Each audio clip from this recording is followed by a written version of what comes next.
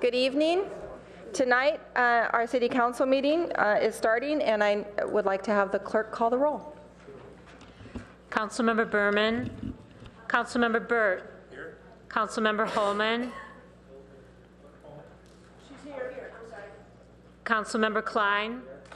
Vice Mayor Niss. Councilmember Price. Here. Councilmember Scharf. Councilmember Schmidt. Here. Mayor Shepherd. Here. 6 present. Thank you. We're going to start this meeting this evening with a special orders of the day. We have 3 items here. One is from VTA agency, which we'll be listening to Jim Lawson, and we'll have Councilmember Price kick this off as our board member to VTA. Then also the Palo Alto Advisory on Early Care and Education, our partner presentation this evening, and then a proclamation for Animal Services Founders Day, which I've asked Councilmember Klein to read. Councilmember Price, I'd like to kick it over to you. Thank you. As a member of the City Council and as a member of the VTA Board of Directors, I'd like to welcome you to our city. And we recognize this. This is a new effort, an expanded effort by VTA to reach out more broadly and more effectively to communities throughout the county. And so when the staff said they're available for meetings with city councils, I called them right up and asked them if you could come and visit with us in the city of Palo Alto. So thank you for spending the time with us this evening, and we appreciate your being here. Okay. Thank you, Madam Mayor, members of the council. I have to call you Councilmember Price here, so I'm sorry about that. I'll try to keep it straight. My name is Jim Lawson. I'm with the Santa Clara Valley Transportation Authority. I've had the pleasure of serving on City Council in the beautiful city of Milpitas, same time as Larry Klein was here the first time, and know several of you from 1 or 2 years back. I was recently reassigned at VTA, and I now have, by actual word count, the longest title in the organization, which probably means I do the least and have the least responsibility. But I am the Executive Policy Advisor and Director of Public Affairs for the VTA. As I'm sure the council will remember, a few weeks ago, Nuria Fernandez, our new general manager, came and addressed the council. We're very excited to have her here, and she laid out her 5 top priorities. And very quickly, to remind you, one of the first, and these are not in order of priority, but this first one is in order of imminence, providing outstanding service to Levi Stadium, working with community and cities to implement bus rapid transit and increase overall ridership, building better relations with communities VTA touches through listening and feedback, using our land holdings for the betterment of the community. Last, far from least, securing funding for the 2nd phase of the BART project. To do that, we have reorganized our community outreach group, and as Member Price knows, because she went to this meeting, we had a meeting in the beautiful city of Mountain View a couple of weeks ago where we presented all of the various projects that impact this area of Santa Clara County. And it was extremely well attended and generated a great deal of excitement about the various projects that we have. And I'll very quickly go through those projects with you, but before I do that, I want to take an opportunity to introduce to you the member of the VTA team who will be working closely with the city of Palo Alto. Nuria has asked that we assign people to specific cities and specific regions so that you can have a relationship with VTA that's a lot more effective than, hi, I'm here from VTA and I'm here to do something to you today. So we're going to try to change that dynamic a little bit. So it's my great pleasure to introduce to you Ethan Winston. Let him get a good look at you, Ethan. Okay. Ethan has had many years with VTA, is extremely experienced and a licensed river rafting guide, I might add. Just keep that in mind. So the bus rapid transit, VTA is just, as you know, there's been a lot of talk about bus rapid transit on El Camino. This is specialized vehicles, enhanced stations, rapid boarding, and bus-only lanes for traffic signal priority. There are many benefits associated with it, primarily improving trips and safety, and also making use of the scarce land resources that we all have. To let you know, there's a draft environmental impact report scheduled for release on the El Camino segment. The public comment period has been extended to late summer. Local preferred alternatives in the fall, and the beginning of operation is tentatively scheduled for the fall of 2018. Next of those, I'll mention BART's extension to Silicon Valley. We are currently building the first phase of that, which goes from Warm Springs to Berryessa. There are 2 stations involved, one at Milpitas and the other at Berryessa. We are projecting 20,000 daily riders to Milpitas and 25,000 daily riders both to Berryessa. Both of those would be achieved in 2030. The Milpitas station would have the advantage of connecting to VTA's light rail system. The Express Lane program, we're looking at 3 local projects, US 101, State Route 85, and Highway 237. This is the conversion of existing carpool lanes into express lanes where a single occupant vehicle could enter the carpool lane during its hours of operations by paying a fee. We currently have a segment in operation on State Route 237, and the next phase of operation will be to continue that over to Highway 101. Of interest to Mountain View and certainly to Palo Alto would be our double tracking project. You may not be aware, but currently the VTA's light rail system to Mountain View consists of a large segment of single track. We will be adding a second track between the Mountain View and the Wistman stations. This will dramatically improve connections. It allows for almost doubling our commuter service during these hours. And for those residents of Palo Alto not wishing to park for 49ers games, they can easily take Caltrain to Mountain View and transfer to VTA's light rail. This service is expected to commence in 2017. Levi's Stadium, we are intimately involved, and I have to mention that your colleague, Councilmember Price, serves you well on the Levi's Stadium Policy Advisory Board, where we have representatives from Palo Alto, Mountain View, Santa Clara, and VTA and the 49ers to talk us through and help give us policy direction on how to best service what will truly be a very, very challenging opportunity for public transit to shine, and also a great opportunity for us to fall on our faces, so we try not to do the latter. So that you know, the first game at Levi's Stadium will be on August 2nd. There is a Super Bowl, and that is scheduled for February 7th, 2016. And so we will be adding significant service, ambassadors, and physical improvements to help us meet the challenge of making transit a viable alternative for that stadium. The last thing, and thank you for indulging me, I'll talk to you a little bit about real-time information. We're looking to improve the real-time information to status on bus and light rail. Currently, we have, for bus, we have a landline. Well, that's always convenient. We also have the 511.org for smartphone and tablet users. We currently have the Transloc mobile app for light rail, and we're looking to be able to expand that to our bus system. And finally, we have RTI signage, real-time information signage, sorry for the abbreviations. This will be coming to our transit centers, and I'm happy to tell you that within 3 months, the Palo Alto Transit Center will be among the very first to go live with this. I thank you for your patience and would be happy to answer any questions and look forward to a continued long and fruitful relationship with the City of Palo Alto.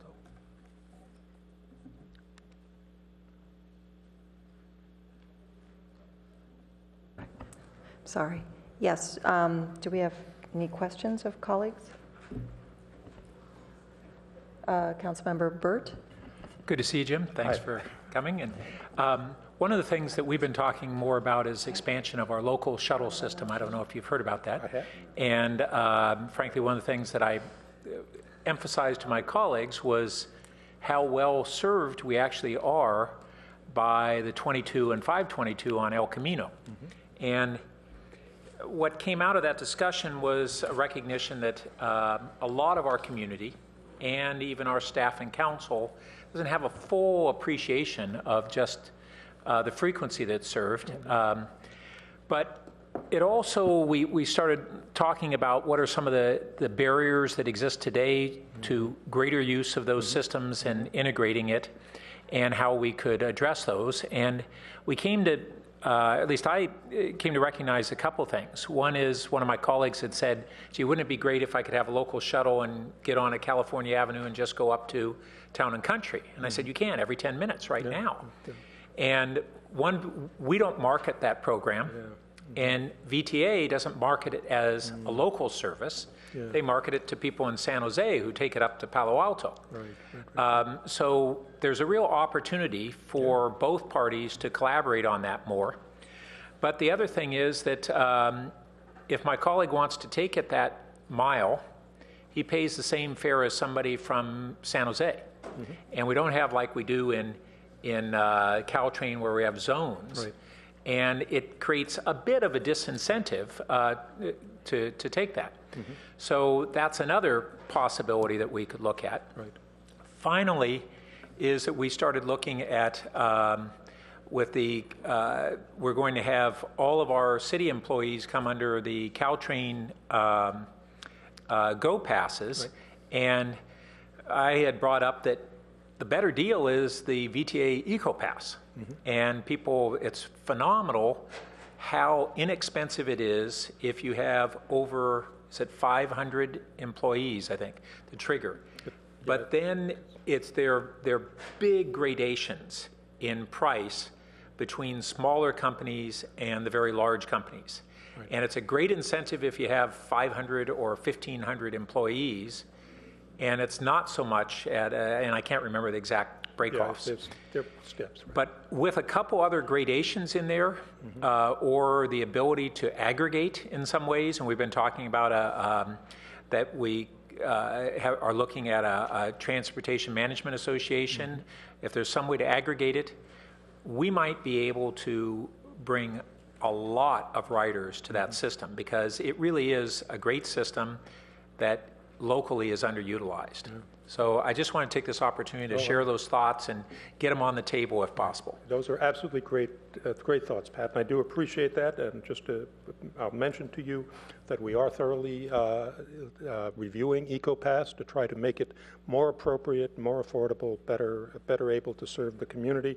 The suggestion about marketing the shuttle, great. I really appreciate that. And the different fare structure, while it's always a challenge, is something we do indeed look at on a regular basis. But thank you for those comments. That's great. Well, thank you very much. Thank you, Mayor Shepherd and members of the council. Our next item is a partner presentation, and this is with the Palo Alto Advisory Committee on Early Care and Education, and our own staff member, Minka, will be kicking this off for the group. Mayor Shepherd, thank you for having us here tonight. Minka Vanderswag, Office of Human Services, and I am the staff liaison to the Palo Alto Advisory Committee on Early Care and Education. And they are going to be sharing with you tonight some of their recent programs and accomplishments. So I'm going to move on over to the PowerPoint, and Janice Shaw from Palo Alto Community Child Care will start us off. You need a minute, Minka? Good evening, council members. Thank you for inviting us to present our work on behalf of families and young children in our community. I am Janice Shaw, the Executive Director of PAC, as well as the current chair of the Palo Alto Advisory Committee on Early Care and Education. We also have some of our very dedicated members with us here tonight, Rachel Samoff and Kim Nave. There's a list of our members. We are really happy to have not only other local child care providers in our committee, but also representation from Stanford Work-Life Office and PAUSD. The Palo Alto Advisory Committee on Early Care and Education continues the legacy started in the 1970s by a group of Palo Alto residents concerned about the care of Palo Alto's youngest citizens. At that time, the group worked with the city to create a bold partnership to devote public funds to child care, a groundbreaking step for municipal government at the time. The agency which developed that original partnership became known as Palo Alto Community Child Care, and the goal, which continues to this day, was to establish high-quality child care services for city residents, subsidizing costs for families that could not afford the full cost of fees. In the 1980s, the legacy continued with the creation of the city's child care master plan, which promoted availability, accessibility, and affordability of high-quality childhood care and education. That mission continues today. Palo Alto should be proud, currently home to 62 licensed childcare and early childhood education programs and 32 licensed family childcare providers, serving thousands of children in Palo Alto. The advisory committee, also known, we call ourselves PACEY because our name is such a mouthful. We have 3 main goals: to connect, support, and advocate. We connect providers and educators in the early education community through collaboration and ongoing professional development. We support early education programs in their ongoing efforts to enhance quality. And we advocate on behalf of families and teachers of young children to raise awareness of the challenges as well as the opportunities facing early childhood programs today. We're very proud of our recent work, and tonight I am happy to introduce Kim Nave, who's going to talk about our recent Community of Practice program. Hello. Our committee is not just about what we do for young children, but also about what we do for educators of young children. And we decided to put together a training that supports educators in not necessarily the traditional way of bringing a speaker to come in and inspire teachers, and then they go back to their schools and try different things. But we decided to be innovative and think differently about how we can support our educators in what they do with young children. So our approach was to create what we call a community of practice. And we put an invitation out there to all the schools in Palo Alto and asked for people to apply if they wanted to participate in a 6-month series of training for leaders in our community. And what came out of it is there were 15 teachers that were involved, 7 schools, and we had met twice a month from October through March. The idea was to help teachers take a deeper look at what they do with young children, and to also build support for these educators and open the doors to supporting each other.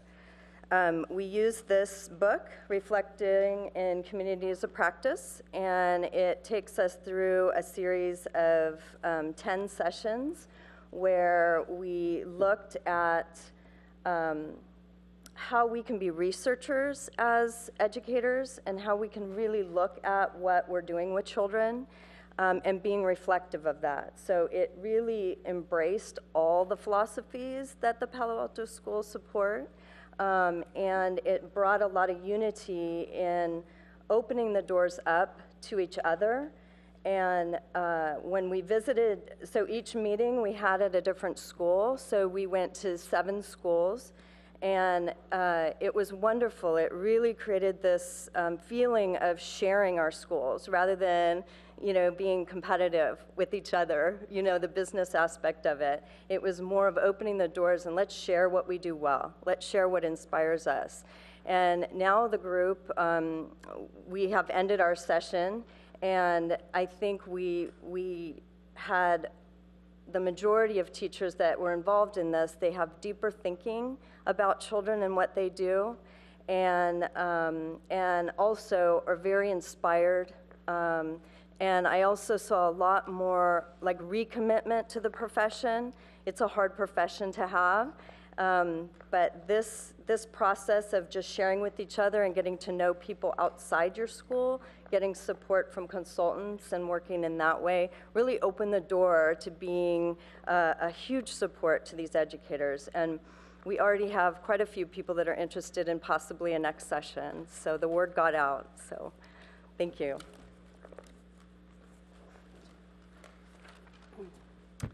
So I'm going to talk to you about another project called Places to Play.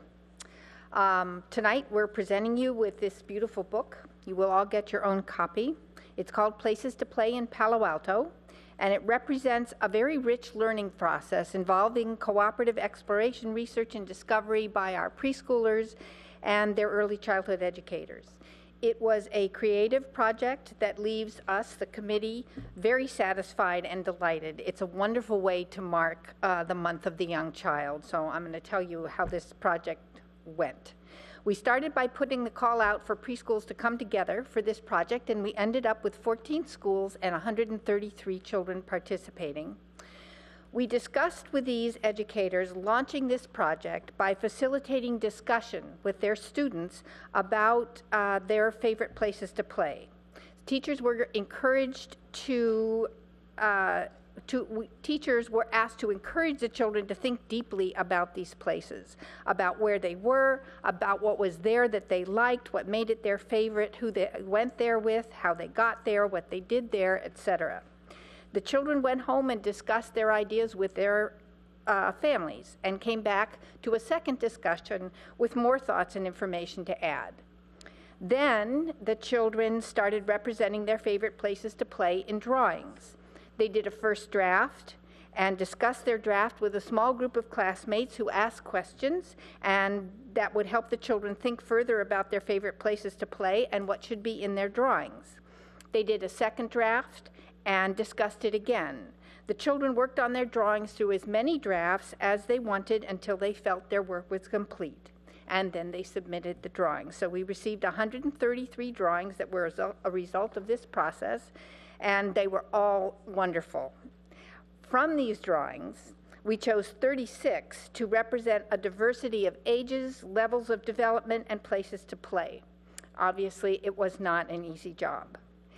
These final drawings are presented to you with the children's accompanying thoughts in this wonderful book. In June, you'll be able to see all the 133 entries in an exhibit we will mount at the Art Center. We plan to distribute this book widely. We think it can be helpful to new families in Palo Alto and give families who've lived here for a long time new ideas about where to play. The book represents thought, creativity, critical thinking, and a community of learners that includes preschoolers and early childhood educators. It's an example of something that we all value in Palo Alto, an original and a unique product that is a result of a community coming together and giving a project their very best effort. We hope you enjoy it as much as we enjoyed producing it. We've got someone to go up and give you each a copy.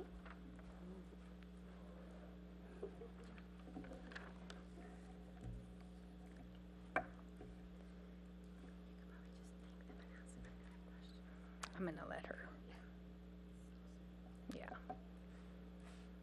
Let's let them all pay attention to her.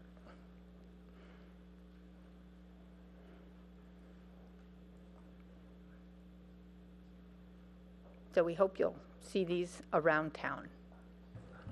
I want to thank you very much for this gift. This is wonderful. I'm glad you like it. And when you take time to read it, I know you will chuckle and your delight will magnify because there's some really great stuff in here.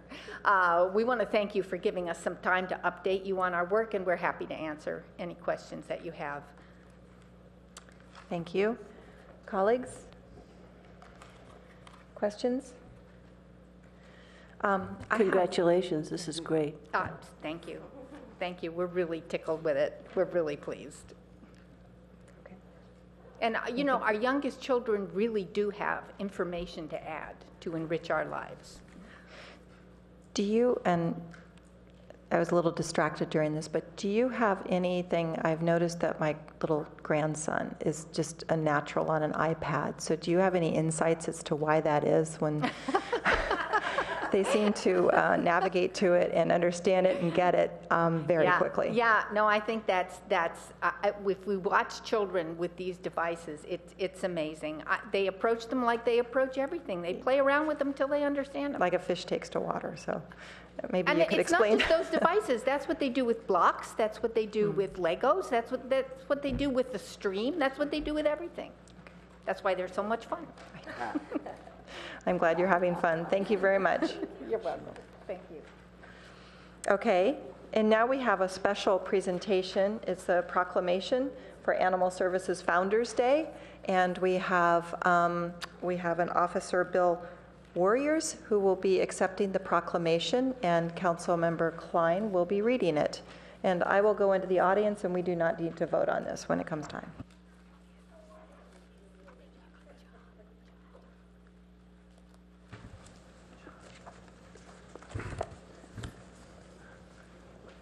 Good to see you, Officer Warrior.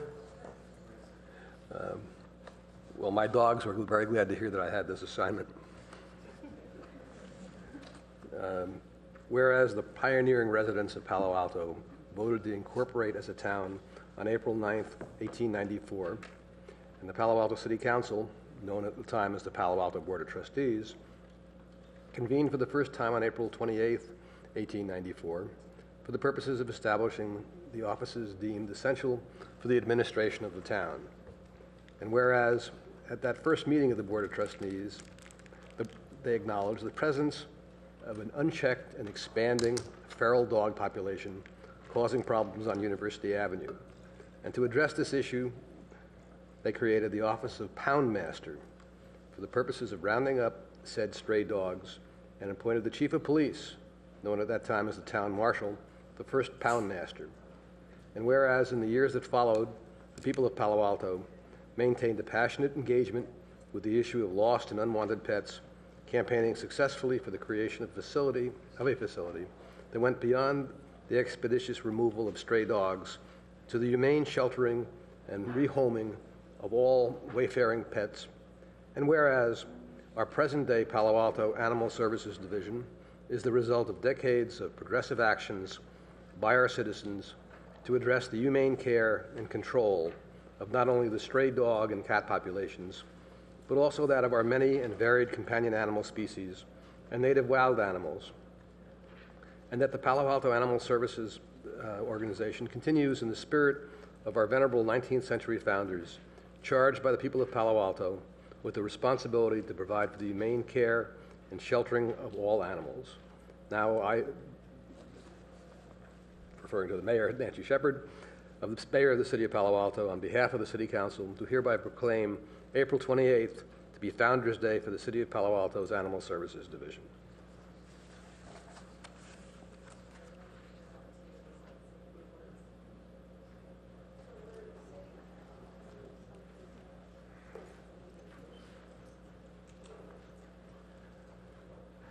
Mayor Shepard, council members, honorable council members, Karen Holman, who carried this forward for us, thank you, and thank you for your time this evening. 120 years ago yesterday, this August Assembly met for the first time about 19 days after their incorporation vote, and among many important matters to be settled that day were appointing or creating the office of the Pound Master and starting the first very primitive, by today's standards, animal shelter, which has grown into the facility that we enjoy today with your continuous support.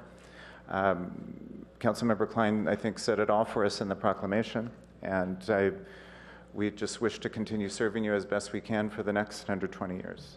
Thank you.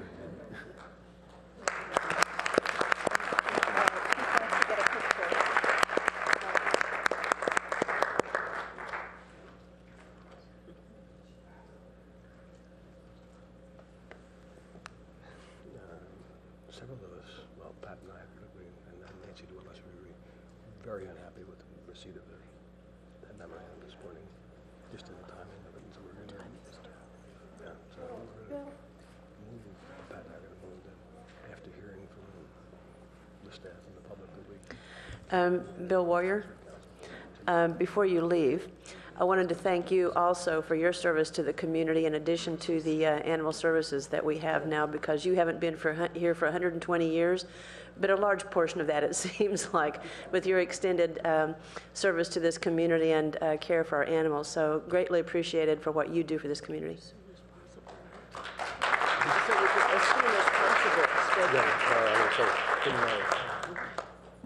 Thank you very much. And our two dog lovers tonight are Councilmember Klein and Holman, who Councilmember Klein's dog often sits on my feet in committee meetings sometimes. So we do have a lot of people who really appreciate this. Moving on to city manager comments. Oh, I'm sorry. We have agenda changes, additions, and deletions. And we do have one change tonight. It's item 13, which is not going to be heard tonight, but I do have one speaker card on it, and I wanted to go ahead and find a time to permit the speaker to speak, maybe under oral communication. It's Yatin Patel, And oral communication will be coming up in a few minutes after the city manager comments. So if you're still here, we will go ahead and take your comment under oral communication. And also under consent calendar, there is one item that Councilmember Holman has reminded me of to mention, that there is an additional question. So we'll need to include that into the consent calendar when it comes to consent calendar time. So that's it for agenda changes, unless I see anybody else with something. And with that, moving into city manager comments. Thank you, Madam Mayor. Members of the council, a couple of things. The City's Aquatics Program will be kicking off its 2014 recreation swim season next Saturday, following Saturday, May 10th at the Rinconada Pool. This year's kickoff date's a week later than the usual Saturday in May. That is, of course, because all of the recreation staff, including aquatic staff, are needed help with the city's annual Mayfete Parade and Fair, which will be taking place downtown this Saturday, May 3rd. We are in Building Safety Month, and the City Staff and Development Services Department in particular is celebrating it. And there'll be a lot of efforts to increase public safety awareness and to help individuals and families and businesses with some of the issues related to safe, resilient, affordable, and energy-efficient homes and buildings. There are a number of events scheduled. May 7th here at 6 p.m., a session on keeping fire in its place. That'll be held here at the council chambers. On May 13th at 6:15 p.m., helping homeowners weather the storm. That will be held at the downtown library. May 21st at 6 p.m., surround our building with safety session at the council chambers. And May 28th, 6:15 p.m., building a brighter, more efficient tomorrow. That also held at the downtown library. More information can be found out about this online at the city's website. Want to announce that there will be a celebration of youth creativity ongoing at the Palo Alto Art Center's exhibitions Youth Art and Cultural Kaleidoscope, taking place now through May 25th. The opening reception for both exhibitions is on Wednesday, April 30th, which is tomorrow, from 4:30 to 7 p.m. At the library.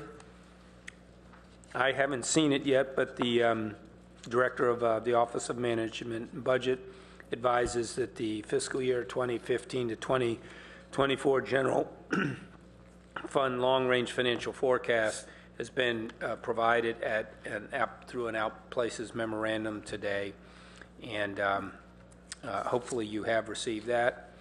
And I did want to just share that our Fire Chief Eric Nichols spent the morning today as a panel speaker at the Tactical Fire Remote Sensing Advisory Committee meeting at the Moffett Field Conference Center. It's a group of international, federal, state, and local public and private fire and scientific professionals looking to create automated and dependable sensing applications for wildland fire applications. As Council recalls, this has been something as part of the Foothills fire safety study that we conducted a number of years ago, and we're following through and we'll keep you posted on our progress in remote sensing technology for the foothills in the summertime. And then lastly, just an update real quickly from the clerk's office. The mayor and I working on the ongoing council agenda.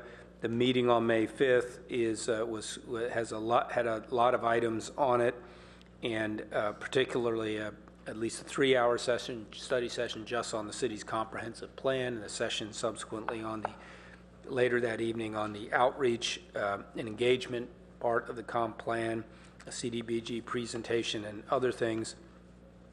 So we have done a quick little poll to see about moving the presentation of the city manager's proposed budget for fiscal year 2015 from that Monday night to sort of the beginning of the Finance Committee meeting and inviting the entire council to be available.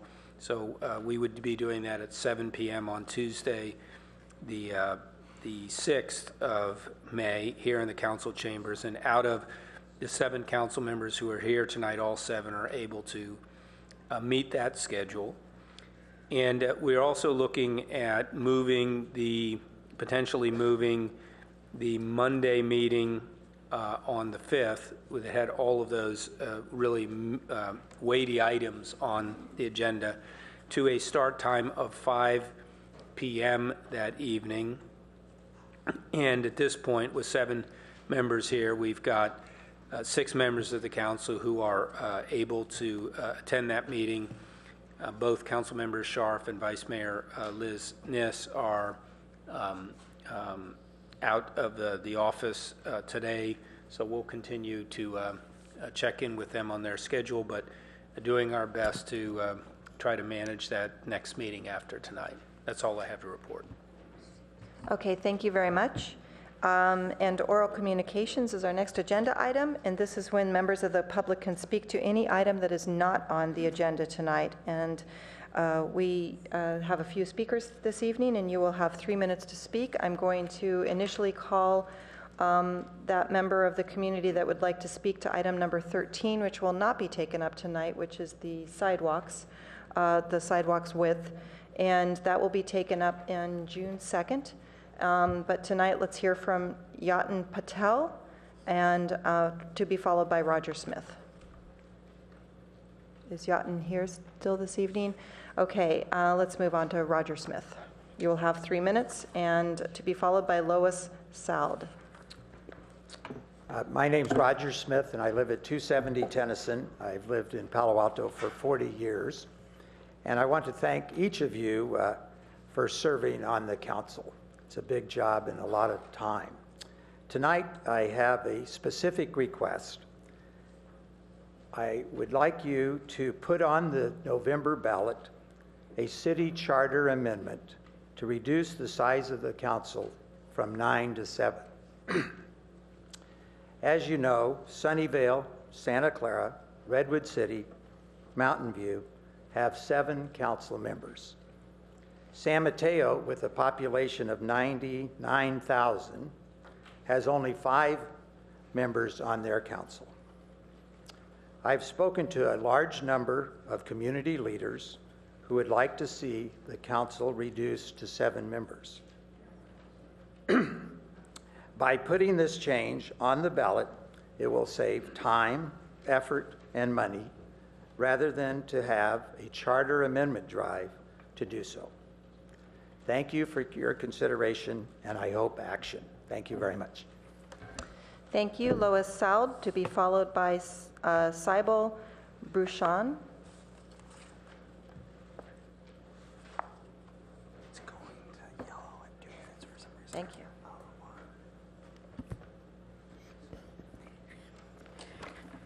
My name is Lois Salo, and I am a resident of Palo Alto.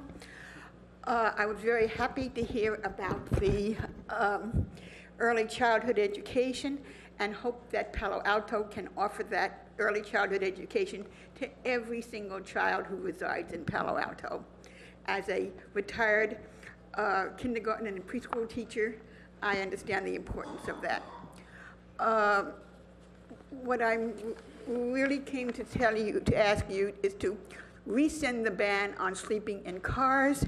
I feel that that was an immoral decision and against the Constitution, and I hope in retrospect you will see that it is something that is worthy of your rescinding. So I respectfully ask you to do that.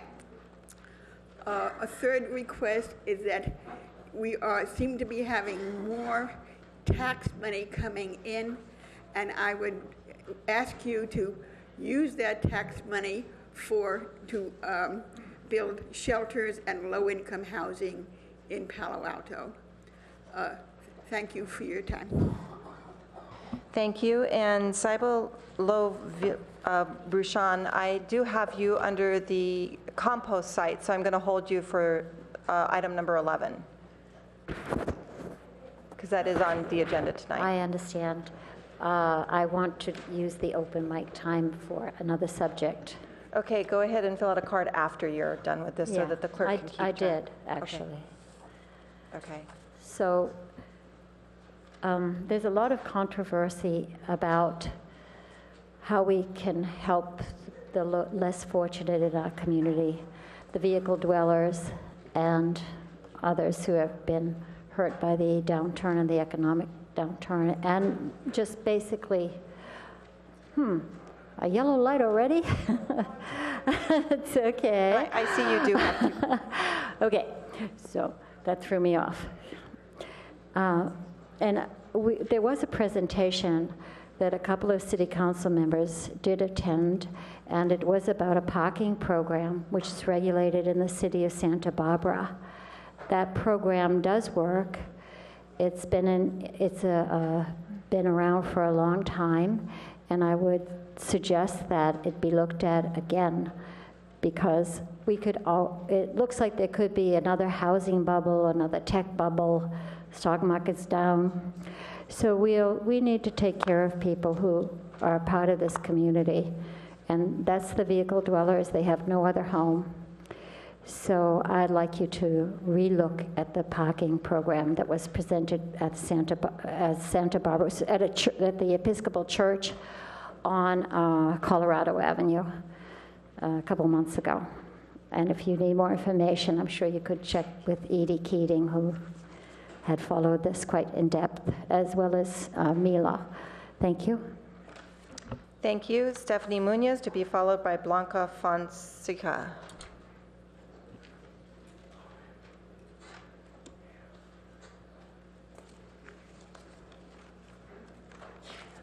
Good evening, council members. I'm Stephanie Munoz. I don't doubt that according to your lights, you believe you are treating the Buena Vista inhabitants fairly. But I don't think you are, and I'd like to give you the historical reason why I don't think so. Palo Alto was founded by Mrs. Stanford to be a model college town, a cute little town. But during the Cold War, when Russia put up its Sputnik satellite, it seemed like a golden opportunity to use Stanford land and Stanford brains to create a great industrial hub. Yes, and they did that. But the problem was the bad effect of selfishly putting all the industry in one place with no housing meant that the citizens of Palo Alto were subjected to the inconvenience of being a doormat, and all the surrounding cities too, for the workers going from there to here. And the bad effects are with us still, and Buena Vista is one of those bad effects. That is the treatment of Buena Vista. In order to have roads, Oregon Expressway had to be created, demolishing many Palo Alto homes. The Foothill Expressway had to be created, demolishing a working railroad which went out to the West Valley, all the way to Los Gatos. And they needed a Rastradero Road. For a Rastradero Road to be widened, Barron Park had to be taken into Palo Alto, and Palo Alto promised the residents of Barron Park that there would be sewers, and they annexed Barron Park, including Buena Vista. But it was the residents of Buena Vista, not the owners, who voted. I believe it's implicit when you're inviting somebody to join your city that you are not going to subsequently evict them, which is what you are planning to do. I don't know that you're planning to do it, which is what you are considering doing. A previous council zoned that land as rental housing, but that was not honest. It should have been zoned trailer park, that is land rental, which is quite different. Like Stanford. Stanford rents its land to the professors and they build houses on it. And I believe you should at this time rezone it as trailer park. And failing that you should condemn it and buy it along with the other parcel which was previously detached, and use the other parcel and the periphery of that for the low-income housing that you need, keeping the commercial that's on the bottom floor to bring in revenue for the city. You have the right to make it as dense as you wish. It's not going to bother anybody because they have the trailer park in as a buffer between the neighborhood and El Camino. I think that would be a worthy thing for the city to do, but in any case, don't dump Buena Vista. Thank you. Thank you. And our final speaker under oral communication will be Blanca Fonseca. You have 3 minutes. Thank you. Good evening. My name is Blanca Fonseca. I am a resident of Buena Vista, and I am here with the residents to please ask you to don't forget about us. We have more than 100 families, including children, disabled, and resident seniors in Buena Vista that are being affected by the closure of the process.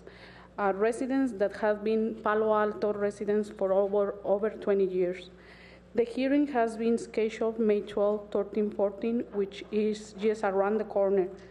The hearing that might decide our futures.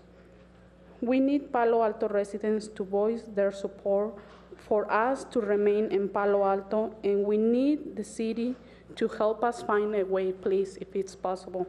Everyone is invited to a rally at Coswell Park Monday, May 12 at 5:45.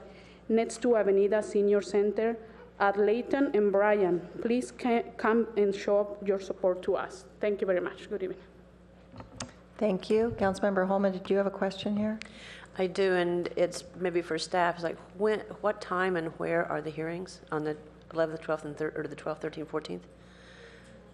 I don't know that I have the exact location. Do you have that at Avenidas? So I apologize for not being able to get that to you here right now unless there's another staff person, but we'll be sure that we get it to the council and broadcast it, through all the avenues that we have available beginning tomorrow.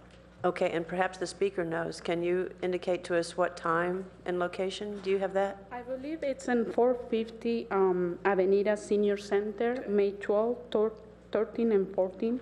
It starts at 6:30 to 9:30 in Palo Alto, California. Thank you. On each of those days, it's the same time? Yes, ma'am.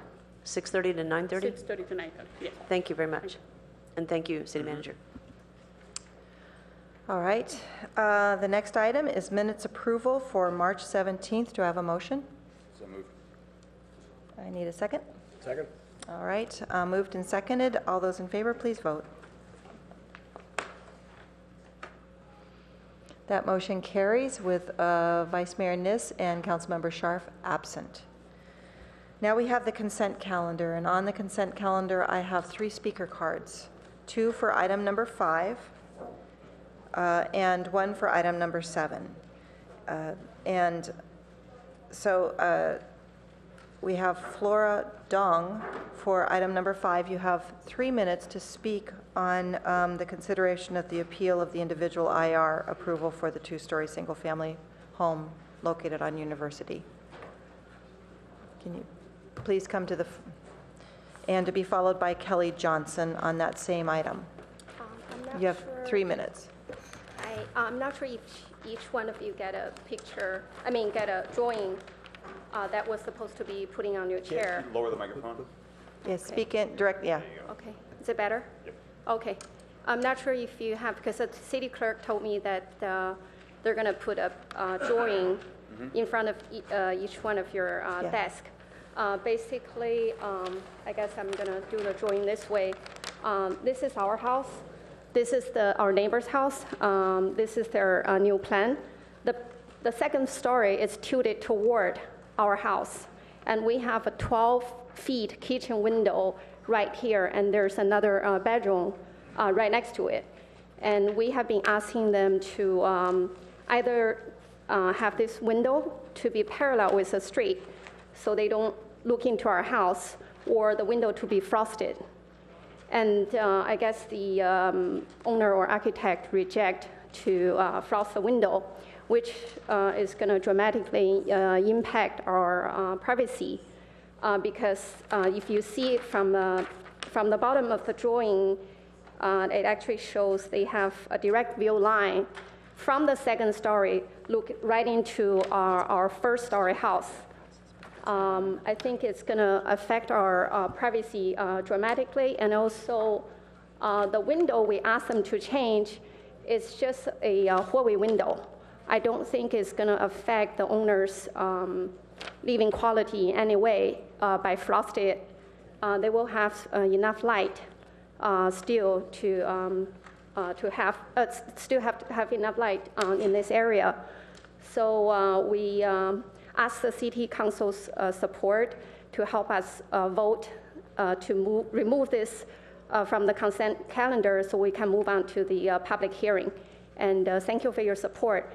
And please help us to protect our privacy, because we do live there and spend a lot of time in our kitchen. It's very important for us. Thank you. Thank you. Next speaker is Kelly Johnson on item number 5, to be followed by Herb Borak, which will be on item number 7.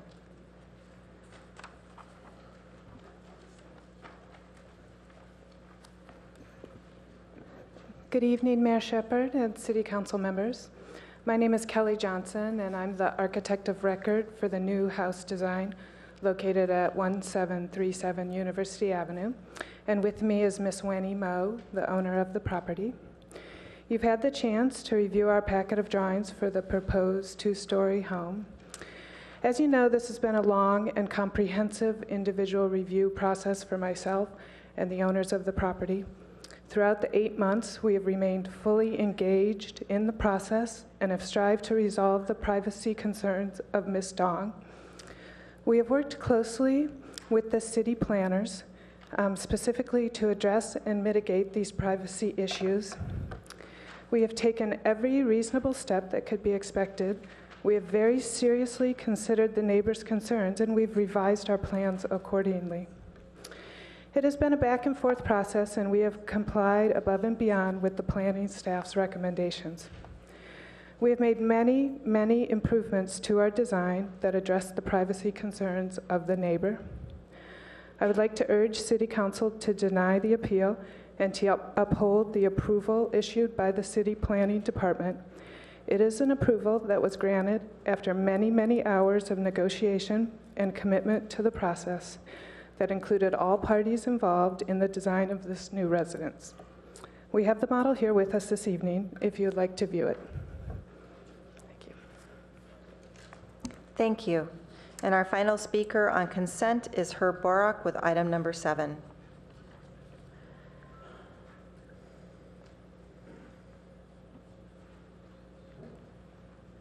Thank you, Mayor Shepherd, and good evening, council members. You have received at your places staff's response to Councilmember Schmidt's question, where in part of the response, staff indicates that there's a difference of opinion as to what the policy is on fiber to the premises. It's my recollection that previous councils did have a policy, and that essentially this council has delegated, in fact, to staff to create a policy by simply not making a policy itself.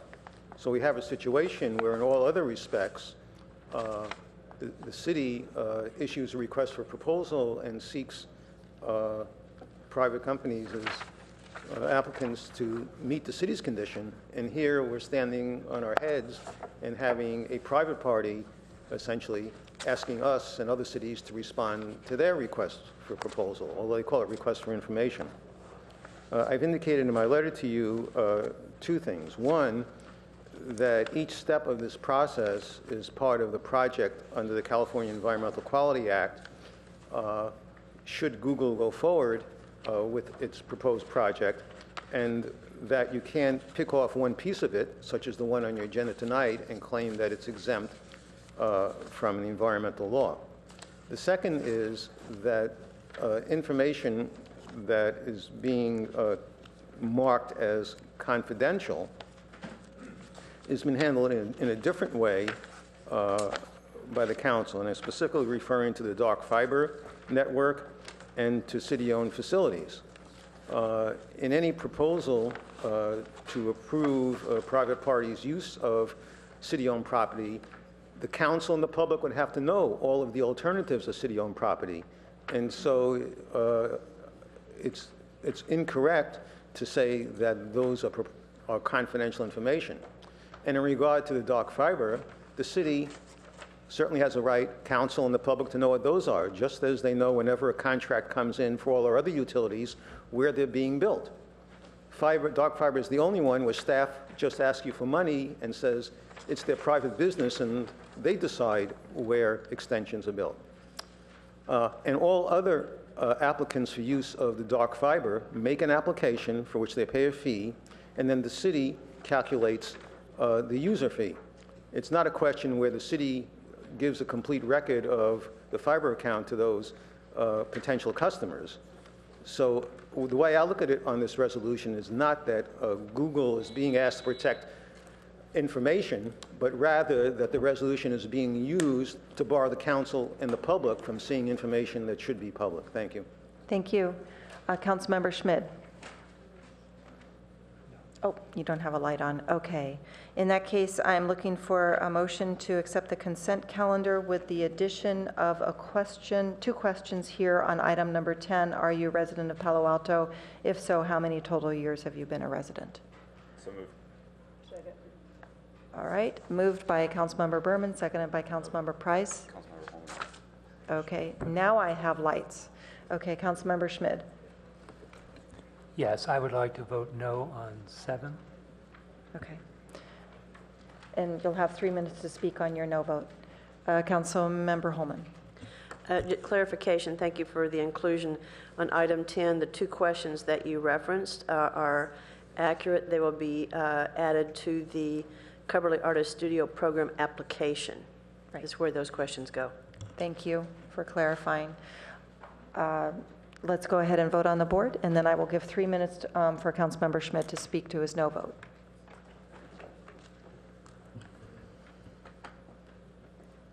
And the consent calendar carries with Councilmember Scharf absent and Vice Mayor Niss absent. And Councilmember Schmidt, we're going to time you for your 3 minutes on your no vote for item number 7. Yeah, I just think it would be appropriate to have a public discussion on the relationship between the Google application in Palo Alto and Palo Alto Fiber.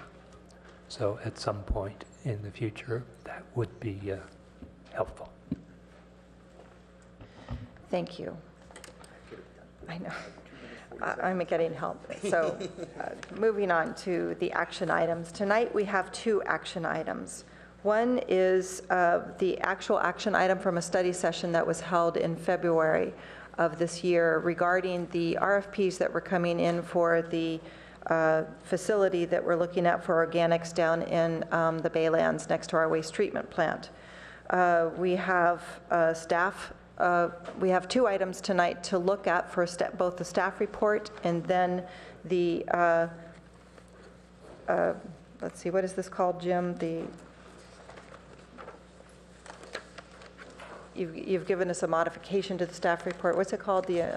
Well, right, there is a memorandum from the staff to the council. We did not reissue a new staff report, but put together a memorandum responding to some questions and concerns that we had heard and tried to at least state the staff's perspective and position on that, and recognizing, of course, that the council has just gotten that today. We'll be able to speak to it some more, but I think it does provide some other options or perspectives the council may want to consider as you move forward on a decision on this project. Excellent, thank you. And for members of the public, this was released a week ahead of time, so there's been a lot of processing going on in the community. And so I'd like to go ahead and let staff present their presentation on their staff report. and bring us up to speed on that, go out to the public. We have a number of public speakers on this, and then have staff come back and respond to any of the items from public speaking that they might like to respond to, and then open it up to colleagues. And Councilmember Klein, yeah, I'd like to open it up for colleagues afterwards, but do you have a question about the process? Yes, I do. I think our process this evening is very, very important because I think that we've made a real commitment to being transparent, and I think that getting our very significant memo just today really changes things around as to how quickly we should move. So I want to make very clear that to the public, at least where I am, and I think that others may, we'll find out. So I would move that after hearing from the staff and any questions from council about their report and hearing from the public, that we continue this item to a meeting in May so that the public can have sufficient time to digest the report that we received this morning at 9 a.m. Second. All right, thank you. And I guess I can take action before we take up this item, is the way I understand it. So this is a procedural motion for how we're going to address this. Would you like to speak to your motion then? Yes, I think that I know there's a great deal of community interest in this, as there should be, and I think we've made a commitment over the last several years that we're not going to hear things for a decision when the public has not had a chance really to digest a report. And this report we received today at a few minutes before 9 a.m. obviously does not give the public sufficient time to even perhaps even know that it exists if they've been off at work. So I think that a fair way to handle things tonight is just to hear from the staff, hear any questions, but not taking a stance by the council, and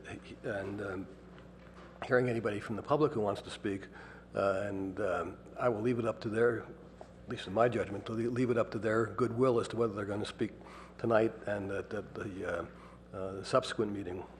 And the other part of the motion was that given our, I said that in the motion that it be continued to sometime in May, not to be worked out by the city manager and the mayor. But I don't want to see it, I deliberately said May so that we don't put this off too long, but that we get to it as soon as we can. Okay, thank you. Councilmember Berman, would you like to speak to your second? Yeah, thank you, Madam Mayor. You know, I've learned a lot in my 15 months on council, but probably at the top of the list is how important process matters in Palo Alto.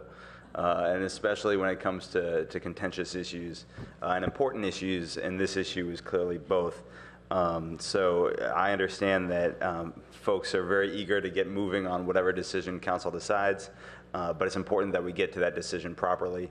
And given the detail and important detail that was provided to council and to the public at about 9 a.m. this morning, that's really not enough time for folks who work to digest that and compare it to the other data. And it's not enough time for members of the public to mobilize their friends and folks who agree like-minded with them on certain issues. So I think it's a good idea to hear the staff report today. I think it's a good idea to take public comment today. But I also think it's a good idea to wait before and give everyone time to digest this morning's memo before we proceed beyond that. Thanks. Okay, thank you. I see no lights on Madam this. Mayor, may I yes. just make a comment just before you vote, if that's okay? I just wanted to clear the air on this. The staff, by this item itself, but also by the memorandum, isn't driving towards a particular decision by the council tonight. And as a matter of fact, we still think you were better served by getting a written memorandum from us in advance, even if it's at this time, than to have come to the meeting with a lot of the concerns that were out there that we were trying to respond to in advance. We're further ahead by doing this. We actually had a conference call of 5 staff people on this Sunday morning at 8 o'clock in the morning trying to figure out, okay, what are some way for us to frame some of the issues and some reactions from the staff. So the motion is perfectly understandable. I think I'm repeating what has been said, but I do think that this issue is complex enough, and the different alternatives are complex enough that the subsequent May meeting, if the motion passes, will be best served by as much commentary and questions that we also get from the council in addition to the public today, so that we're as prepared as we can be for that meeting in May when we come forward. So thanks. Thank you. Councilmember Schmidt. Just a clarification on the motion. We are going to have a staff report and then hear from the public. Is the staff report going to be on the original memo we got, or is it going to be on the Sunday morning memo, or is it be some combination of both? What is it that... We were going to have it be a combination of both. All right, let's go ahead and vote. Sorry. And that motion carries with Vice Mayor Niss and Councilmember Scharf absent. At this point, I'm going to turn this over to staff for the presentation. Phil Boble, Public Works. We were going to have a little longer presentation, and that's the slideshow you have in front of you. I'm going to whirl through about the first dozen of these slides, and excuse young Matthew here from doing that to try to keep this to a minimum. So he wanted me to make sure everybody realized he didn't do anything wrong. He's not being punished. It's just that we're trying to keep this to a minimum. So here's an outline of what we're going to talk about, and right off the bat, I should make it clear that this is a follow-up to your February 10th study session. The staff recommendations haven't changed significantly since February 10th.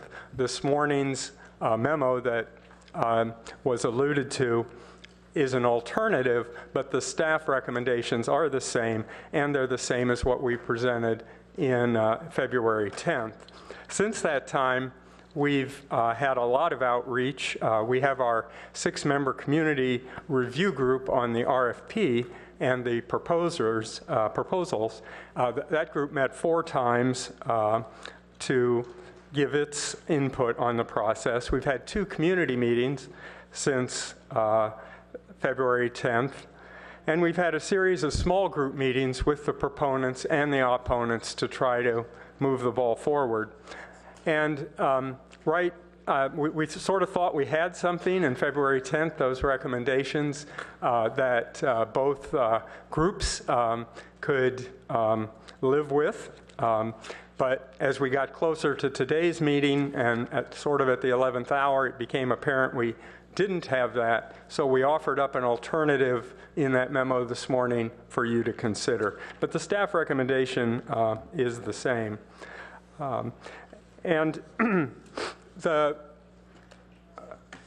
So we're going to very quickly go through the RFP selection proposal process, and the 2 main pieces that we're bringing together tonight for you is that process and what we call the Biosolids Facility Plan, which is a separate document done by CH2M Hill, a consultant, for just the biosolids, as opposed to the food and the yard feedstocks, which are part of the RFP process. So we combine those in what we call this recommended organics facility plan, combine the features of the biosolids facility plan and what we learned from the RFP process. And the combination of those 2, and what I'm going to focus on tonight, is really this recommended organics facility plan. Our recommendations would be, of course, the next thing we'll talk about. Again, nothing really has changed in the staff recommendations from the study session. The reason that we're recommending rejecting the proposals and having a new RFP is that when we had the original RFP, we anticipated that what we were going to get was some new technologies, possibly innovative technologies that would take all 3 of these feedstocks together and have one facility that did an inventive project. That isn't what we got, though. What we got was tried and true technologies, wet anaerobic digestion for biosolids in food, aerobic composting for yard trimmings. Those are tried and true technologies, And we thought we'd be better served to go back out to bid, get better pricing. If we put those standard technologies back out, had the ability for a larger number of firms to look at that and propose on it, given that we had this sort of major shift from what we originally put in the RFP to what we now see we want in this organics facility plan. So just by way of explanation on the recommendations, we'll get to those. And then next steps is our last bullet.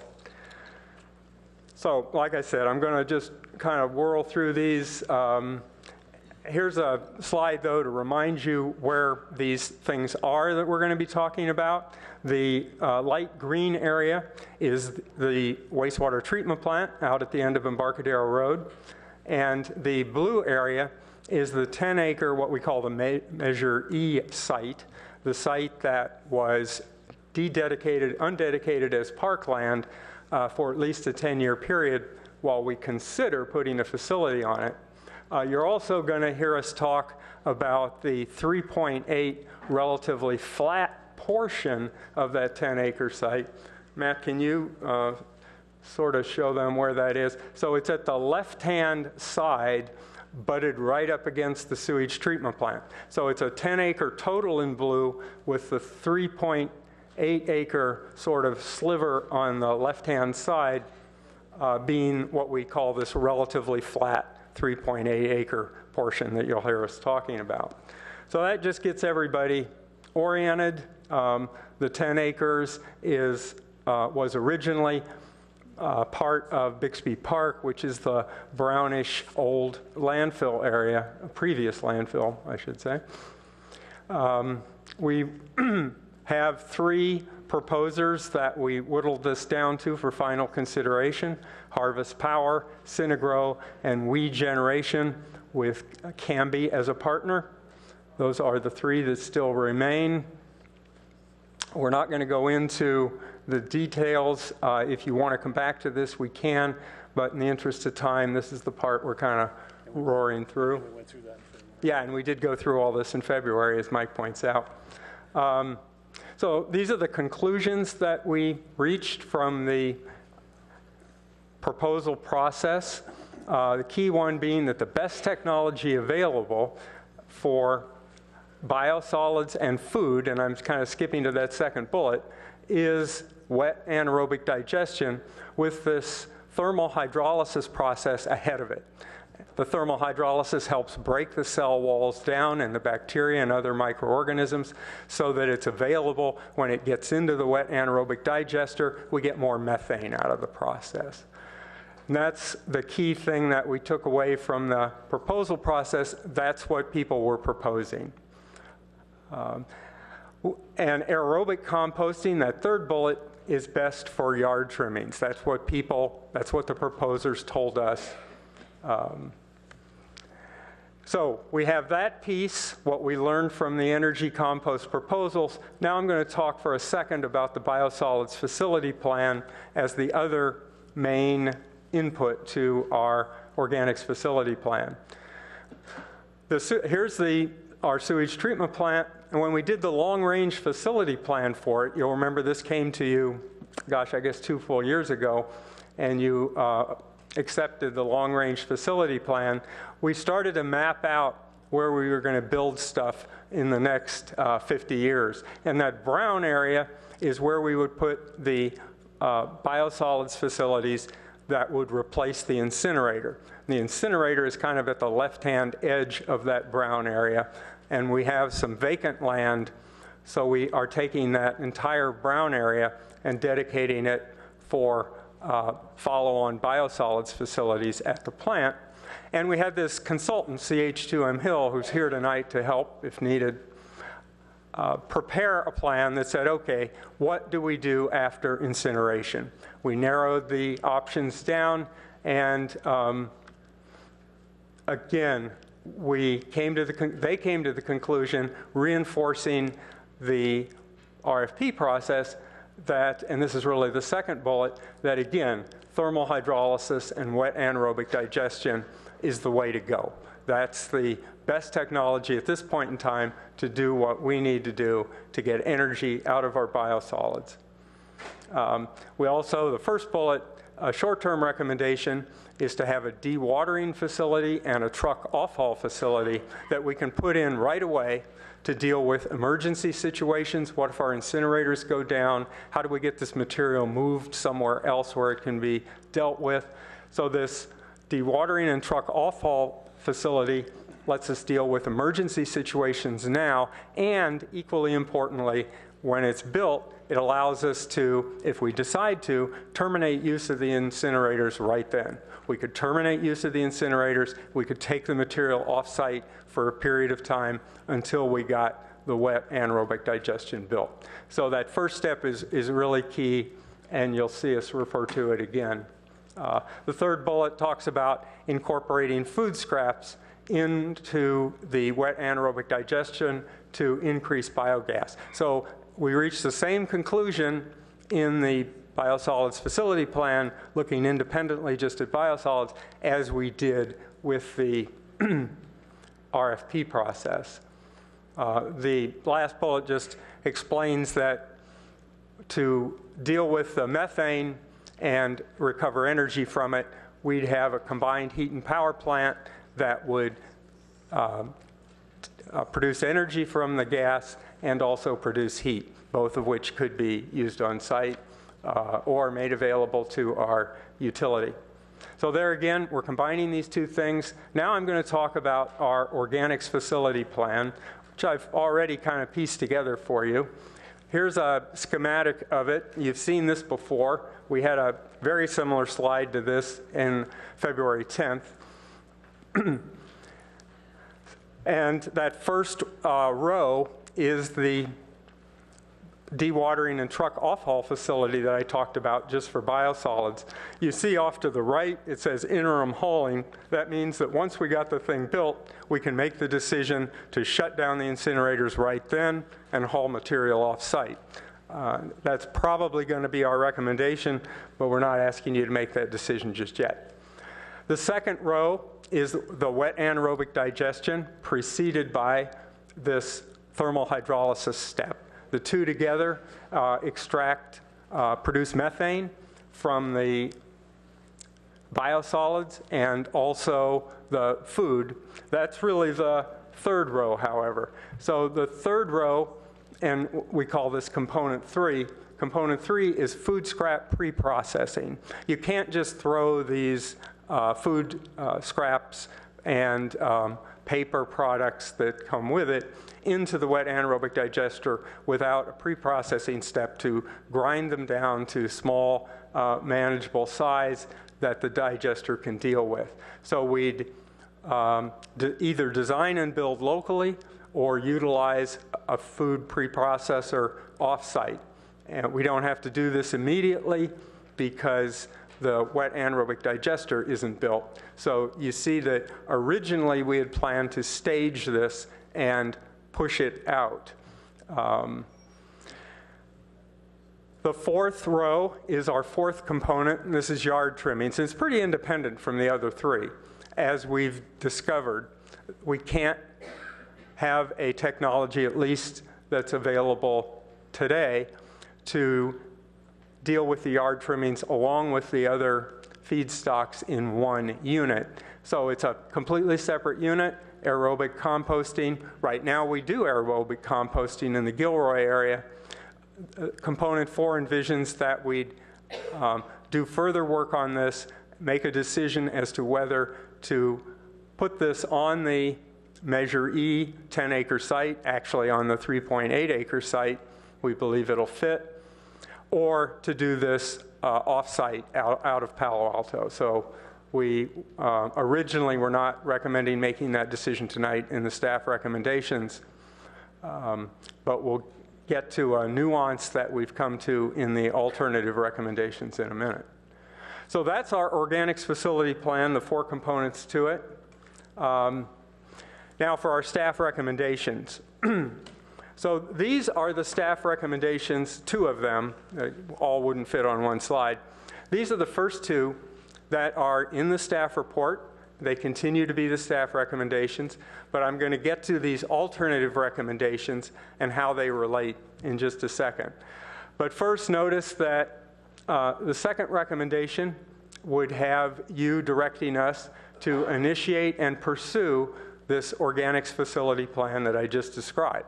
You'd be telling us to get started on it, utilize a program management firm to help staff run this process, because it's going to ultimately be multiple projects, a very large amount of money being spent, and the program management firm would help us do that. So that is the second recommendation. The first recommendation was going to be still is, to reject all proposals from the current RFP process. Well, why do that? Why reject all the proposals? Well, in introducing this, I explained one reason, that when we issued this RFP, we expected to get, or thought we might get, some innovative technologies, some new stuff, combining all three of these feedstocks possibly in one unit. We didn't get that. What we got was the tried and true technologies that I've described to you that are currently make up our organics facility plan.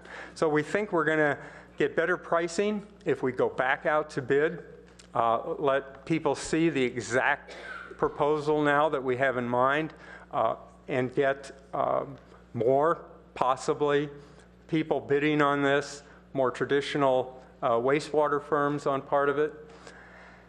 So that's a key reason for going back out and rejecting these.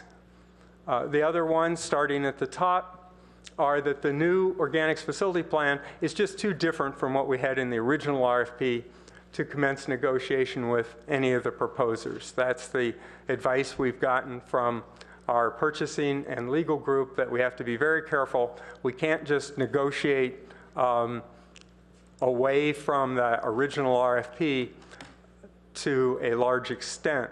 We have to keep it fairly close to what was in the original RFP.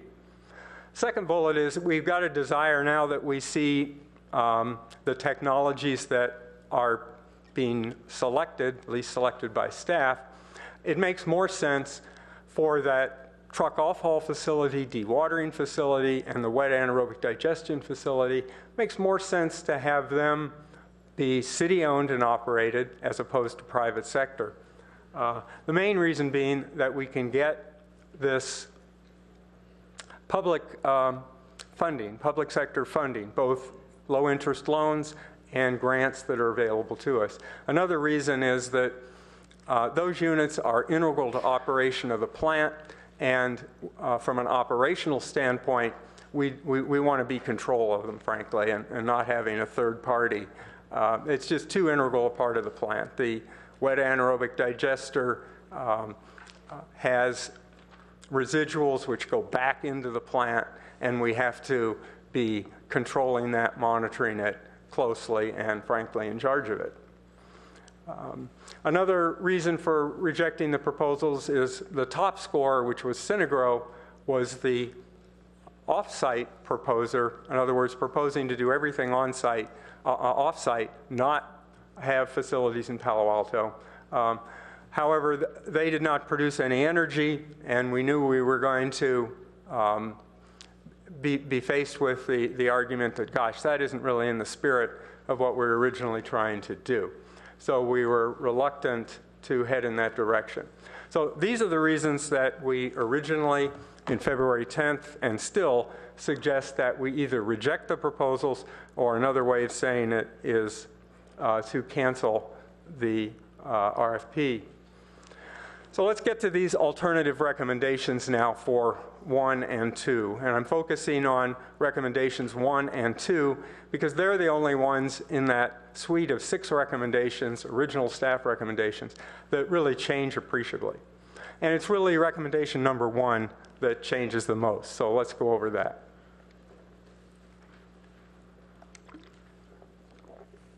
So we'd reword it slightly to cancel the current energy compost RFP and issue a new RFP for components 2 through 4. Well, why not component 1? Because when we get to recommendation 3 and 4, you'll see that we're recommending that you give us the authority to just proceed with component 1. There's no controversy about it. There's no need for to be a part of an overarching RFP. We can simply begin the design.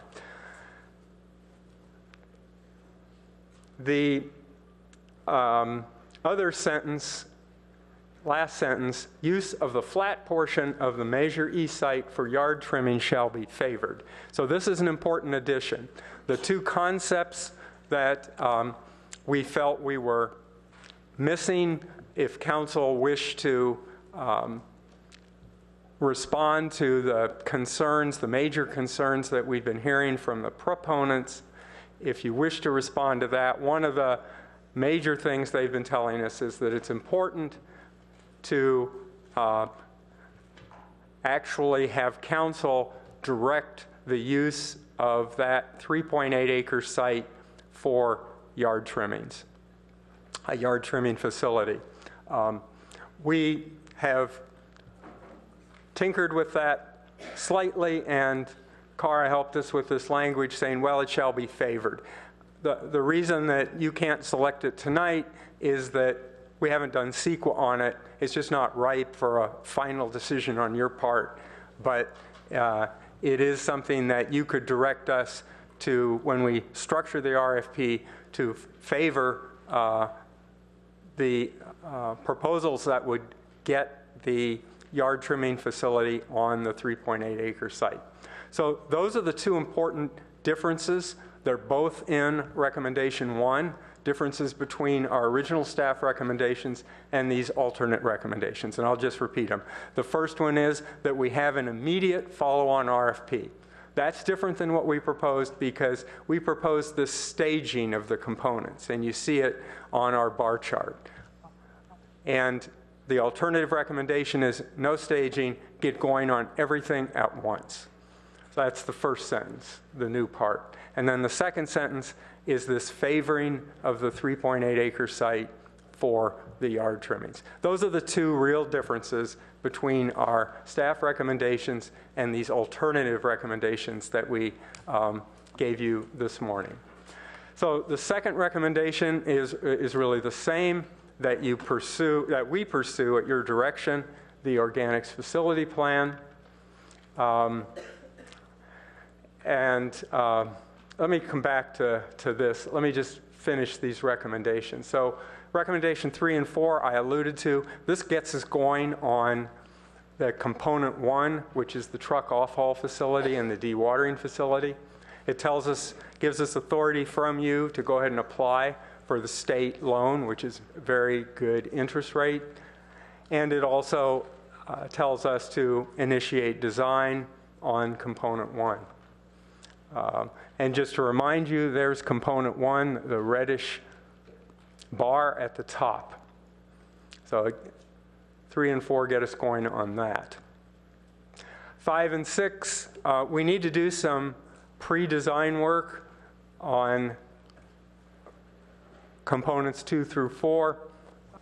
An example, I'll just throw out one example. The first one there is this, what we called electricity pricing. We need to work with our utilities department and determine what is the price of electricity that we're going to get when we produce electricity from this methane gas and sell it back to our utility.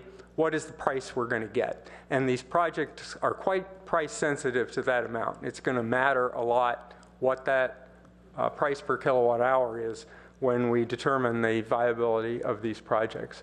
So that's an example of the things that we need to look into, and recommendation number 5 directs us to do that. Recommendation number 6 has us updating the timeline for the organics facility plan, all the components of it, by December 2014. We have a timeline now, but it's getting out of date. So let me talk about the next steps briefly that we would go through. In April, we had a series of meetings with our partners, not the first, not the last, but we're engaged with them mostly to try to make sure that they're going to support the biosolids facility plan, because they're going to pay for 65% of the portion of that which is for biosolids. They won't pay for the portion that's food and yard unless they also decide to participate with us on those. And that's another reason for contacting our partners and some of our other neighbors, is to determine whether they want to be partners on the food part, less likely the yard trimming part, but the food part and possibly the yard trimming part of our organics facility plan. In July, this electricity pricing issue will be going to the UAC. That's an important milestone for us looking ahead. We think we can select this program management firm to help us run not only these projects, but the other major CIPs that the wastewater plant is working on. We think we can do that in September 14. I already talked about updating the timeline by December of 14. And I'll just quickly show you the rest of these going out into the future. And in the interest of time, I'm not going to go over these. These were in the staff report and haven't changed. We'll update all of these in December. And the last part gets us to the point where we can actually demolish the incinerators in 2019. Even before that, retire them, point number 11, in 2018, 2019. Completion of component 2 in 2020 or 2022, and completion of components 3 and 4 in that same time frame. So that's what we envisioned. And I think I'll stop there for the moment and let you respond. At this point, I would like to go out to the public for public comment. We have a lot of public comment speakers, so I'm going to limit it to 2 minutes each, and we will time you for that. Also, I have one group, which normally is 10 minutes, but I'm going to limit to 8 minutes for this evening, based on the amount of speakers that we have. So our speakers begin with Bill Leakham, to be followed by Dennis Sayerzar. Sorry, some of the spelling is a little sloppy. Thank you for giving me the opportunity to address this issue. What I'm addressing is the use of the flat area that will be housing, if all this goes through, the yard trimming facility. For the past 5 years, I have been carrying on a study of the gray fox, the behavior of the gray fox out at the baylands out there. I know intimately what the corridors are, the animal corridors, and the process that the animals go through as they travel from one area to the other. Phil, could you put that map back up there? Because if we, yeah, it shows. My shaking, okay. What I'm addressing is all of the area here that comes down to the edge of the water treatment facility. And that is a main corridor for animals to travel through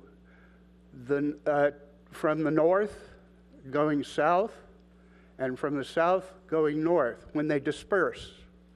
And that dispersal takes place along about December into January, where they the young ones find their mates and establish a den. And so that extremely narrow, already? Yes. Thank you. Did you want to summarize just one sentence if you can?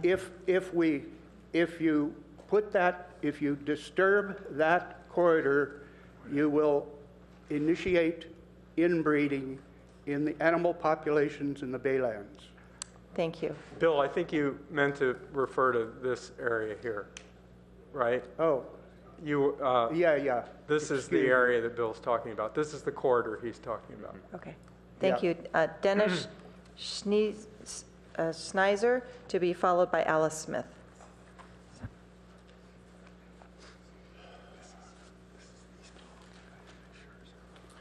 Good evening. Dennis Scherzer, member of the Board of Directors of the East Palo Alto Sanitary District, one of the partner agencies in the treatment plant, one of the groups of people that you would expect to help pay for whatever you decide to put out there. And I'd like a little more than 2 minutes, please, because I'm not a member of the public, and we need to talk. If I could have my 3 minutes. I'm sorry, I'm going to need to hold every speaker to 2 minutes to be fair. So let the record reflect that. Anyway, I provided you with the 3 pages here tonight, along with the report that I provided earlier.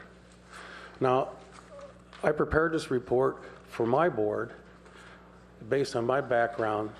For most of the past 30 years, I've been a member of the Board of Directors there, and I'm in my 7th term. And also, I'm an environmental professional with a background in hazardous materials management, power generation, electrical distribution, and greenhouse gas calculation. I would recommend that you vote no on the RFP and put on hold or cancel all the other items.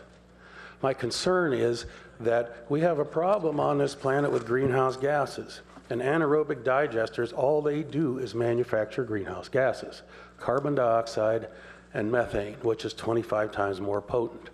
There are other technologies, tried and true, older and tried and true before anaerobic digestion, gasification, pyrolysis, which can do the same job, produce more power. You're not thinking in terms of a power plant, yet you're starting on a power plant.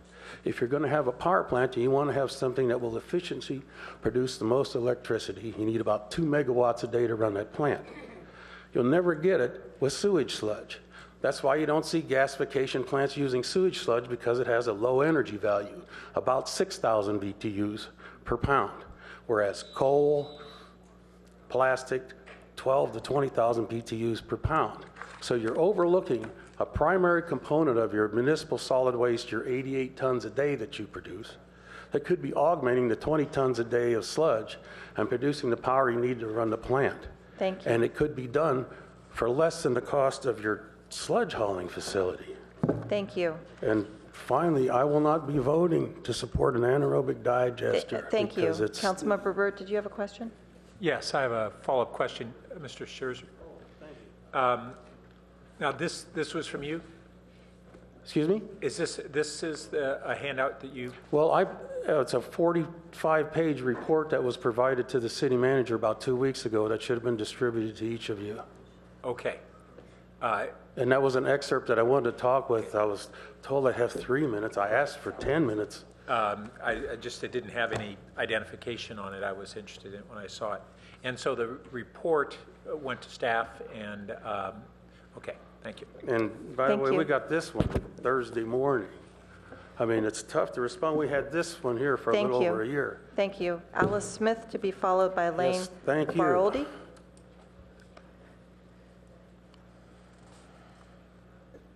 Hi, I don't pretend, you have my address, I don't pretend to be an expert on any of these subject matters, but I know very well that many of us voted to have an facility to make our way forward, to stop transporting out our waste, and to have an efficient use of all the different types of compostable materials. Whatever the judgment is of the professionals and the staff, I want to make sure that we are within the 10 years that we had in the grant from the voters, so that we don't lose the opportunity to take this undedicated parkland to come up with a facility. And I see the date 2012. This is 2022. on this is making me feel a little worried. I hope that we can put this in an expedited way to get a solution and to get some of the experts that are sitting in our community to be part of it. Thank you. Thank you, Lane Baroldi, to be followed by Saibal Bhushan. Thank you. Honorable Mayor Shepherd and the City Council members and staff. My name is Lane Baraldi, and I'm the Director of Regulatory and Legislative Affairs for Synagro Technologies. And just wanted to thank you on behalf of Synagro to your staff for the opportunity to prepare a proposal for your energy and composting facility, RFP. A little bit of perspective as a past mayor. Unfortunately, I've suffered some of the things you have for the city of La Habra Heights, and a board member for the Los Angeles County Sanitation Districts, as well as a biosolids program manager for the Orange County Sanitation District. I have a kind of a unique perspective on the procurement process, being on all sides of the effort, on the private side, the public side, the board side, the elected side. And I just wanted to say that although Synagro wasn't selected as the successful proposer on this, even though we ranked the highest, I felt compelled to compliment your staff on what we consider pretty much a well thought out and professionally conducted procurement process. So I just wanted to thank them for that. As past chair of CASA, which is the California Association of Sanitation Agencies, you're members of that for your lobbying group for the state. I was the biosolids chair for their committee there, and I wanted to let you know that your staff has always been recognized as being experts within the state when it comes to, management of biosolids. And we've always been somewhat jealous of the incinerator because it was a great option back when we had to fight with Kern and Kings and all the other counties. So we were envious of it at the time. My purpose of being here today is to respond, and I only have 2 minutes and I'm not going to get to all of it, to some of the negative comments that were made in one of the documents. And although tempting at times, I don't, nor does Synagro, participate in negative attacks on its fellow service providers, so I'm not going to get into that. We just wanted to talk about some of the benefits of our facilities and the environmental stewardship, and pretty much that our facilities, and I'll close with one sentence, the authorities have confirmed that our compost facility can handle your materials, your biosolids, because it has gone through primary and secondary treatment. So I just want to let you know that. Thank you. Saibal Lovulo Bhushan, to be followed by Robert Moss. Yeah, I attended one of the last meetings, and there was a select committee handpicked. I believe it was by yourself, the city council. And towards the end of the meeting, the expression of several members who were on that committee said they can't believe that they were even, the research and the work that they put in had been totally ignored. I mean, community members may not be scientists, or they may be, but I don't know why those comments were made. Also, I guess there's some question about the staff report figures. Normally, I think, I have spoken before that we pay staff. Why not just go with many of their recommendations? They're the experts. But in this case, I think no. So I am glad you will not be taking action on this tonight, because although I'm impatient for us to get rid of our incinerator and to get on with handling our own waste, I don't think we're at all ready. Thank you. Thank you, Bob Moss, to be followed by Walt Hayes. Thank you, Mayor Shepherd and the council members. I think the best option you have before us right now, first of all, I'm glad that you're not going to take action tonight because of the last-minute staff report and then reports that have been coming into you in the last day or so. So stepping back and taking a week to consider things and give the community a chance to consider things is a good idea. Of the options before you, I think the original staff recommendation is probably the best. I'm very uncomfortable with the idea of going out for another RFP almost immediately, because the bidders have had an opportunity to look at what the other bidders have done, what the staff has recommended, and will have an opportunity to do some tweaking, which may be just slanted towards satisfying concerns and not really solving the problem. I think it's important that we do move forward, but I think it's important that we do it right. So you've heard some comments from other people, and you hear a lot of others about the pros and cons of different options. You can look at them again in detail over the next week. But right now, of all the options that I've seen proposed, I think the original staff recommendation looks reasonable and is worth pursuing. So I'd suggest you seriously consider that when it comes up for final action next week. Thank you. Walt Hayes, to be followed by Jackie Kepke.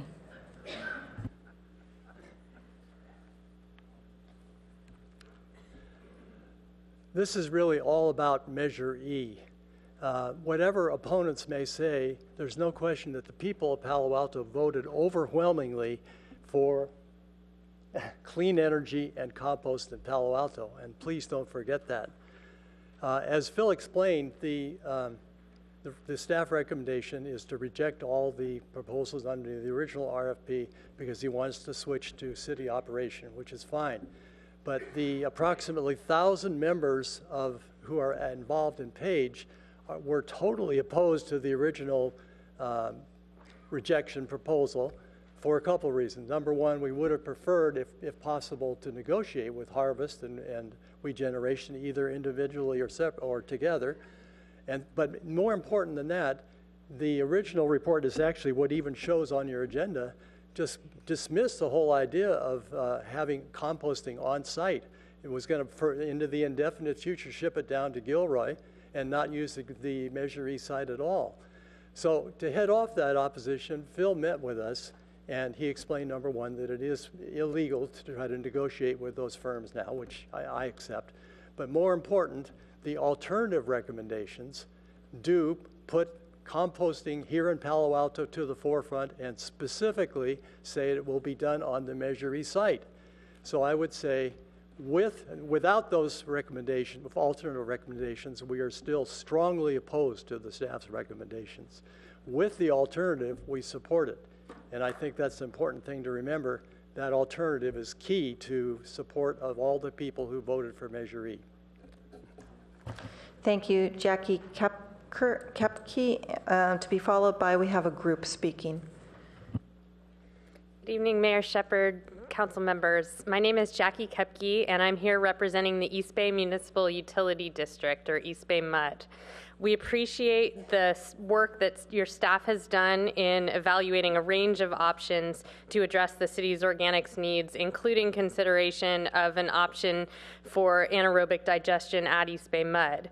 And we are interested to partner with Palo Alto to process wastewater sludge and other organic materials into bioenergy at our site, using our existing facilities, whether it be on an interim basis or on a long-term basis. So East Bay MUD looks forward to working with the city to implement its organics facilities plan toward realizing the city's sustainability goals and significantly reducing greenhouse gas emissions.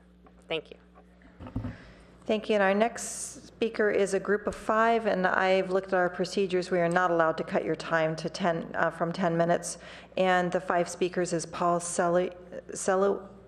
Would you mind pronouncing your name? And then you also have 4 other members here, if you wouldn't mind introducing them for me. Yes, Paul Sello, Mayor Shepherd, and I'm here with Tom Vince from Regeneration. So thank you for the opportunity to speak today. And we're still very excited about having the opportunity. I represent Harvest Power. We are one of the proposers in the energy compost facility.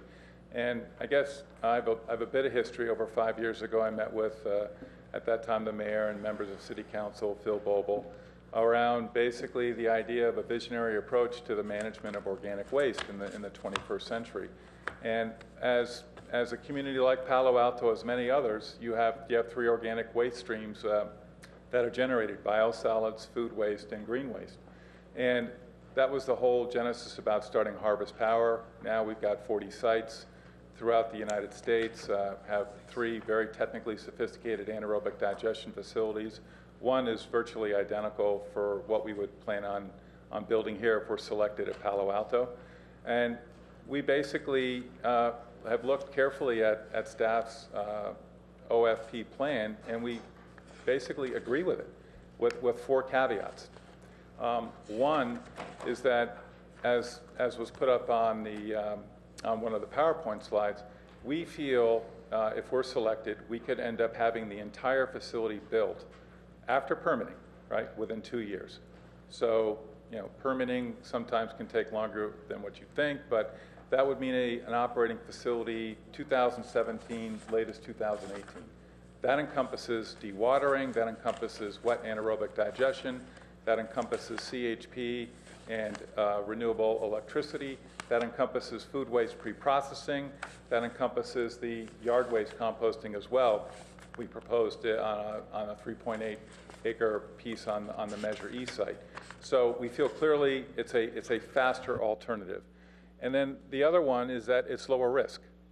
These facilities that we're proposing here, and while I'll agree with what Mr. Boble said, that wet anaerobic digestion is not a new technology. It's been around for a long time. It's well proven.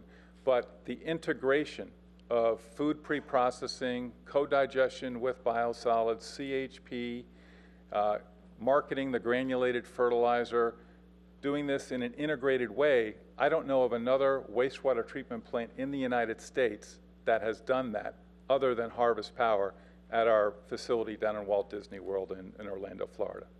So while each individual of these components I would not say is cutting edge technology, it's the integration of that, and as we all know, the devil's in the details when you have to execute on a technically sophisticated project, which this is. And then lastly, our analysis is that we are lower cost, and we submitted a document which we shared with staff as well around that over the net present value over a 20-year period. A lot of information, a lot of detail in there. I support the motion here to delay making a decision until May. That will allow some more discussion around that, but we view that our proposal is cheaper as well. And then lastly, the notion of using the thermal hydrolysis in Canby. I mean, we submitted 2 separate proposals, but we have expressed willingness to incorporate that into our proposal, allowing for greater energy yield, and that technology is proven and we like it. So I just think the overall approach of being faster, lower risk, and basically incorporating all the technologies that staff has required and doing it for lower cost, I think is a compelling opportunity for Palo Alto. So thank you. Thank you. And going back to, I'm sorry, you're... I'm number 2. Report for 10 minutes. Are you... Tom Benz. Okay, I did not see you listed here as one of the speakers. Oh, wait, there you are. Sorry, thank you. Okay, how much time do we have left? So I know. 5 minutes, 45 seconds. Oh, I got plenty of time. I'm Tom Benz with Regeneration, and I want to thank Council for allowing me to speak regarding the staff report and its recommendations. I personally have 17 years of financial and operating experience, currently a founder of Regeneration, and prior to that, an executive vice president for Harvest Power and senior vice president of operations for Synagro, so I have all the proposers covered. I have significant amounts of operating and financial experience, and I've been involved in many development projects. We share the city's vision for an organics managing program, including all 3 waste streams, and want to make that vision a reality. We do not believe any proposer in this RFP process would have any issue with the city negotiating with any one of us if the city believes it's in their best interest. In the end, we all want what's best for the city. The only intent of our response that we submitted in great detail to you is to ensure that the city has all relevant information to make an informed decision, no matter what that decision is. We want to see the city have a showcase facility that exceeds their expectations. We strongly believe that delaying financial and operation risk through a DBOO provides extremely valuable to the city because they don't have to take that on. There are also clear synergies to operating all 3 plants when they are combined, and serious operating issues when they are separated as proposed. We also believe this separation provides certain risks that may prevent food scraps and yard trimmings recycling from ultimately being executed. Most issues relate to contamination, and it's an impact on operational costs both inside the plant and outside the plant in its final product. There are also clear synergies in blending and creating soils with a Class A biosolid and a compost product. These services should not be separated under any scenario the city considers. We understand council has the right to move forward with staff's request, and we will always respect that decision. Based on our review of the amended recommendation, there are still many open items that need to be addressed and likely will be. I pose the following questions, which I am sure staff is aware of, that may help in processing the open items that are left. And I'm providing these questions for you guys to look at over time. How many engineering firms have THP, which is the thermal hydrolysis process, experiencing designing 2 more plants? How many U.S. construction firms have built a THP facility? Does the city recognize this lack of experience could significantly increase the potential for cost overruns and time delays in a design, bid, build approach? Does the city realize they will enter into no less than 9 RFPs if a design, bid approach is implemented? One is enough for me right now. Does the city have liability for cost overruns to partner communities? Does the city want to put up capital as well as its partners' capital at risk? Is the city's low-interest loan valid for all phases of the project if separated? Is the city eligible for the same tax incentives as proposers? Do any city wastewater treatment plants in the U.S. currently clean commercial food scraps? How many wastewater treatments actually co-digest commercial food waste? Are the city's operating costs as presented guaranteed for 20 years? Is the city confident in its cost to run a food cleaning facility? Does the city understand the cost of contamination throughout the process, including end products? Does the city have experience in marketing soil products, including compost and biosolids? Does staff really want to run a composting and food cleaning facility? Who gets credit for the landfill gas BTU value? How is that value measured and determined? What will be the tip fee for food scraps into the digestion facility? Who gets credit for the BTU value of the energy from the food scraps? Will the city be able to guarantee the composition of the food scrap feedstock and relative energy value and contamination? How will this be measured? Is the city prepared to procure outside food scraps to hedge the landfill gas reductions in the future? Does the city staff want to be distracted by managing this project?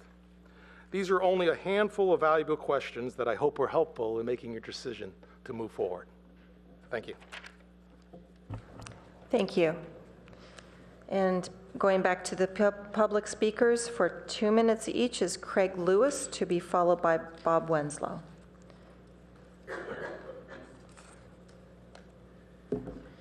Good evening, Mayor Shepherd, council members, staff. My name is Craig Lewis. I am the founder and executive director of the Clean Coalition, which is a nonprofit that has an office in Palo Alto Square. And we are focused on accelerating the transition to renewable energy and a modern grid. A lot of what we focus on is working with utilities to establish renewable energy programs and also grid modernization programs. We've worked with utilities across the country, including here in Palo Alto. We were very involved in the establishment of the Palo Alto Clean program, as well as the RFP that is currently on the street to solarize Palo Alto's city-owned parking structures. One of the things that is consistent between all of the utilities we work with is that doing local projects is always very difficult, and there is never a perfect site for doing those projects. So I would encourage Palo Alto to take advantage of this very incredible opportunity to site a biopower project along with a compost facility right next to its water treatment plant. That is an incredible opportunity, and I encourage Palo Alto to take advantage of this very rare instance to get local power, local renewable power, and to also get composting simultaneously right next to a site, an industrial site, that when we start talking about grid resilience and community power, the location of sources of energy and uses of energy is incredibly important. And the fact that you can have a biopower generating plant right next to a critical facility, a water treatment plant, is a very rare opportunity. And the location of those two is incredibly important. So I encourage Palo Alto to take advantage of being a leader and being a showcase for communities across the country to show how we can get clean local energy and be a tremendous example for community self-reliance as well by doing the compost at the same time locally. Thank you. Thank you. Bob Wenslow, to be followed by Peter Dreckmeyer. My name is Bob Winslow, and while I'd like to talk to the issue of composting, I wanted first to thank Phil for showing and attending and putting in all the effort that he has, and just wish and hope that he can maintain his stamina through this issue. So I really appreciate everything he's done. And now just turning to the business of the day, I came to this issue, when I was a young man in the 70s, starting a compost idea in Palo Alto, and enjoyed the brilliance, almost the Camelot of Palo Alto, to endorse composting and curbside recycling.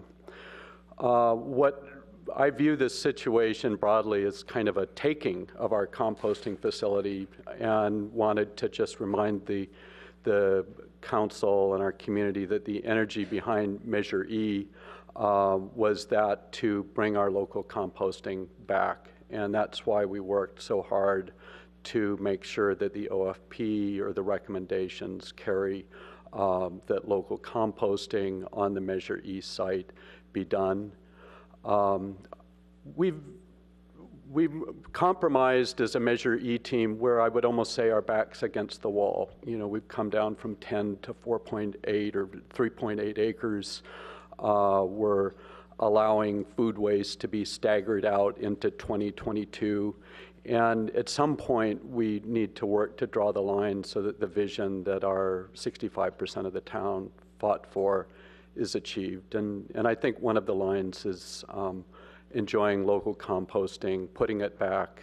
It was there before, it was there for 30 years. So once again, thank you very much, and good luck with your deliberation. Thank you. And Peter Dreckmeyer, to be followed by Carolyn Curtis. Good evening, Mayor Shepherd and council members. I want to thank Harvest Power and We Generation for the tremendous effort they put into their proposals. And I feel for them that this process is really dragging out. When I worked on the Devil Slide Tunnel campaign in the mid-90s, our theme was sooner, safer, cheaper. And that's my theme for this project. How soon can we get it implemented? Safety is about least risk to the city, and obviously we want the cheapest product possible, as long as it really works.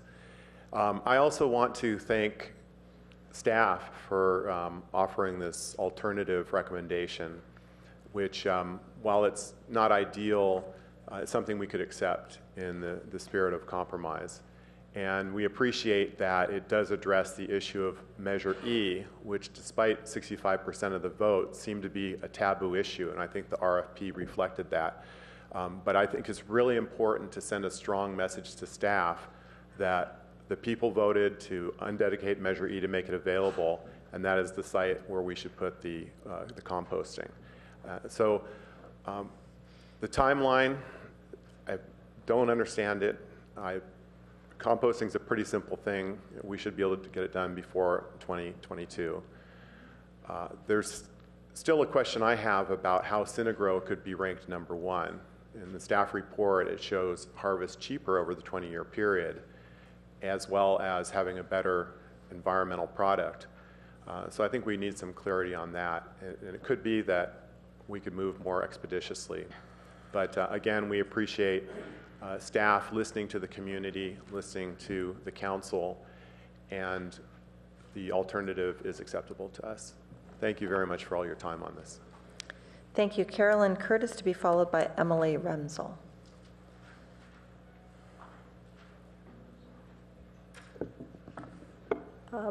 All of us have seen people with these. The normal thing is to cross the street so you don't have to deal with their harangue. However, and we knew when we were getting signatures that people would have that reaction, so we wore signs that said, "Have you signed to keep composting in Palo Alto?" And we found that people would cross the street to get to us to sign the petition. And they would frequently turn out to be volunteers. We had about 100 volunteers. I would like everyone in the audience who was our supporter and probably also volunteer to stand. We got 9,946 votes. That was a historic turnout. That was the biggest turnout, only exceeded by 2003. That was the fluoridation issue, where there were also city council members being elected. Our election, 2011, there were no city council members being elected. There were only the two issues. We got this historic turnout because people want to keep composting in Palo Alto. If you decide to keep composting in Palo Alto and do it expeditiously and as quickly as possible, you will have the support of a huge majority of the citizens, the voters of Palo Alto. Thank you. Emily Renzel, to be followed by Mike Torreira.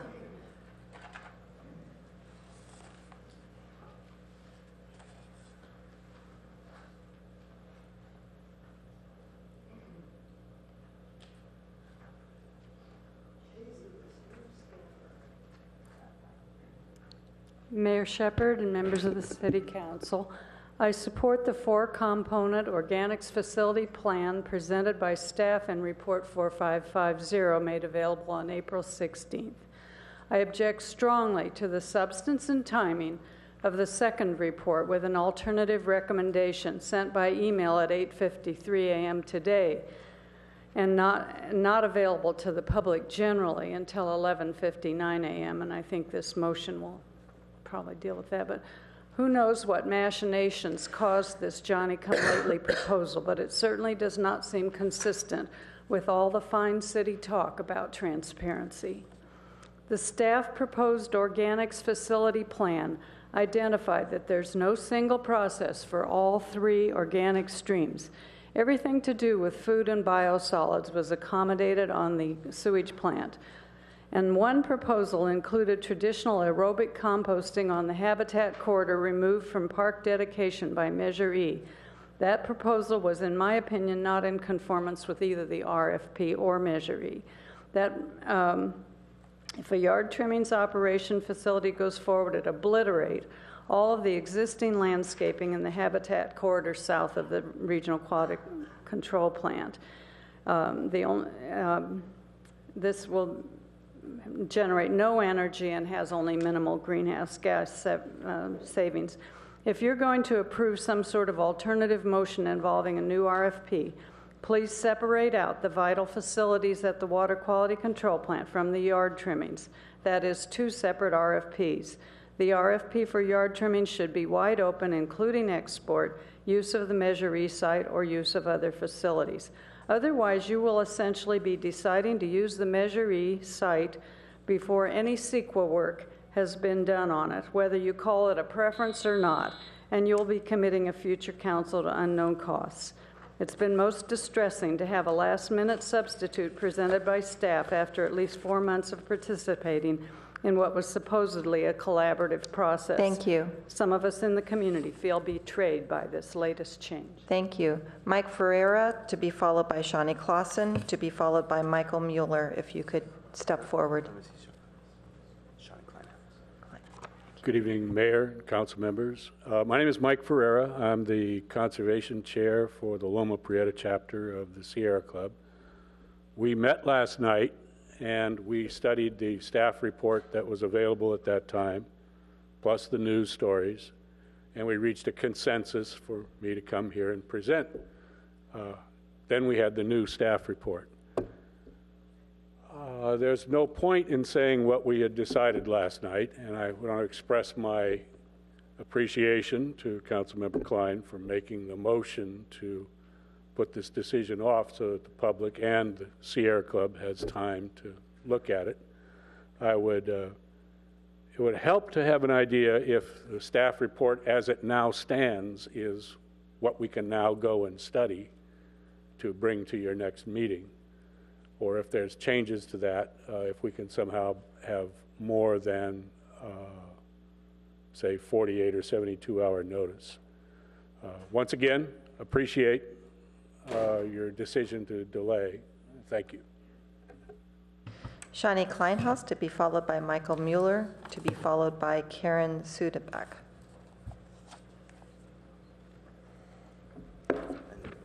Good evening, Mayor and Council. I'm Shani Kleinhaus with Santa Clara Valley Audubon Society. Our organization supports the 4-component organic facilities plan. We've discussed it in the Environmental Action Committee, and we came in support of that despite the fact that it would potentially sacrifice the 3-point-acre wildlife corridor, because that plan included looking into alternatives that will take the yard trimmings and produce energy, such as this gasification that is now being explored in San Jose. We did not want to lose it for a process that does not produce energy and produces methane. And so we accepted that reluctantly.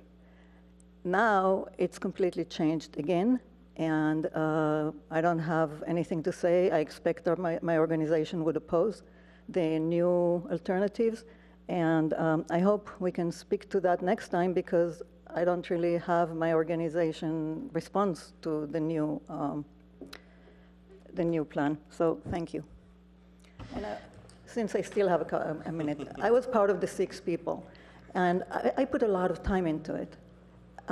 Really a lot of time reading the proposals, trying to understand what the pros and cons were to each one of them. And I felt that staff did an excellent job, and that they really looked at the risks and the benefits of each one of the things that were in front of them, and that they looked and saw that it really made no sense to try and combine all 3 streams into one facility and so on. I think they did an excellent job that came out in that first report, and all of that work seems to be pushed back to the start with the second one. So I hope you consider that. Thank you. Thank you. Michael Mueller, to be followed by Karen Sundbach. Good evening. I'm with Biogas Equity 2. We're in the process of finishing up a big project in Ohio, 9.5 megawatts. Uses the same technology that I have represented in August. But I was rejected for being like 3 days late with one of the items. So here I am again, and this is Silicon Valley. I worked for Steve Jobs forever, and we need to expedite things. Looking at your projection of 2022, I'm going to be dead by then. So anyway, technology moves on.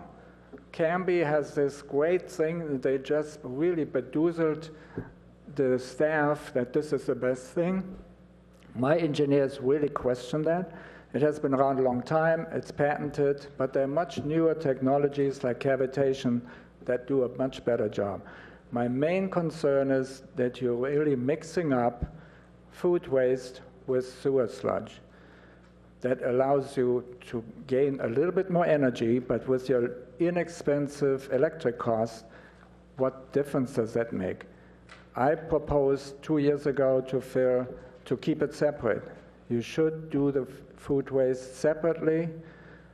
You gain close to a megawatt, and the fertilizer is going to be called organic fertilizer. Much more valuable, 4 or 5 times as valuable as your electric power. So don't mix those 2 things up. It should be 2 separate items. And as far as composting, that's great that you want to use this. I'm totally against it as well. By August, I can fly Phil to Germany, and he can see a wet gasification process that takes on ocean driftwood and changes it to a lot of energy. Thank you. Karen Sundbach, to be followed by Penny Barrett, to be followed by Karen Harwell.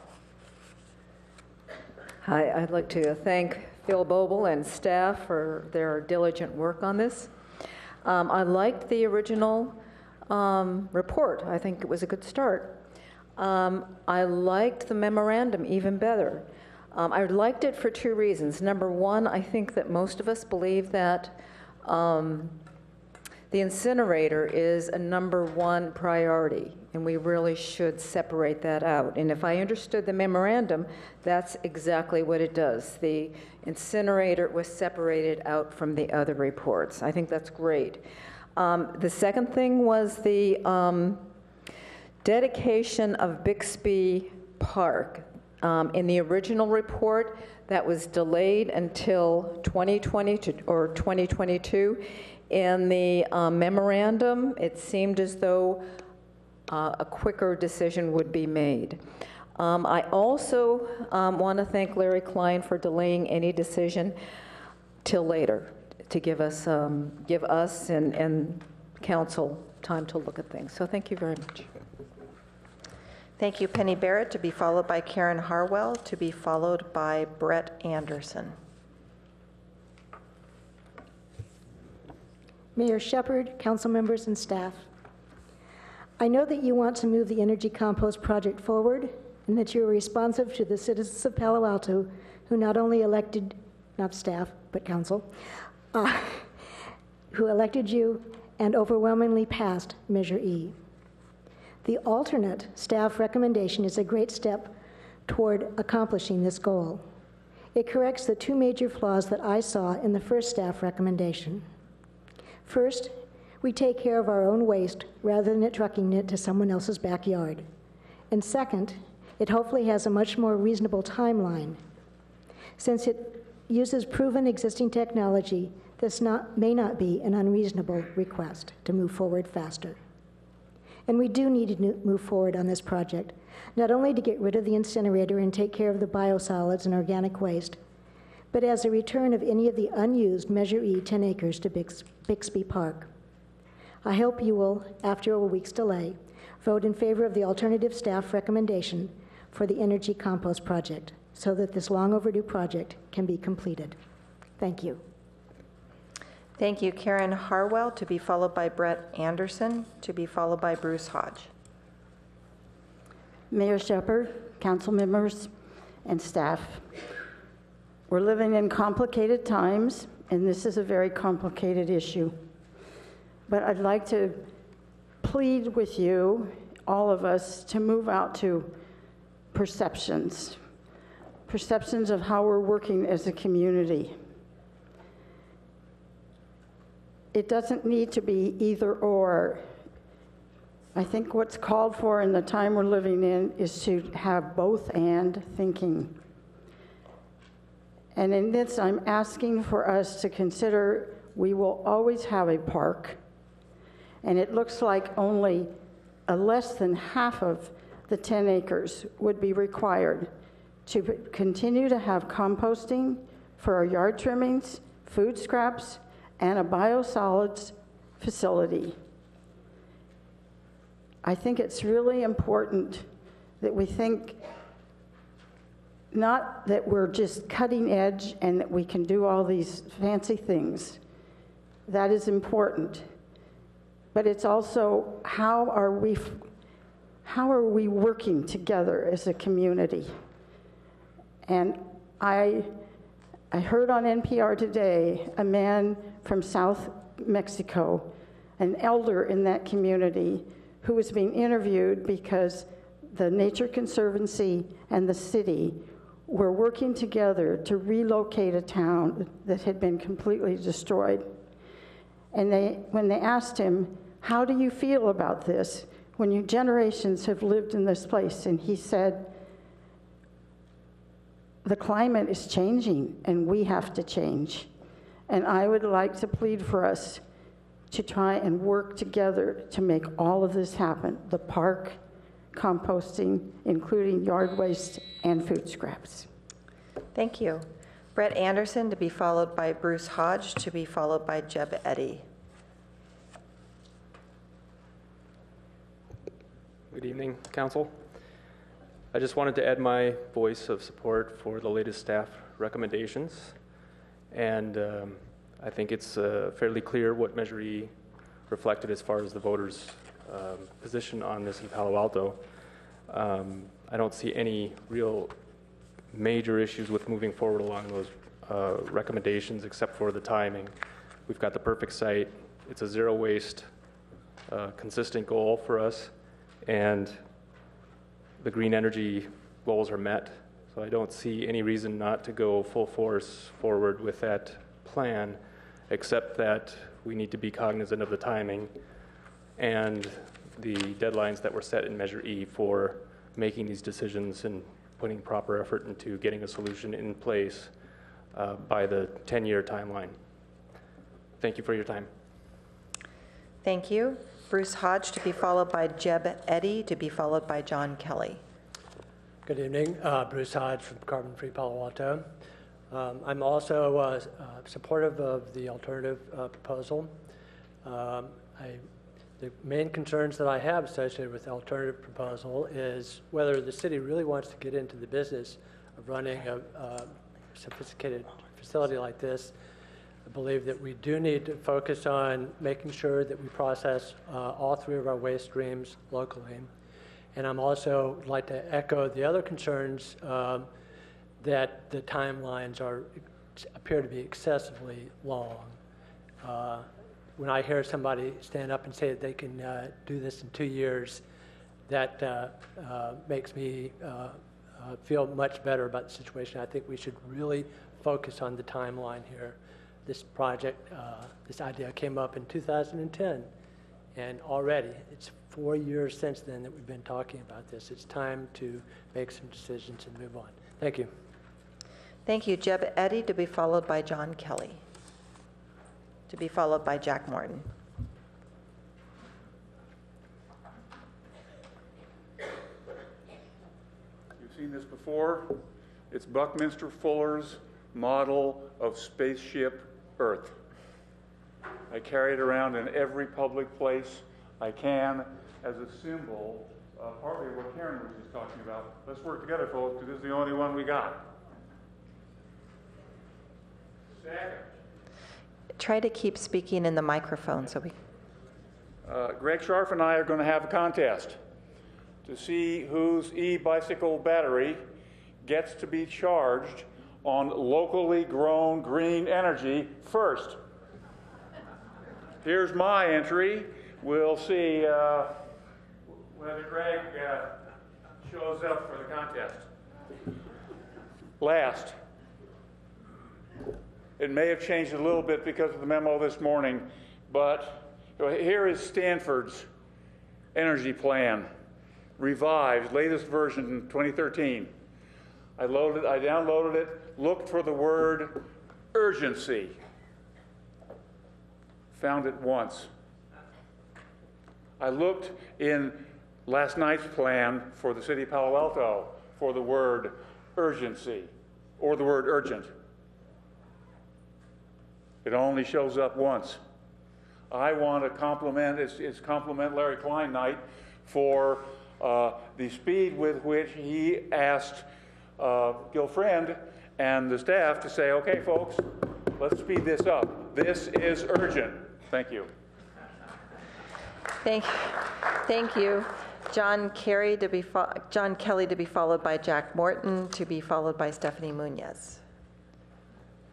Mayor Shepard, council members, I'll just agree with what the last person had to say. I think this really is urgent, and many of us have been working on this for quite some time. I spent a lot of time over the weekend reading the previous staff recommendations and writing you a letter and trying to explain why I thought the recommendations didn't make a lot of sense. I was concerned about a number of the financial underpinnings of the staff analysis. I was concerned about the yard waste, the food waste, and I was also concerned about the timetable.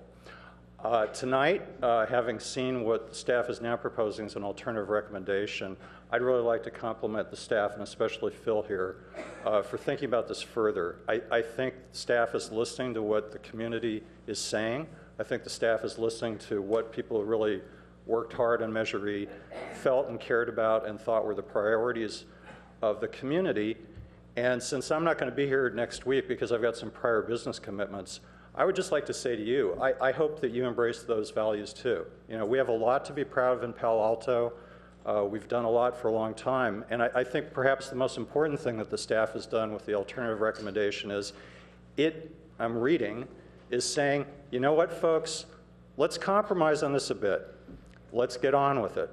I heard what the private companies want to do. I'm very sympathetic to their timetables, and I'm interested by their technology, but I trust staff. I trust what Phil's been working on here for a long, long time. And if this is in effect what the staff is saying is a reasonable compromise, I'm prepared to live with it, even though I might like that 5-year faster or 4-year faster timetable that Harvest might be able to deliver. I might like a little bit better technology. But if we have a plan that staff is proposing, essentially saying is good for everyone in the community, I'll live with that. Thank you very much. Thank you. Jack Morton to be followed by Stephanie Munoz to be followed by Alex Canera. Mayor, council members, 100 years ago, Palo Alto built an initial generation facility, which really quaint by today's standards is still running. I mention that because you have to take a first step, and I think the first step that we're asking you to take is to authorize staff to reissue the RFP for an organic facility plant. Our foray into electricity took full advantage of the expertise in the community. Community expertise and staff says, let's look at this again and go out for another set of proposals. It's a small step, but it'll get us where we want to go. So please consider doing that. Thank you. Stephanie Munoz to be followed by Alex Canera to be followed by Penny and a YouTube. Good evening, Mayor Shepherd and Council. Palo Alto has always been very proud of having its utilities in hand, and I think we should follow that precedent. It seems to me pretty obvious that it's better to have control of something that's integral to the city workings and to the infrastructure. So I'd like to wholeheartedly endorse that. However, and with a couple of small comments from my humble knowledge of composting, I think that I don't see any mention of solar electricity, but I did see a mention of the cost of electricity being an important component of the decisions. And I think you should resolve that the initial electricity will be solar electricity. And the second thing is, the town has at present every site under consideration for some kind of homeless shelter, modest, that they should not be, that this land also should not be withdrawn from consideration for some teeny tiny homeless shelter. And the third thing is, I've heard a lot tonight that was very impressive. Obviously, if Emily Renzel says something, read whatever she has to say, because she's probably right.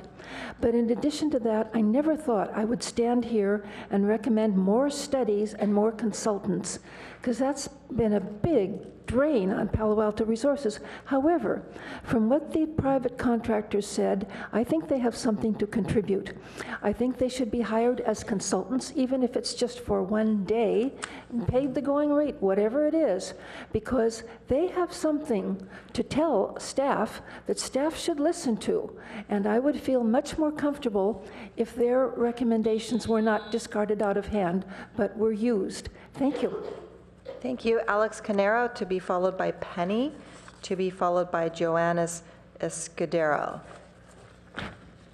Hi, my name is Alex Canera. I'm a member of the Page Steering Committee, but I'm from Menlo Park, so you can ignore everything I have to say.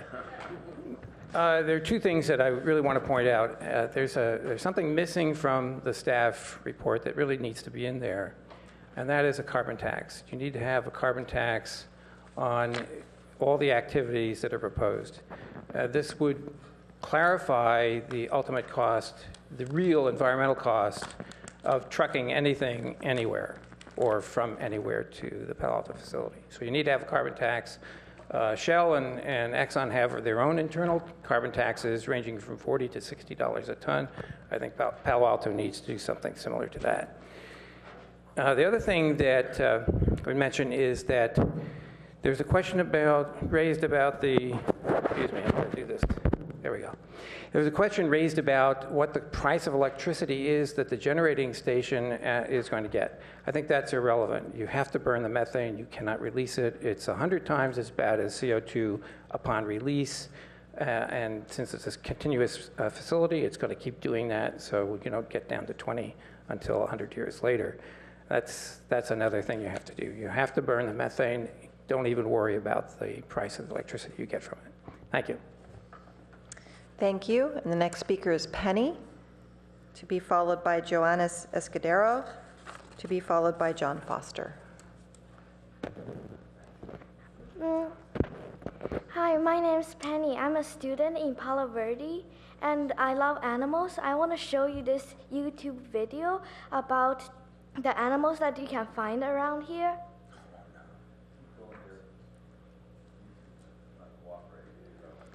The YouTube is not coming up, so if you'd like to continue your telling us what you'd like us to see, if we can get it up. The YouTube video is mostly about a fox family.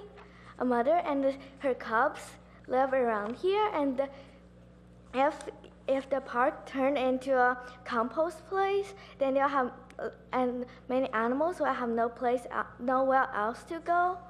So I hope they keep the park.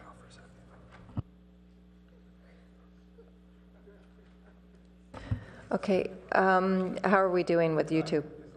It's not coming up. Okay, you still have some time if you'd like to share more information about the fox. And there's other animals in that video, like there's a skunk, and there's some raccoons, and they're really cute animals living around here, so I really like them. And once I really... Is this? Yeah. There we go. Right, okay, let's do it. And thank you. There's no audio. Okay.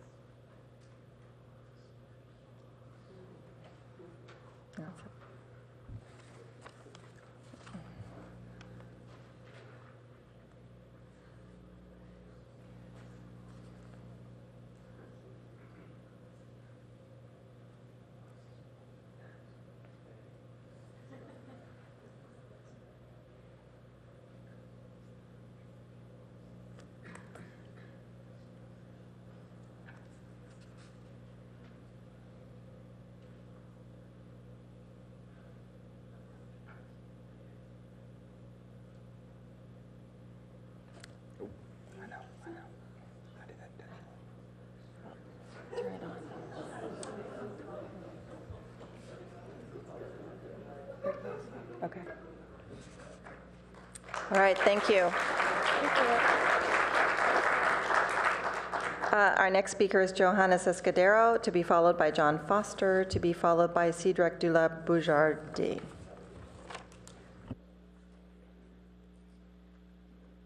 And John Foster is no longer here. Oh, there he is.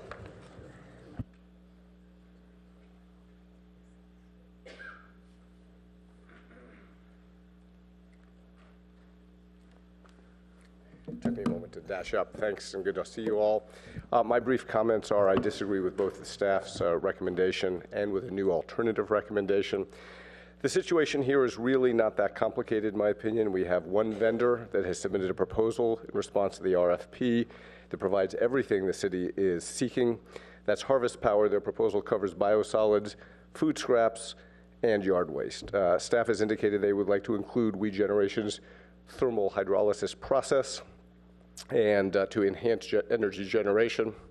And my understanding is Harvest Power is willing to accept that and work with We Generation.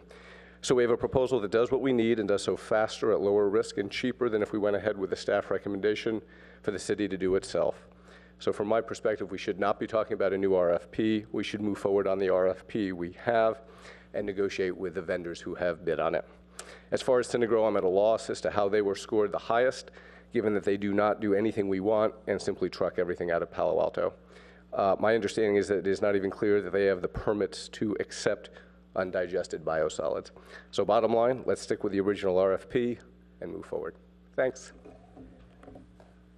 Thank you. Cédric de la Boujardi, to be followed by our last speaker, which will be Peter Dillinger.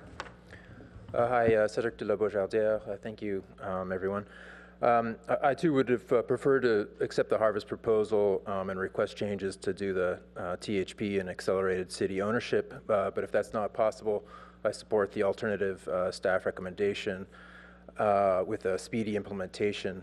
In addition, I would hope that you would direct staff to ensure that there is sufficient capacity to handle all of Palo Alto's food waste, both now and into the future, and to work aggressively to secure food scraps from the RWQCP partner agencies, as the food scraps have the highest energy value, and this would help to keep food scraps out of the landfill where they would otherwise release methane into the atmosphere.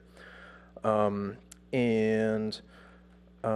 think it would be reasonable for the RFP to include the option for some sort of energy recovery from the yard waste, but that might complicate things, so just doing AD would be, doing composting is fine with me. And also maybe we can work with some wildlife experts to see if we can create a new wildlife corridor just outside of the flat 3.8 acres. Thank you very much. Thank you. And our final speaker, Peter Dellinger.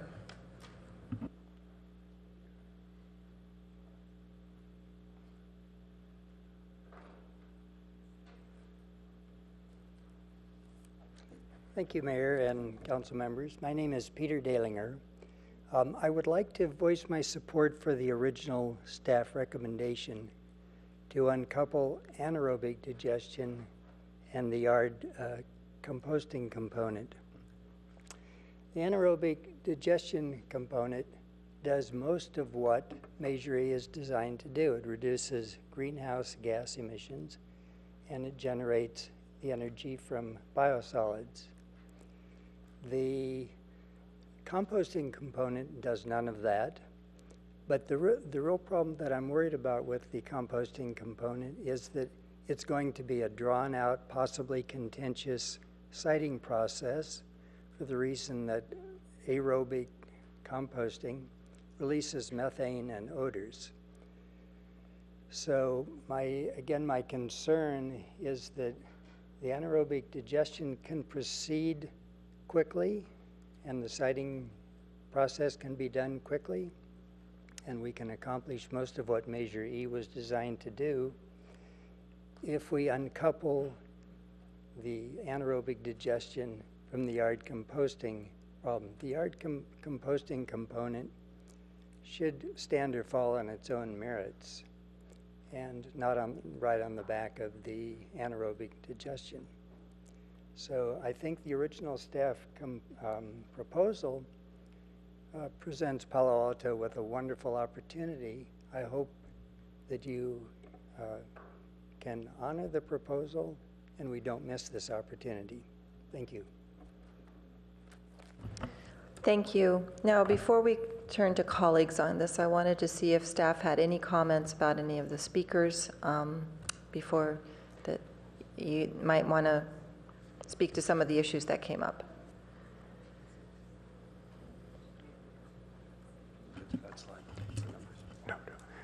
Just real quickly, to save your time, we didn't present the net present values and the cost comparisons. Some people have brought that up, but not in detail, so I won't go into any detail on that either, except to say that there were a lot of comments on the net present value figure for our organics facility plan that we came up with.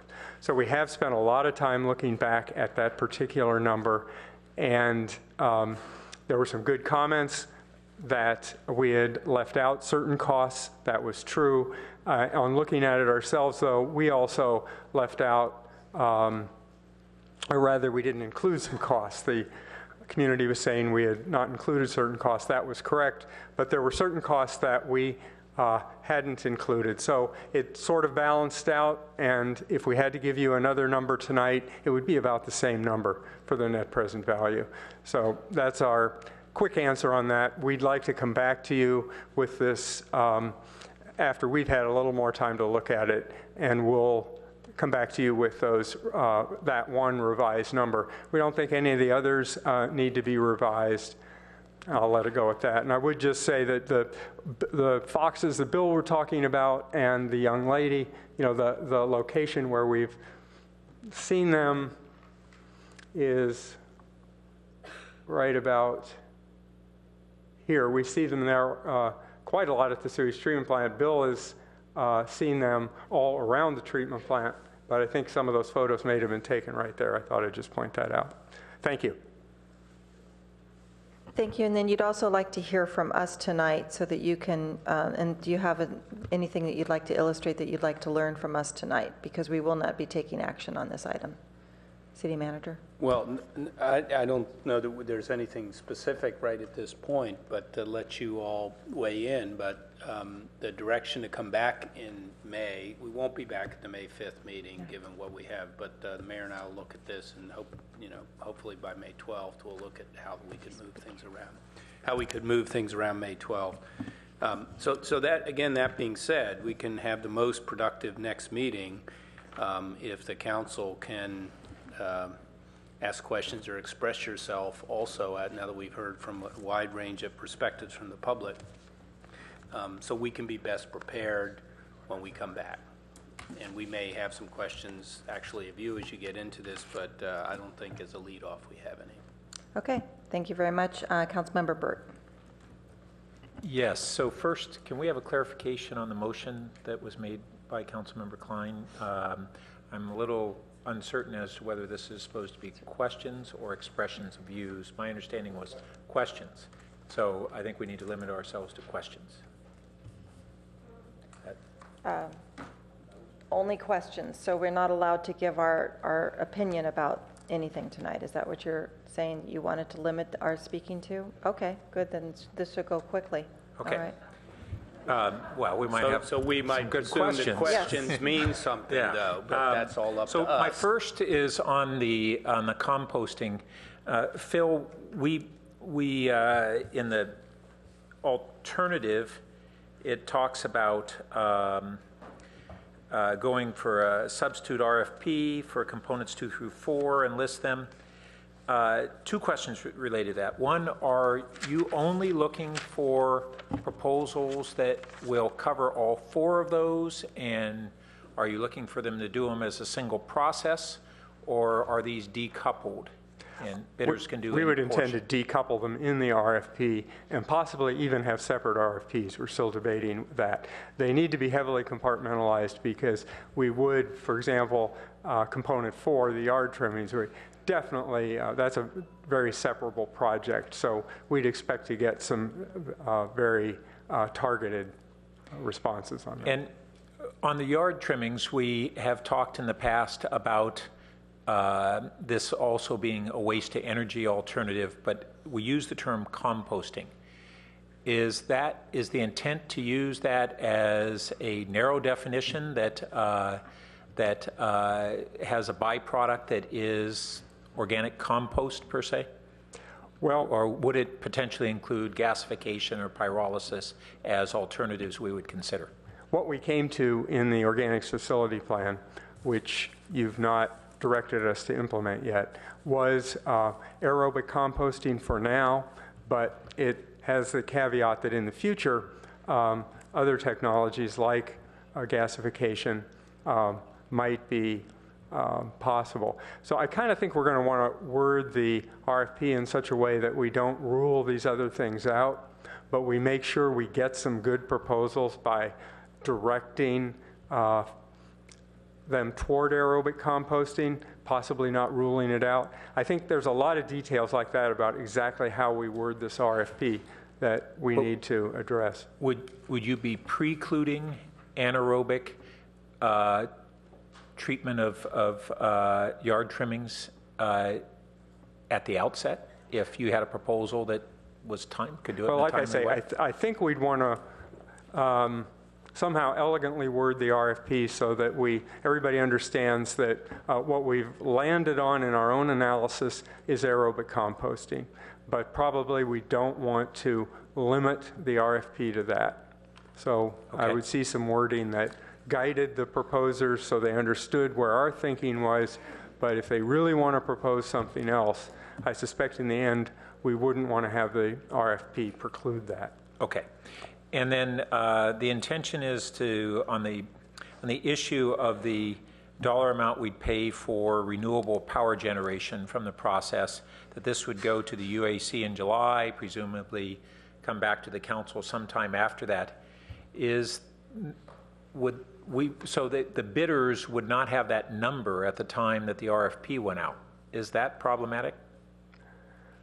Well, we could ask them, while they didn't have that number, what we did in this RFP, and we could do something similar.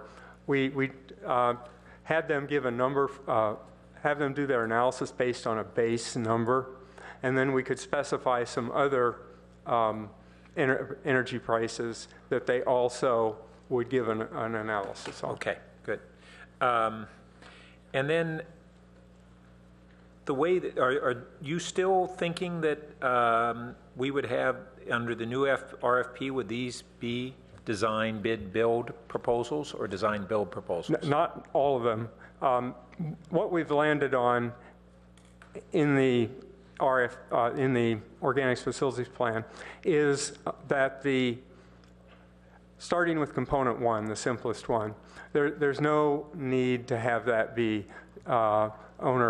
there's no need to have that be private sector owned and operated. So, and we feel the same way about the wet anaerobic digestion. It really makes more sense, like almost all sewage treatment plants, to have those digesters be owned and operated by us.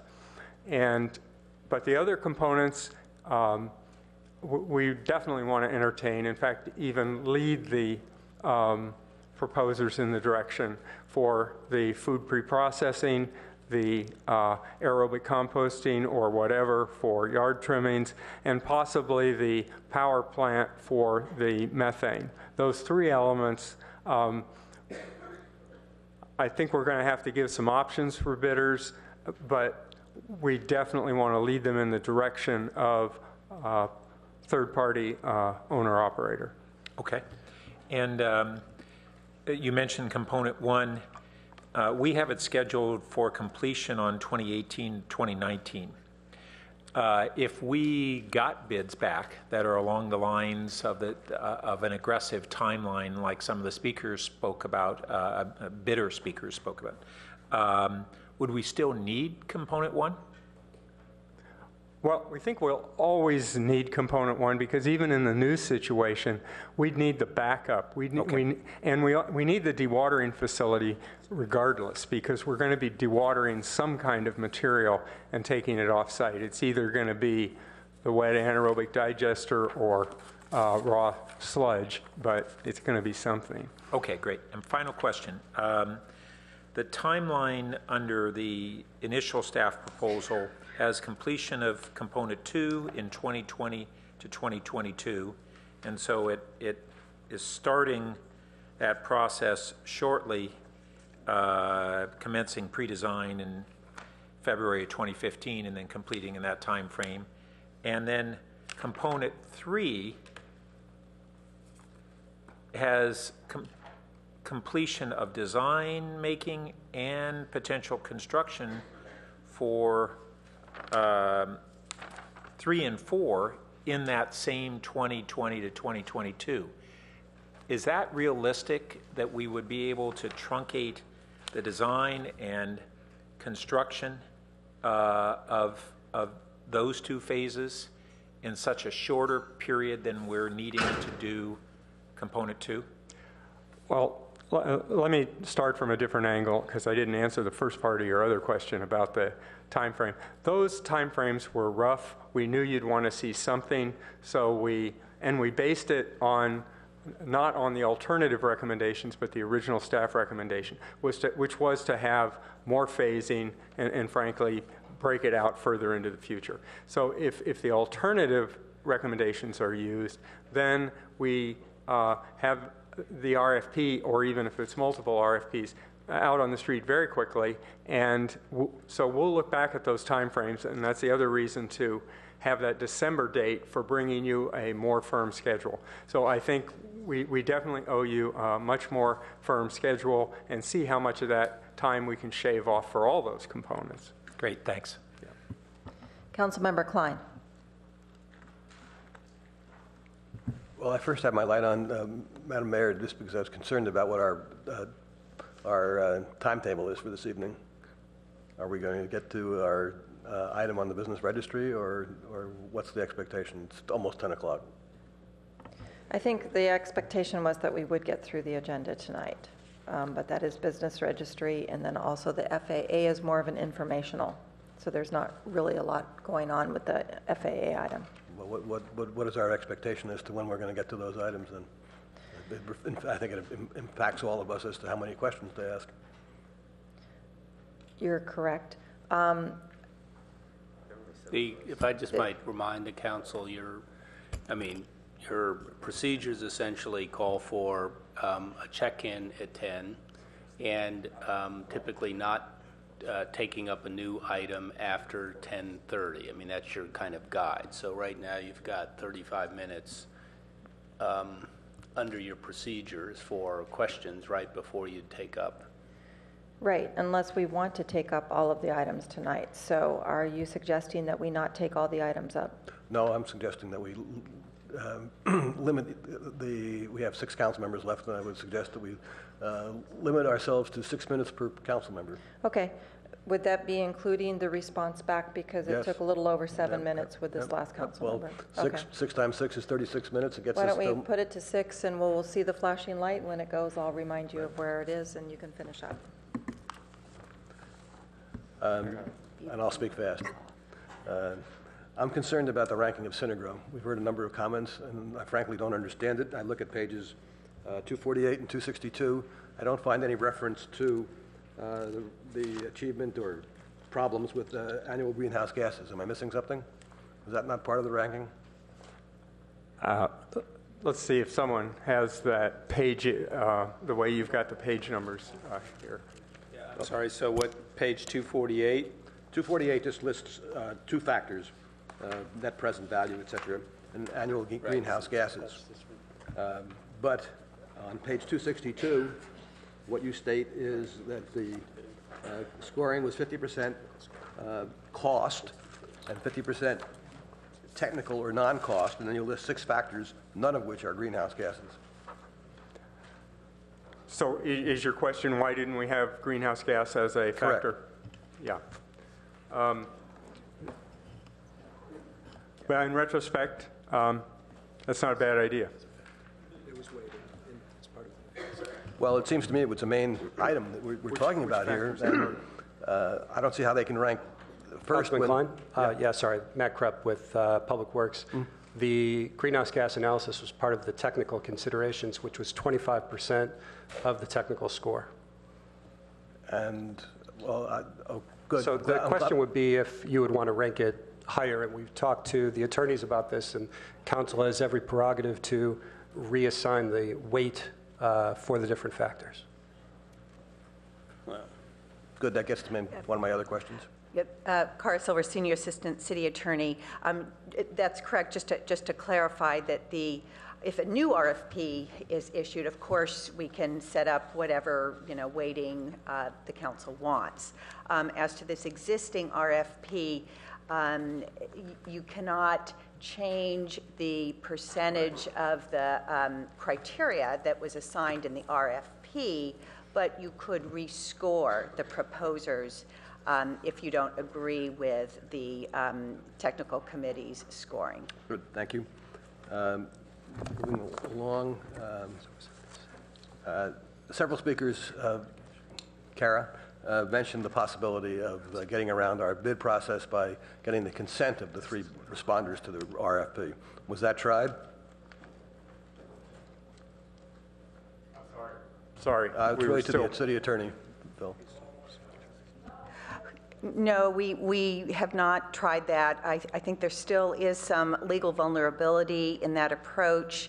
If we were to pick or negotiate a plan that was completely outside the scope of the existing RFP. There might be protests. Tell me what the legal liability is, or report back as to what it would be, what our liability would be if all 3 bidders consented to a different process.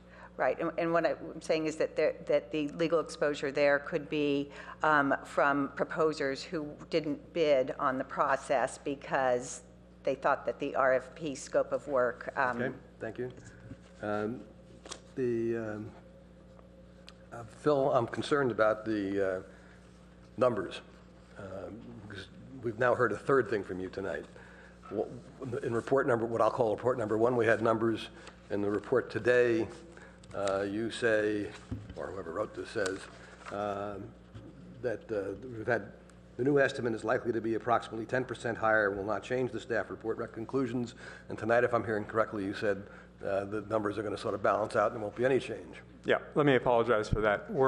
So there's 3 different points in time, and our analysis has evolved, and it's why we didn't want to give you another number tonight. We want to spend another few days on it, maybe a week, make sure we're on target this time and get back to you.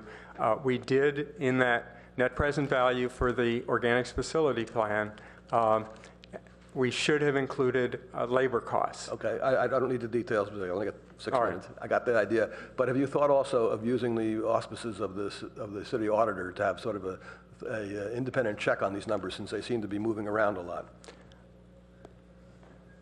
Well, we've had a little bit of discussion with the auditor's office, but obviously I think that there's this parallel issue, which is if we are going to go out and issue new RFPs, in a lot of ways kind of scrubbing these numbers with the auditor could potentially just be a delay in doing that, because the marketplace is going to speak to us with the new numbers.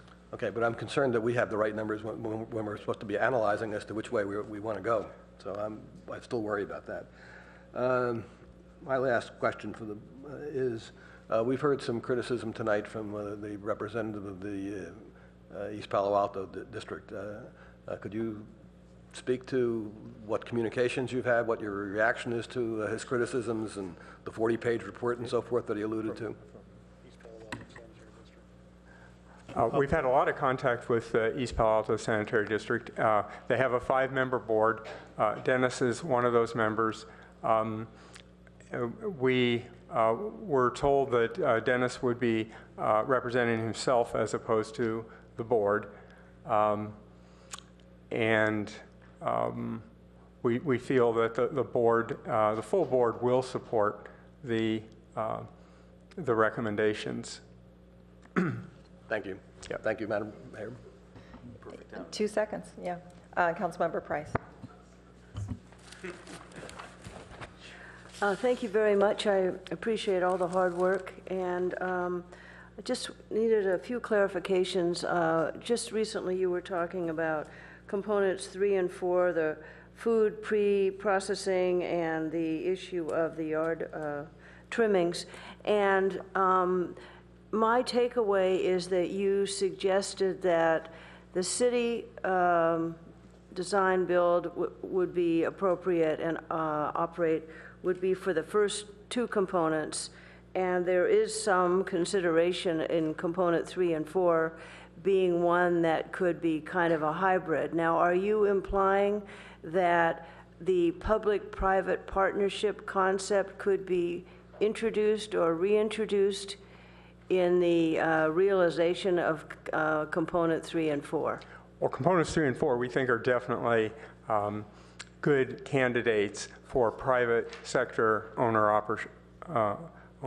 and operation. So I'm not sure exactly what you mean when you say public-private partnership, but that's and we even have to think through, before we issue this RFP, some parts of what's component 2. There's a power plant essentially in component 2. That may be a candidate for owner-operator as well. So thinking them in the order of priority that they'd likely be owner-operator, we think that the last one, component 4, essentially a new composting facility, is a great candidate to be an owner-operator facility. And the food scrap pre-processing is another good candidate. The things that we have to look at carefully is things that are part of component 2. We think that the digesters themselves, we want to own and operate them.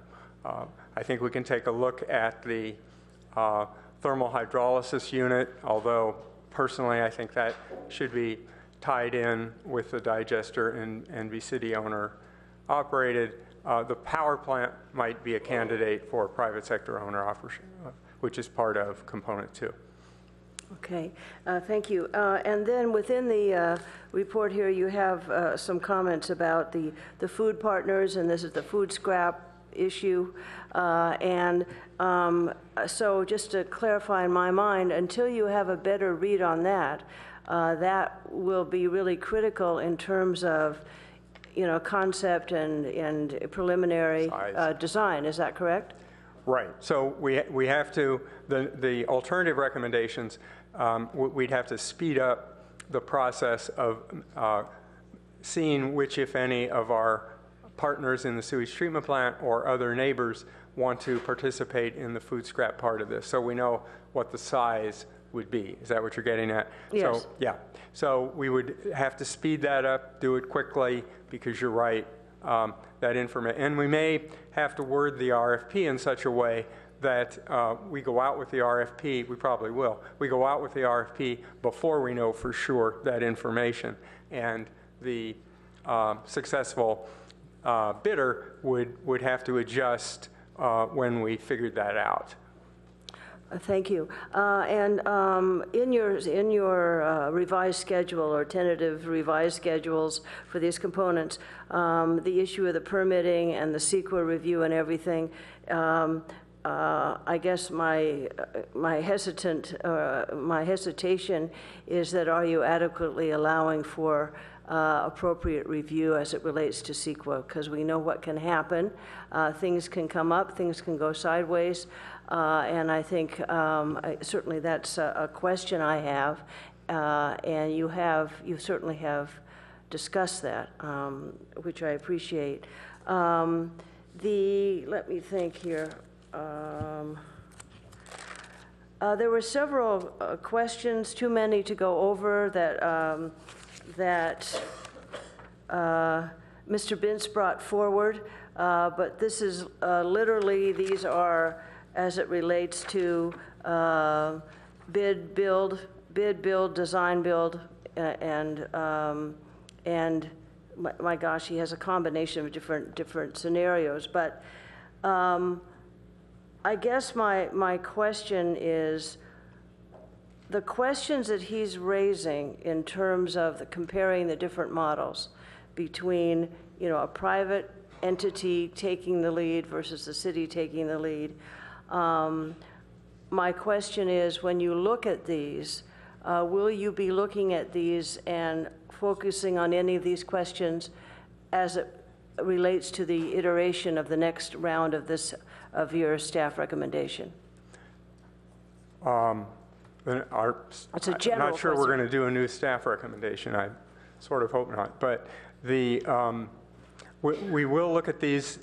We have to look at this to get the new RFP out on the street. So the new RFP, we're going to be as clear as we can of what choices are available. So for component one, for example, I wouldn't have any choices available. I would just say that's city owner operator. For component 4, at the other extreme, we know we definitely want to get some proposals for private sector owner. So we've got to put that in the RFP. The question is, how do we word the RFP where there's a couple of options? Well, I think that's the way we word it. We say there's a couple of options that would be acceptable for some of these components that could go either way. So I think, yes, we have to jump on that question immediately because it has to go into the RFP. Great. And I also wanted to take a moment to deeply thank you for your work on behalf of the City of Palo Alto, and we deeply appreciate what you've given and continue to give, and all the fine work that you've done, and we're better because you've been here working with us, and I wanted to thank you. Well, the you is everybody here, Matt and the team back there. So. Thank you. Well said, Councilmember Price. Councilmember Schmid.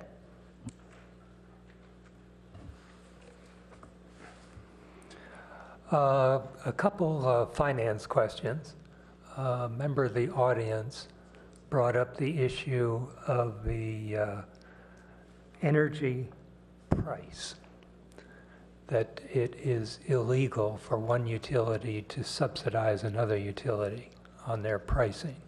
Is that an issue in getting a quote?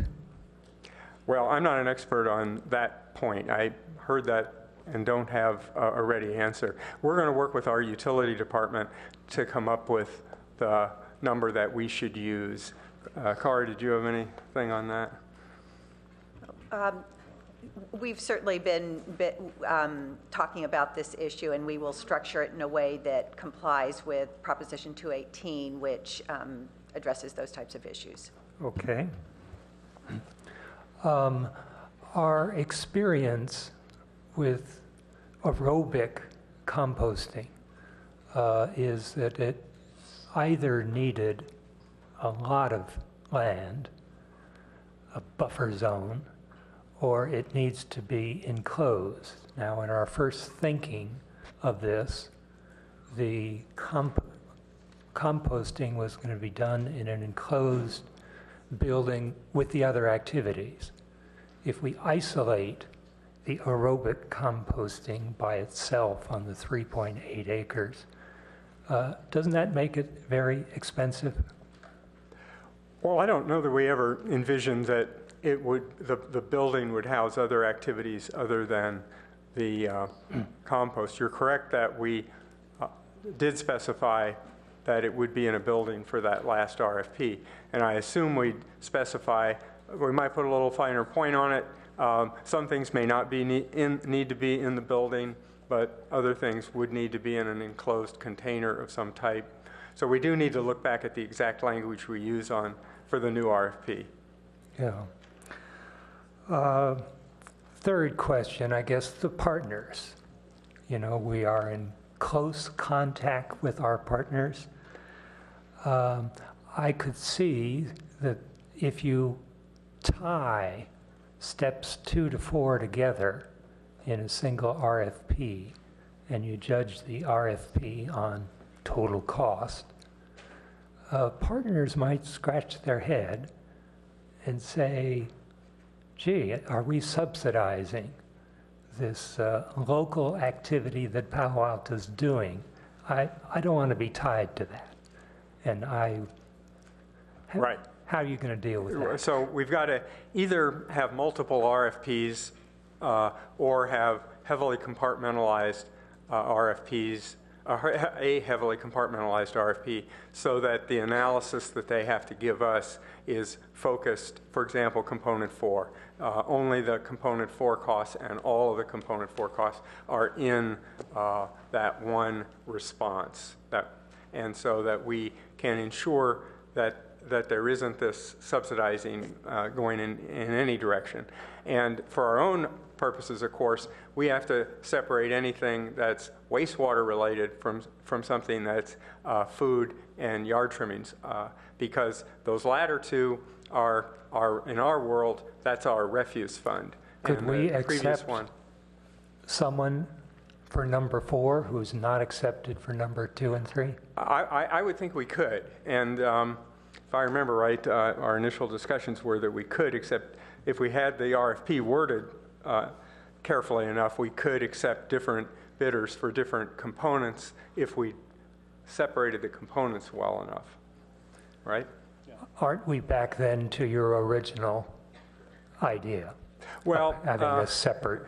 But our original idea was to kind of stage these things out. So the main difference is we'd be doing this essentially all at once and doing it as quickly as we possibly could. But 4 was originally to go out quickly.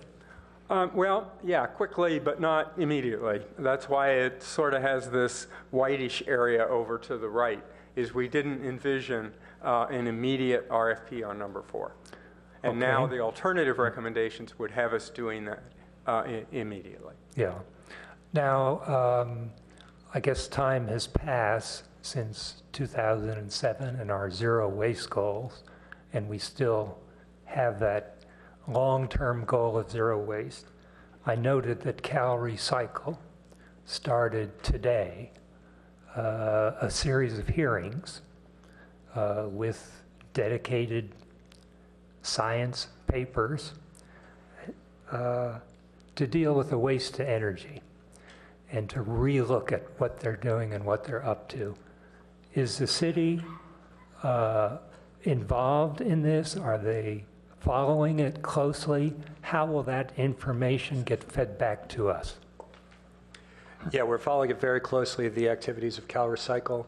CalRecycle recently announced a grant that was through, also with the California Air Resources Board on the carbon exchange based on that. So we're looking at opportunities to help fund and lower the costs of any waste energy project. What's exciting is that CalRecycle has really incentivized and is prioritizing anaerobic digestion as the primary way to handle food scraps, really trying to get that material out of the landfill. Composting is great, but anaerobic digestion is an even better option where you do get the energy benefit from that. Yeah, but the one that started today is to look at conversion technology and to redefine for CalRecycle. So on the conversion technology front, one of the reasons that component 4 was a little bit further out was we're investigating and keeping track of conversion technologies that are happening throughout the community. In fact, just to the south in San Jose, they're looking at a conversion technology using gasification for wood waste, primarily yard trimmings, with biosolids as well, to see if that could be gasified successfully, cost-effectively, and in an environmentally sound way. So we're keeping track of those, and we want to keep those options open. And to Councilman Klein's question before about greenhouse gases, one of the main considerations, and when we were looking at different options for the yard trimmings, was trying to find the best greenhouse gas benefit. And while we do admire local composting as an option and a goal and a virtue, there wasn't a significant greenhouse gas benefit. There was a benefit in terms of transportation, surely, but as a total percentage of the overall greenhouse gas production or greenhouse gas emissions, it was actually very small. Right. That's not to say it's nothing, but we think that we might be able to get better benefits in the future from some of these newer technologies. Thank you. Thank you. Councilmember Berman. Thank you guys very much. I just want to say, as I've heard from the public, as I've heard from staff, and Phil, very good to see you. As I've heard from my colleagues, I think this has been a really productive conversation. I feel like we're going in the right direction, and even though it's taking a little longer than folks in, I'm sorry, no comments. I'm done with comments. Questions. Do you agree with what you said? That's exactly right. I should have phrased that as a question.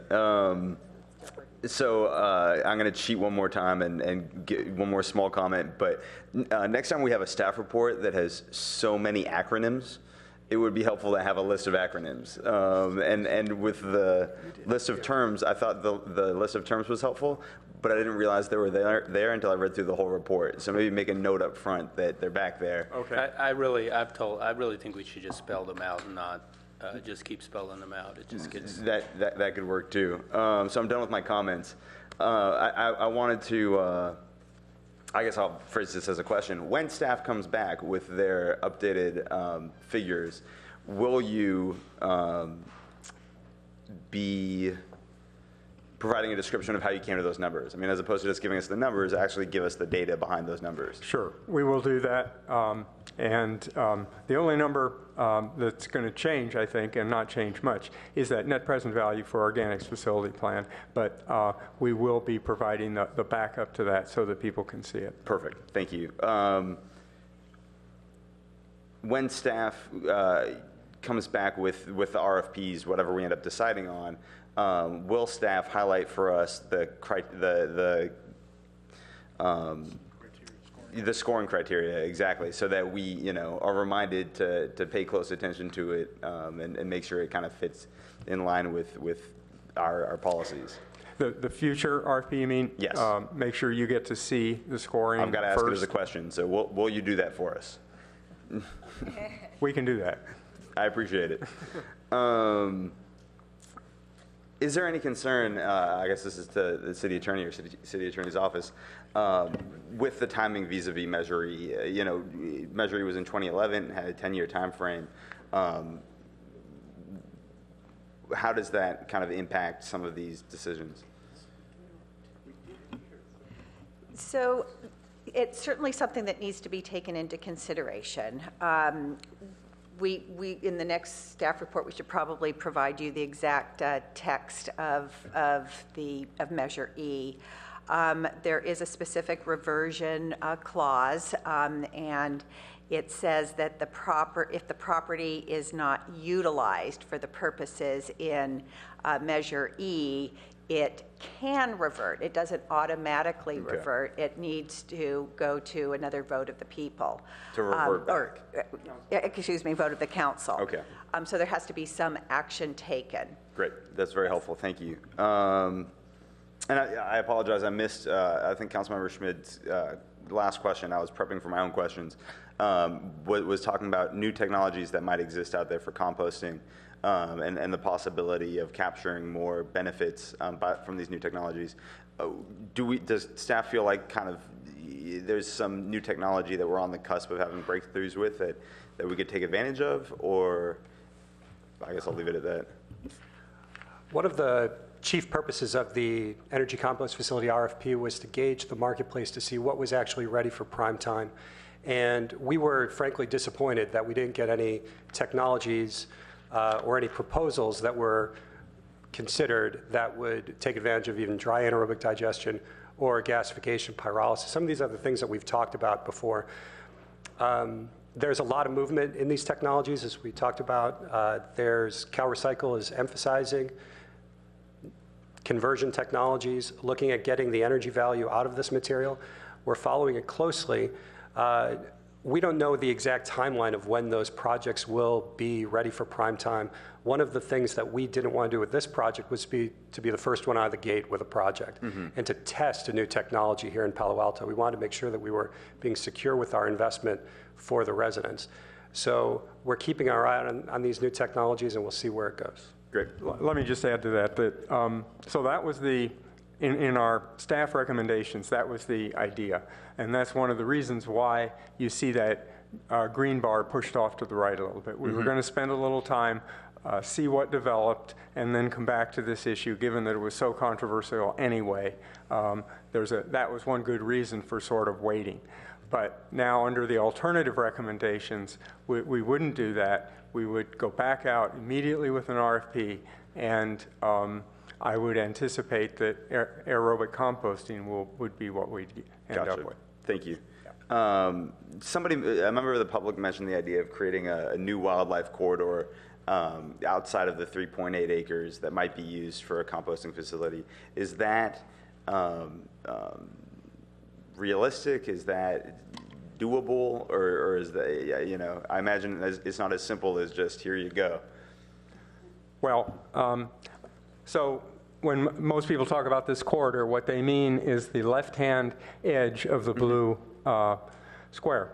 And so what you're asking sort of, is it possible to create another corridor? So let's say we use the 3.8 acres, which is the dark blue on the left-hand edge. You could envision that we could come in and create a new corridor on the right-hand side of the 3.8 acres, right?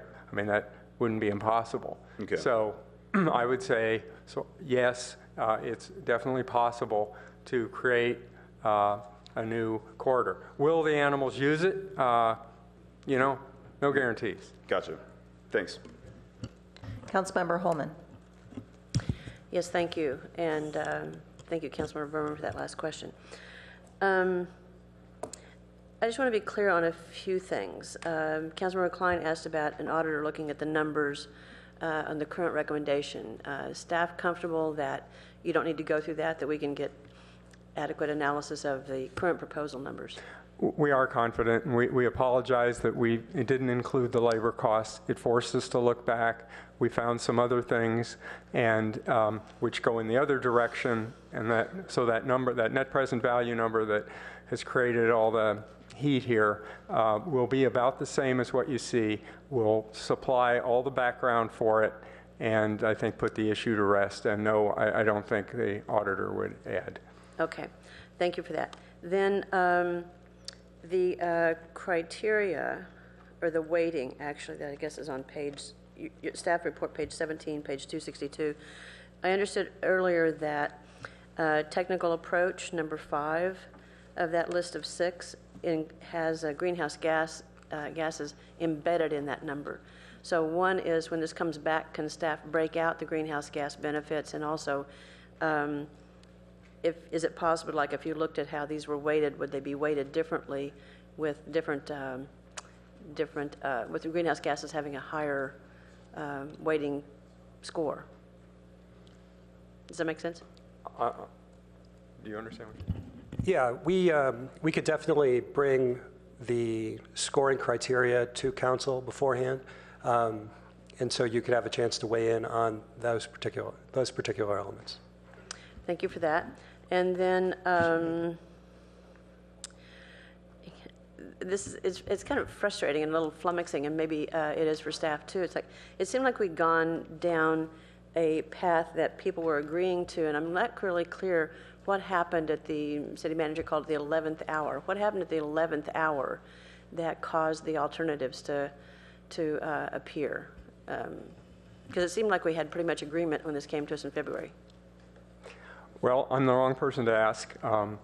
I too thought we had some agreement. Okay. I think you can judge for yourself, actually, from the discussion tonight that there's a difference of opinion in the community, and even in February when we were all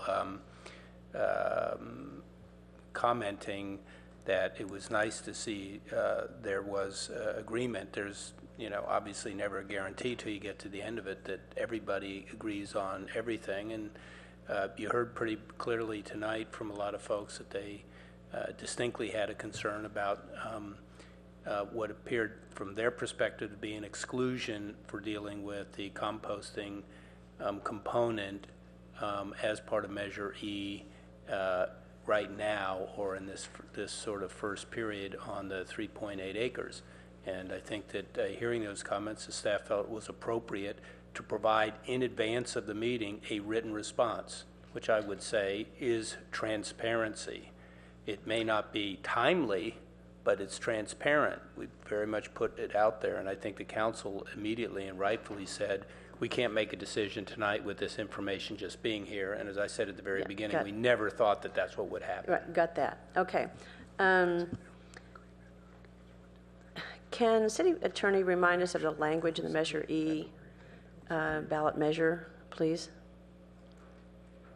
Sure. So I think there are two key operative provisions. The first operative provision is the one that removes the 10 acres from parkland. And it says that it is removed from dedication for the purpose of building a biological conversion facility to handle yard trimmings, food waste, and/or sewage sludge from the regional wastewater treatment plant.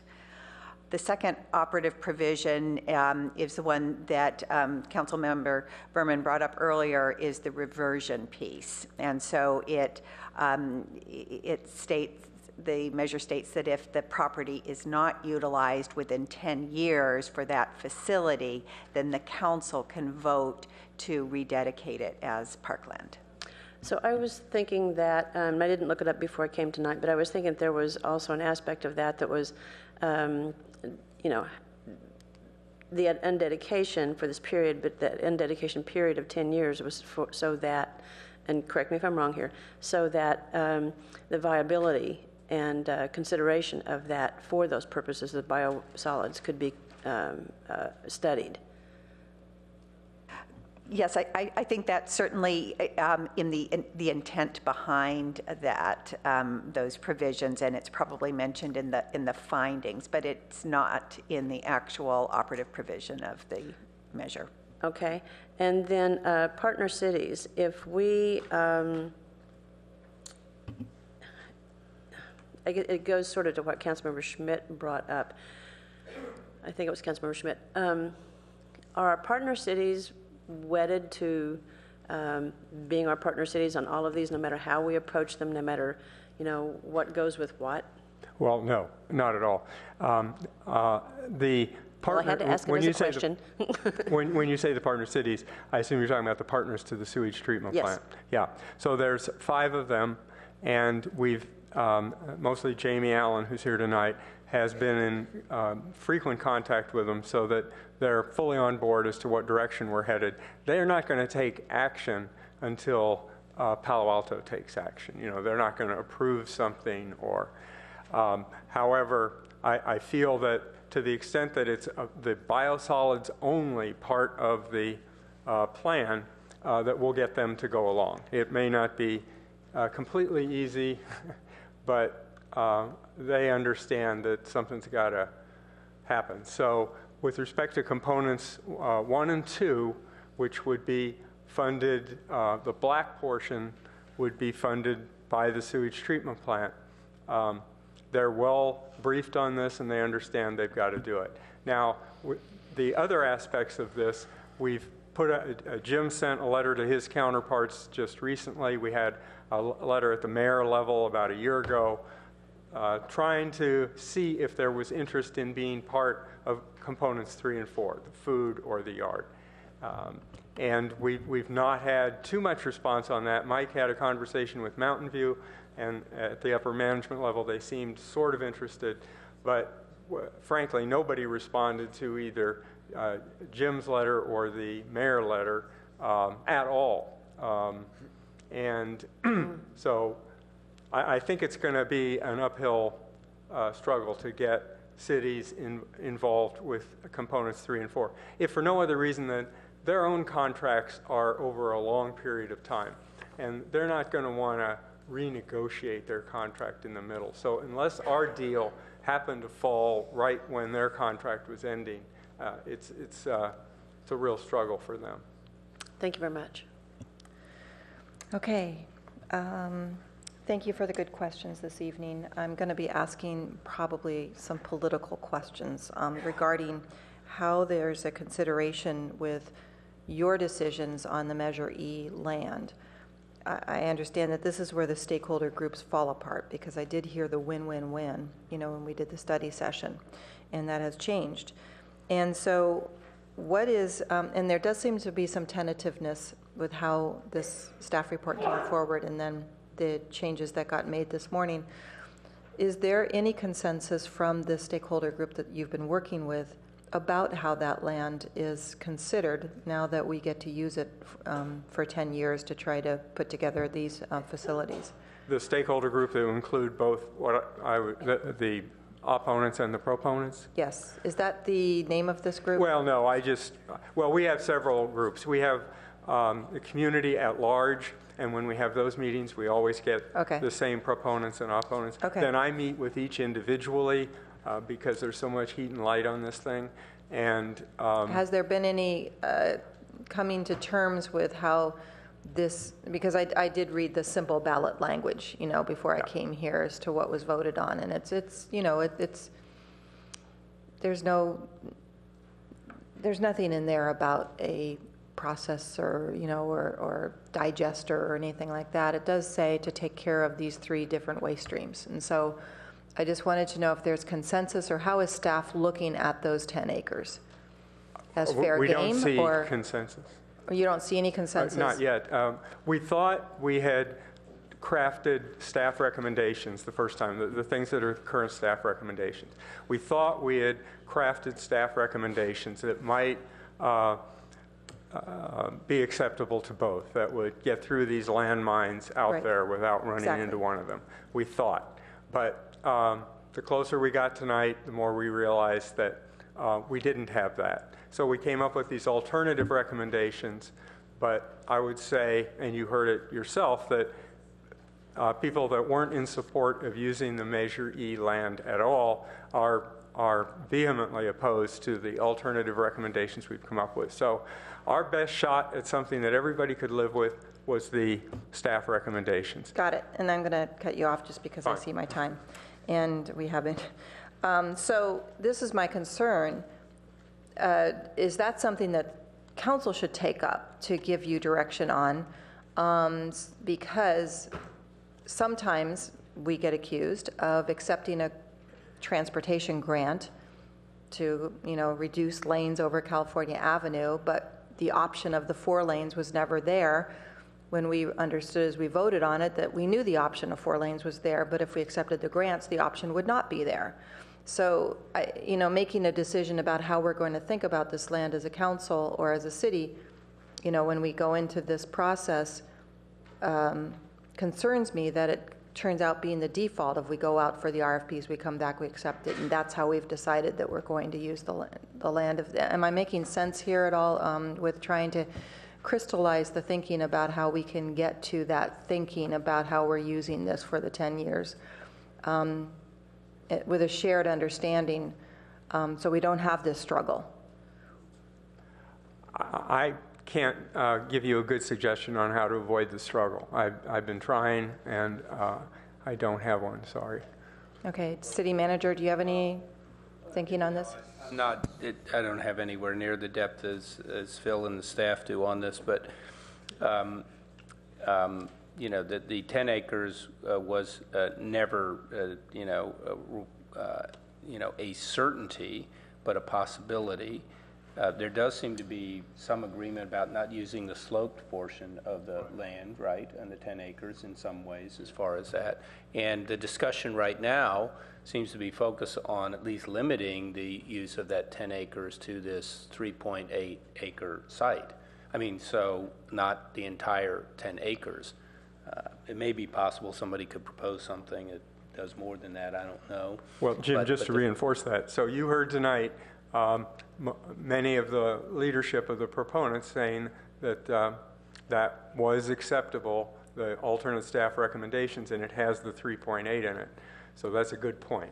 We've seen a little bit of progress on narrowing the use of the 10 acres. Okay, so we'll end up probably just being the proposal, and when we accept the proposal or not is where we come down on how we're looking at those 10 acres or the shrinkage of those 10 acres. And I would just say I think that our practice has been, since our decisions to close the landfill early, to start to reclaim and return different parts of the area to the park, that obviously, I mean, we would share an interest in getting these boundaries defined as soon as possible, so that also the completion of the park components can happen as quickly as possible. Okay, that's it. Thank you, and thank you for bringing this, and thank you for being flexible tonight on that. So we are going to take up another agenda item. I was going to...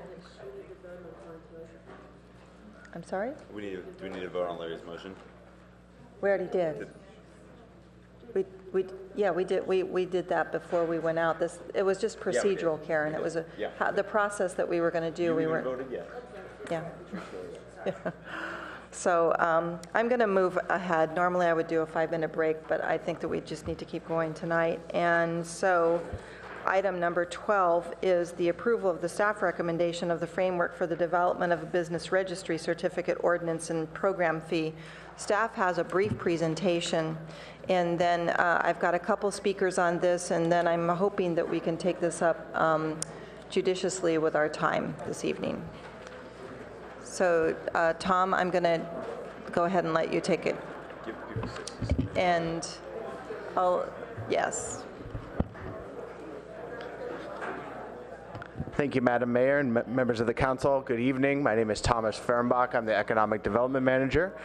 With me at the desk today, I also have our Development Services Director, Peter Pernajad. We are here as a response to a colleague's memo in late February because we are lacking could we just take a second? Sure. I know that there's a lot of friends out here in the audience, and yeah, I know. We've got to give a few minutes to let them clear out. Okay. And yeah, it's just late. I'm hearing crickets. Yeah. Oops. Holy toilet. Can we just get more speakers? For the item 14.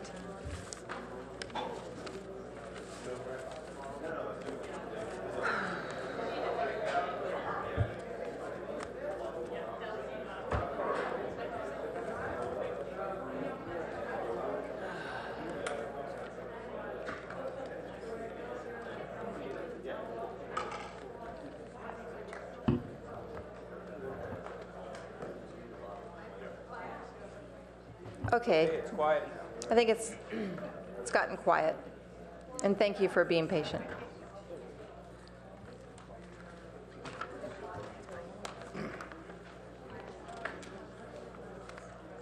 Thanks again, Madam Mayor, members of the council. My name is Thomas Fehrenbach. I'm the Economic Development Manager, and we are here tonight, myself along with the Development Services Director, Peter Pernejad, as a result of a colleague's memo in late February, because we're lacking some basic and essential data in Palo Alto. And that is, as basic as how many businesses we have, how many employees are in the business, where those employees are located. As mentioned in the colleague's memo, there's some very vital uses for this data. I think the main aegis of the colleague's memo was really around transportation and land use planning, as well as transportation demand management measurement.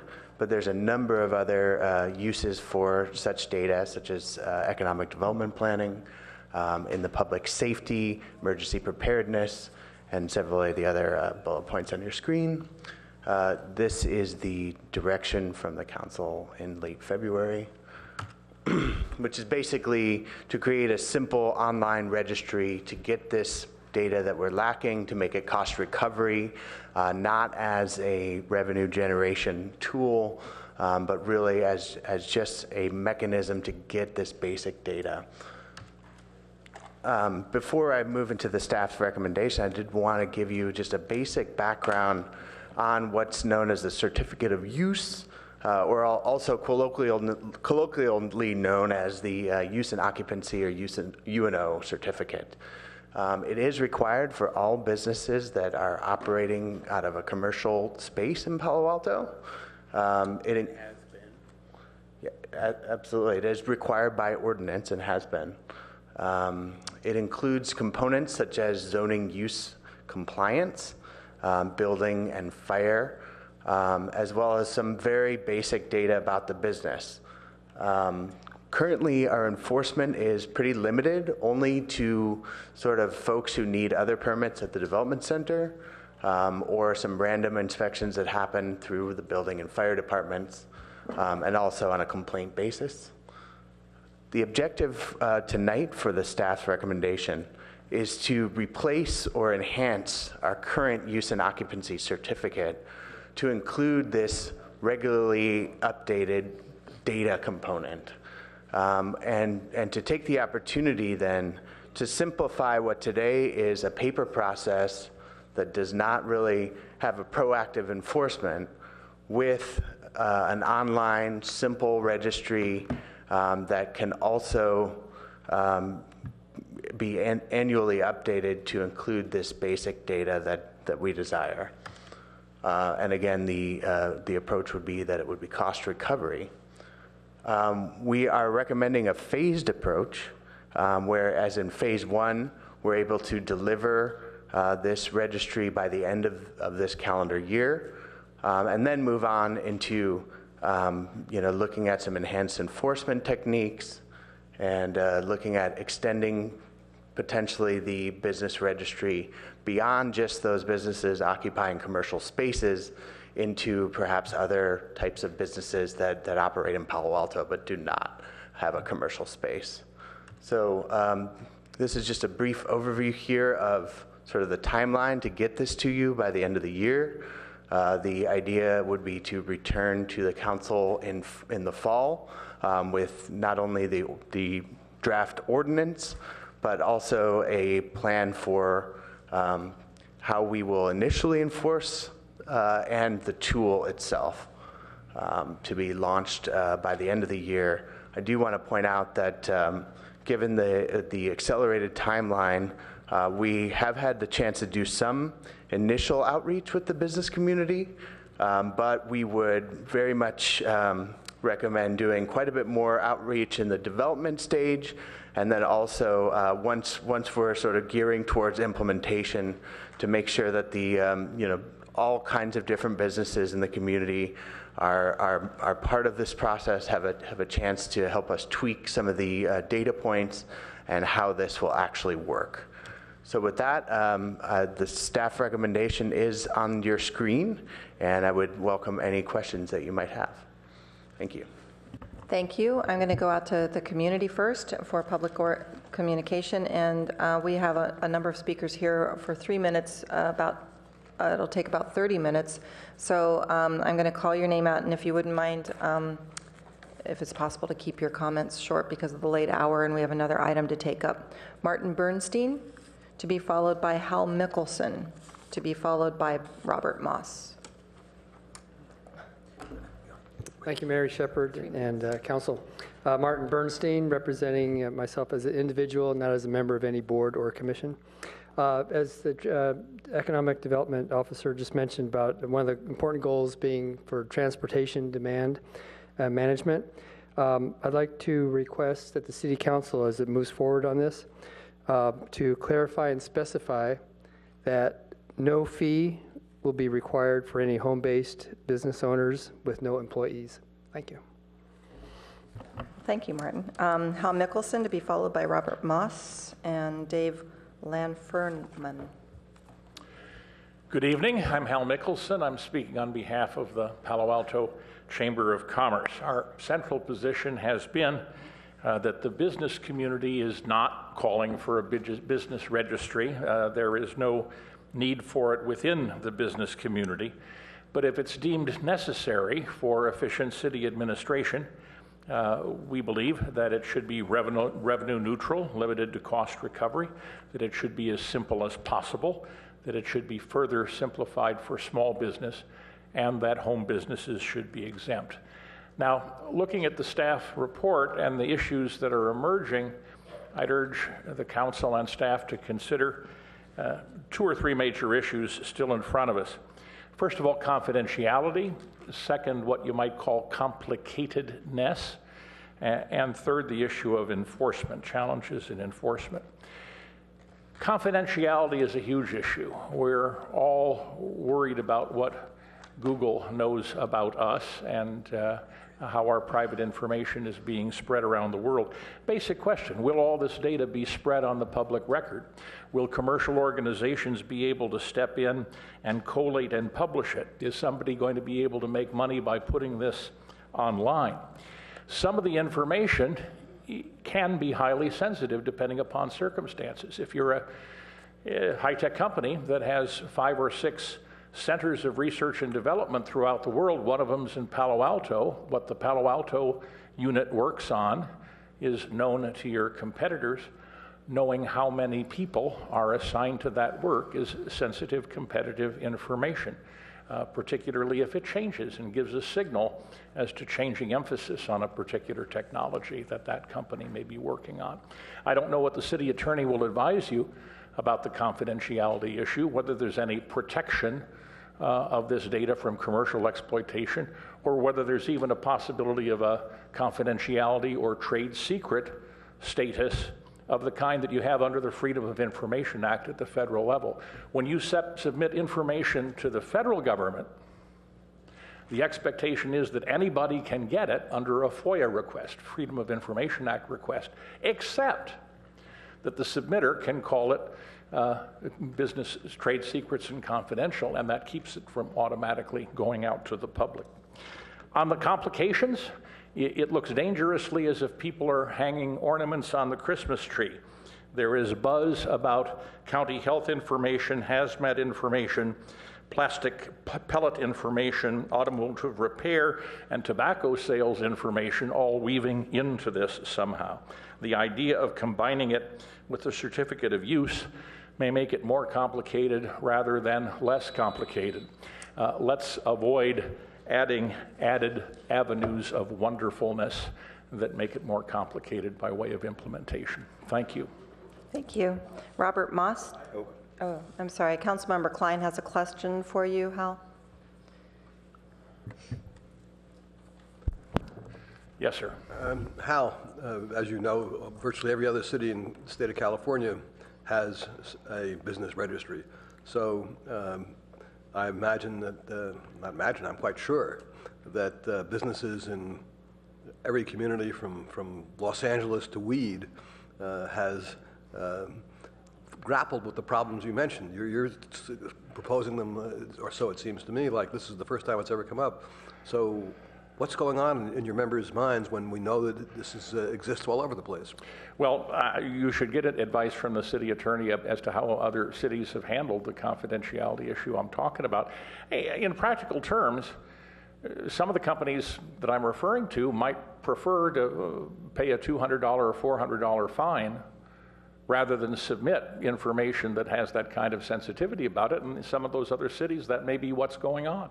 Well, I would hope that the chamber, given the fact that there are chambers almost all over the state, would talk to your colleagues and get some ideas rather than just say we've got a problem here when it's a problem. Obviously, everybody's solved. We are grateful for the outreach and engagement shown by Tommy, and the city staff will continue to be engaged. We'll keep talking with you. If we can find out how that's been solved, we'll work at finding that out. Good, thank you. Next speaker is Bob Moss, to be followed by Dave Lanfern, and then finally Lynn Chiapella. Thank you, Mayor Shepherd. I'm glad to see this moving forward. I've been trying to get something like this done for decades.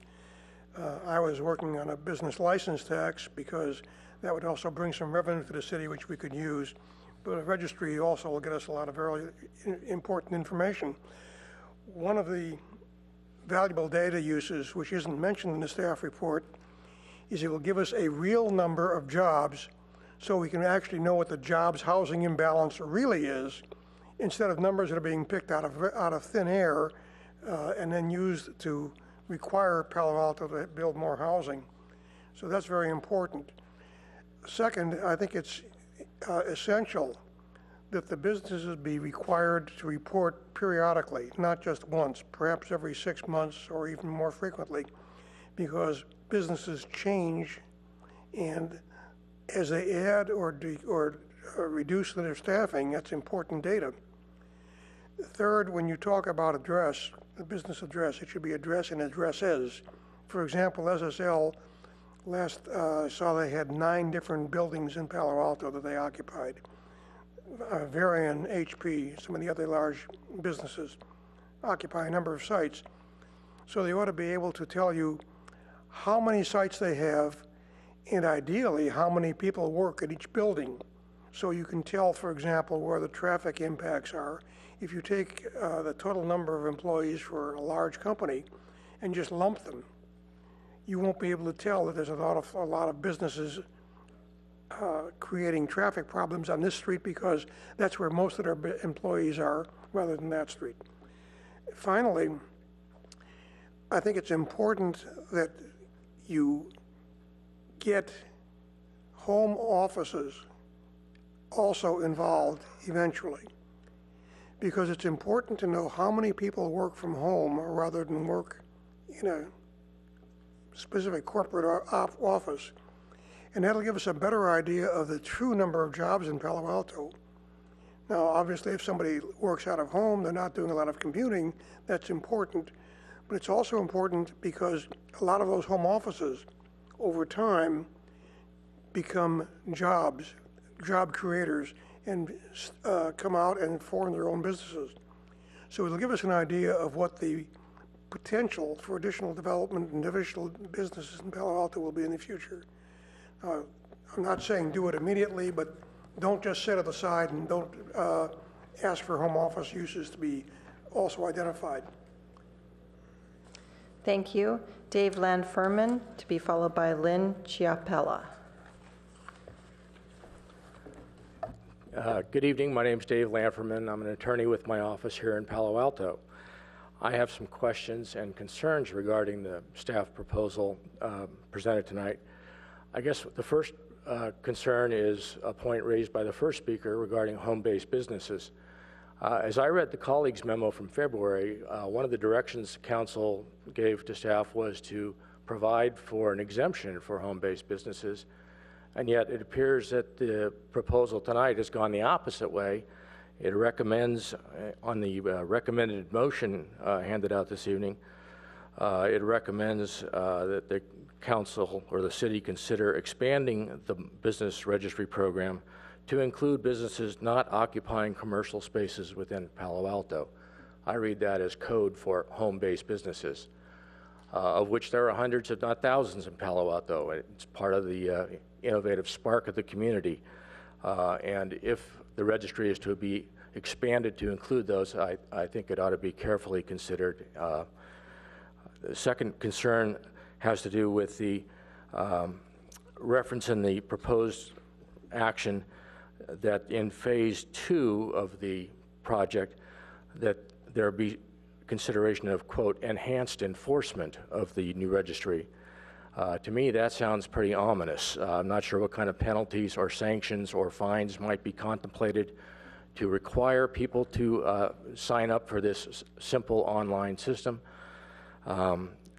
It seems a bit like staff proposal is asking businesses in Palo Alto, whether they're home-based or otherwise, to basically pay for the red tape that will eventually be used to further regulate and tax them.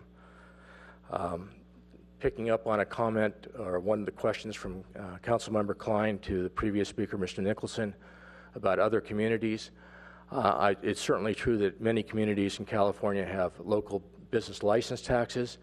I'm not sure that calling this a registry gets around the requirement that the voters be allowed to say whether or not they want something like this. My recollection, about 4 years ago, the voters in Palo Alto rejected Measure A, and this has strong similarities to something the voters turned down. I think their wishes are entitled to be respected before we try and end run around that. Thank you for your consideration. Thank you, Lynn Chiapella, to be followed by John Kia. Lynn Chiapella, I live in Midtown, and I'm drastically affected by the parking problems and the numbers of employees that aren't counted, so that if you have a little dentist office that has three dentists, all of a sudden there are 4 dentists, then there's 9 dentists, but the 7 parking spaces haven't changed. So that puts all the parking on our neighborhood streets. And it isn't just a problem that they're parking in front of your house and you can't park there. It's also a problem that the alarms go off all day because the trucks start them off. People are running back and forth. They're driving very fast because they're looking for a parking place because they're late to get to the bank, which is now a customer service. This has been coming up for decades, and it's never been dealt with. Every other town that I know of in California has some kind of registry or some kind of a business license. And I don't think there's any way you'll ever get to the bottom of how many people are working in Palo Alto if you don't require this registry. So I urge you to adopt it. And the other thing I think you don't know is how many of these businesses have actually expanded into residential property adjacent to them. I can think of some. So they not only have their own business, but because they've expanded from doubled, tripled in size, they have crept into the neighborhood property, which apparently is legal to take down the fence between a neighborhood property, residential, and a business, and then you do it through the side yard or the backyard, nobody notices. So I think you need to be, this should be transparent so that at least you can verify that these are really true figures, particularly in this case I'm thinking of where this is occurring. Thank you. Thank you. John Kia will be our final speaker. I'm John Key. I'm the board chair for the Chamber of Commerce. And while the Chamber recognizes the value of the data and the information to be gathered with respect to the business community, I would ask Council to take consideration into 2 issues. One is enforcement. The concept here is not to get a sample size that's statistically significant, but to really have all-inclusive data. And so enforcement of the business registry ordinance on large corporates will be critical because if it's just enforced on small to mid-size businesses in the city, you're not going to get you're going to get just enough information to be dangerous. So there has to be some thought put into how you enforce this ordinance on corporations with a lot of employees working in Palo Alto in order for there to be good data.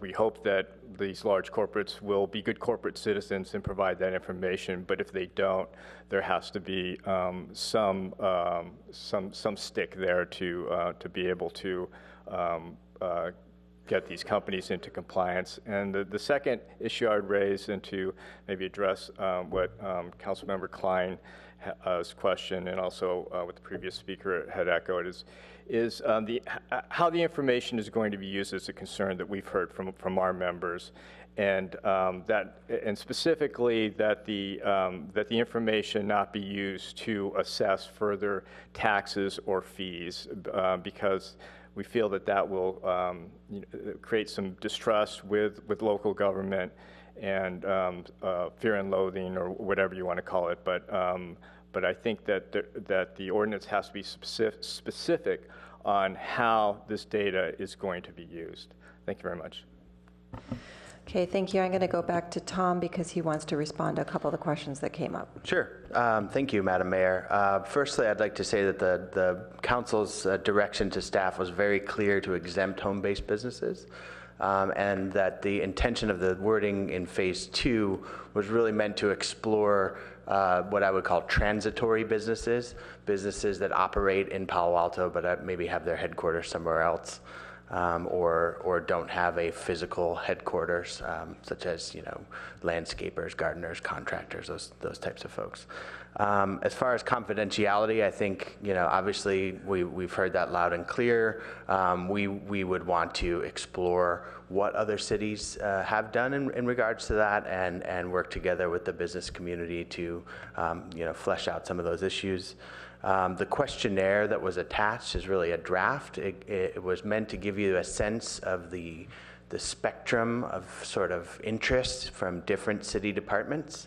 I think that we would want to work closely with folks to make sure it wasn't too onerous, but that at the same time it was getting us a broad spectrum of information. As far as the different buildings question, currently a use and occupancy permit is required for each separate building. So the intent of the sort of business registry certificate as a replacement of the UNO would be to address how many workers were in each separate building. I would defer to the city attorney in terms of the voters question, other than to say that my understanding is that as a cost recovery business registry, it is not considered a tax. But I would looks like that is correct. Yes, that's correct. And obviously, I want to underscore that there is a lot of misinformation and confusion about our current ordinance and about the current use and occupancy or certificate of occupancy. And we really see this as an opportunity to, do some really proactive outreach, and also, like I said earlier, move a paper process to online, and really create some hopefully simplification of what today is not that simple of a process. So with that, I'd turn it back and entertain any questions that you might have. Sure, thank you. Councilmember Holman. Yes, thank you for bringing this forward in a timely manner. So I'm going to try to be quick here. The recommendation by staff on the first page of the staff report references replacement enhancement of the existing use certificate process. Further back in the discussion, it talks about, well, actually, even on the presentation, it says redesign the use and occupancy process to include data component. So for other reasons I won't go into now, I think I would recommend changing the languages in the staff recommendation to better reflect what's in the presentation this evening. Questions I have about the questionnaire actually are, and you might want to clarify too, because use certificate and occupancy permit are used kind of interchangeably in the staff report, and that might be confusing to some people. On the questionnaire, What's an SIC code? I believe it stands for Standard Industry Code. It's basically a standard set of numeric codes that break into different types of sections, what types of businesses are. You know, I'm not saying this would be accurate, but whether it's accounting, you know, manufacturing, and it gets into a lot more detail than that. So you can see some categories to kind of roughly know what the categories. That's helpful for me because the one part of that is business type, and I was wondering, like, so does that just mean commercial, or is it more fine-grained than like, is it office, is it, you know, retail, is it restaurant, is it, so the SIC code addresses those kinds of specific identification of businesses? It does. It gets pretty specific. Okay, thank you very much. Wait, you haven't been called on. So also as a part of these questions, it talks about number of workers on site, but it doesn't address part-time or full-time. I'm going to throw out a couple, 3 questions at once here for hopefully being expeditious here. The staff presentation this evening addresses something I'd added to the sample questionnaire, which is how are people getting to work? But that's not in the sample questionnaire. And I think that's really critical. Also in the sample questionnaire, it says, does your company provide on-site employee parking? But it doesn't say, you know, how many spaces, or I'm just using this in general, how many spaces or fewer parking spaces are provided than employees on site? Where do the employees park? Because we don't know where are they going. So those really are my comment questions. Actually, one other one, which is the $413? $413. Is that, actually 2 things. Is that the same fee no matter if you're, you know, a 30,000 square foot research park employer or, you know, a new small cookie store on University Avenue? Yes, it is. And it's basically, you know, includes the components of the zoning use compliance, the building, and the fire.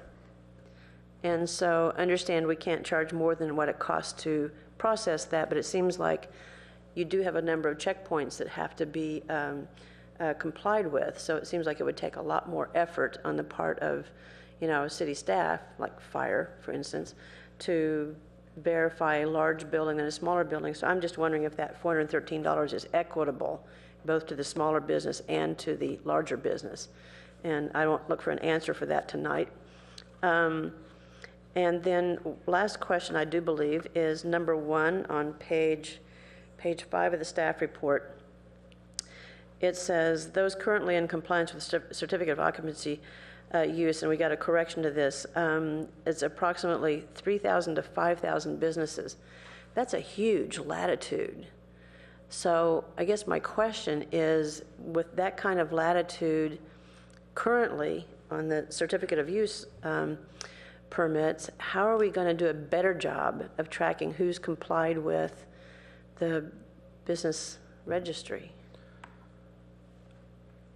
So to answer your question, I think, you know, because the current use and occupancy or certificate of use is a paper-based system, and because it's a one-time, you know, permit that's needed, you know, our records go back quite a ways. So really the best records we have are in our current permit management system, which basically go back to 2004. As you go farther into the past, those records are a little bit harder to you know, find in any specific place. So we will, as part of the, you know, a building of the tool, we'll need to not only go back into our records and dig out all the current use and occupancy permits. We also need to find several other databases that exist through the county's records, the state's records, as well as other types of databases like A to Z databases, et cetera, and we need to do an initial outreach list of as many businesses as we can put together that we can identify as being in a commercial space. So we'll need to, sharpen our pencils on those types of numbers, and it's our intention as part of the returning to council in the fall to have refined a number of those figures. Okay, thank you. I think I'll just go ahead and make a motion. I'm going to make a motion to accept the staff recommendation with the following changes. That as part of that first paragraph, I'll pick up after BRC, ordinance and fee program as full cost recovery through a redesign of the use and occupancy certificate process. So for city clerk, it's after recovery, it is eliminate the next word so it picks up through redesign of the use and occupancy certificate process, including, and we don't have it on our screens here, so I can't.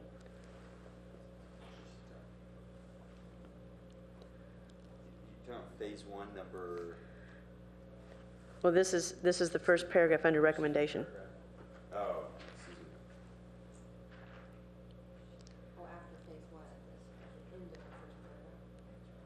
It's directly under recommendation.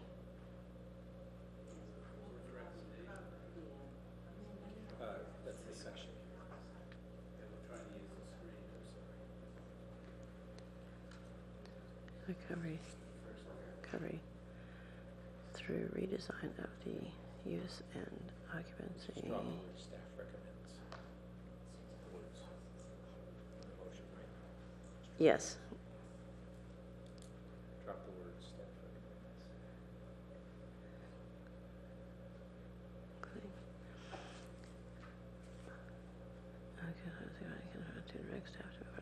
recommends. Okay, and then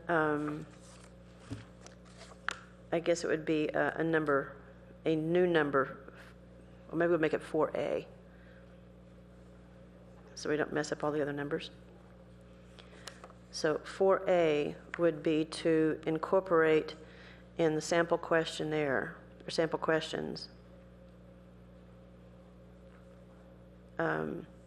number of employees, I'm sorry, how do your employees get to work?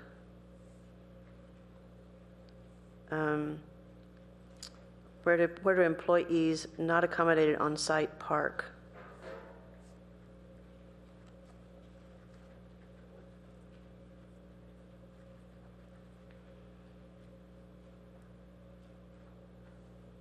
And I'll leave it at that right now and see where that goes. And I don't see a second for your motion, so. Second. All right, Councilmember Klein, would you like to speak further to your motion, Councilmember Holman? Just briefly, again, I do really appreciate staff bringing this back in a timely manner, and I think it's just really important that we utilize this to the best intentions of what was in the colleagues' memo and anything else that staff comes up with that enhance how we could use this. And that's why I think it's important and critical to have this sample questionnaire, even though these are samples right now. It's not the final, but I think it's important to just get it out there in the front, some of the kinds of data that we're looking for. So, and I think it's also really important that this be as a part of the use and occupancy permit process and not a replacement for it. There are a whole other reasons I won't go into for that, but I'll leave it at that. Thank you. Councilmember Klein, would you like to speak to your second? Yes, sir. Since I was out of the room, I did have one question for Tommy, and I was a little surprised to read on page 2 of your report, the second paragraph under background, where you write, as the demand for commercial spaces increased, the density of commercial use of commercial space has also increased in general, changing nature has come more people, et cetera, et cetera. I think that's sort of commonly believed, but I thought we had some study out of the planning department that indicated that we could not verify that as yet. And so I'm concerned that we're just stating something in there that we really don't have any proof of yet, other than just sort of common belief. No, I want you to take a look at that, and you don't have to come back tonight. Yes, I think this is something that we need to have. I just want to respond to a couple of the comments that were made. First of all, as one who participated in the unsuccessful campaign to have a business license tax passed, I can't tell you how many times people got up and said, particularly you members of the business community, who said, I'm opposed to a business license tax, but I'm in favor of a business registry. We heard that over and over and over again. So this is very, very different than a tax. Under Prop 218, a lot of the things that were mentioned by the business people tonight under Prop 218 are protected. We can't impose a tax, meaning something that produces more revenue than it costs the city to incur, without a vote of the people. So I think that the concern that you have that somehow this registry is going to turn into a tax is really not within the structure of the California law.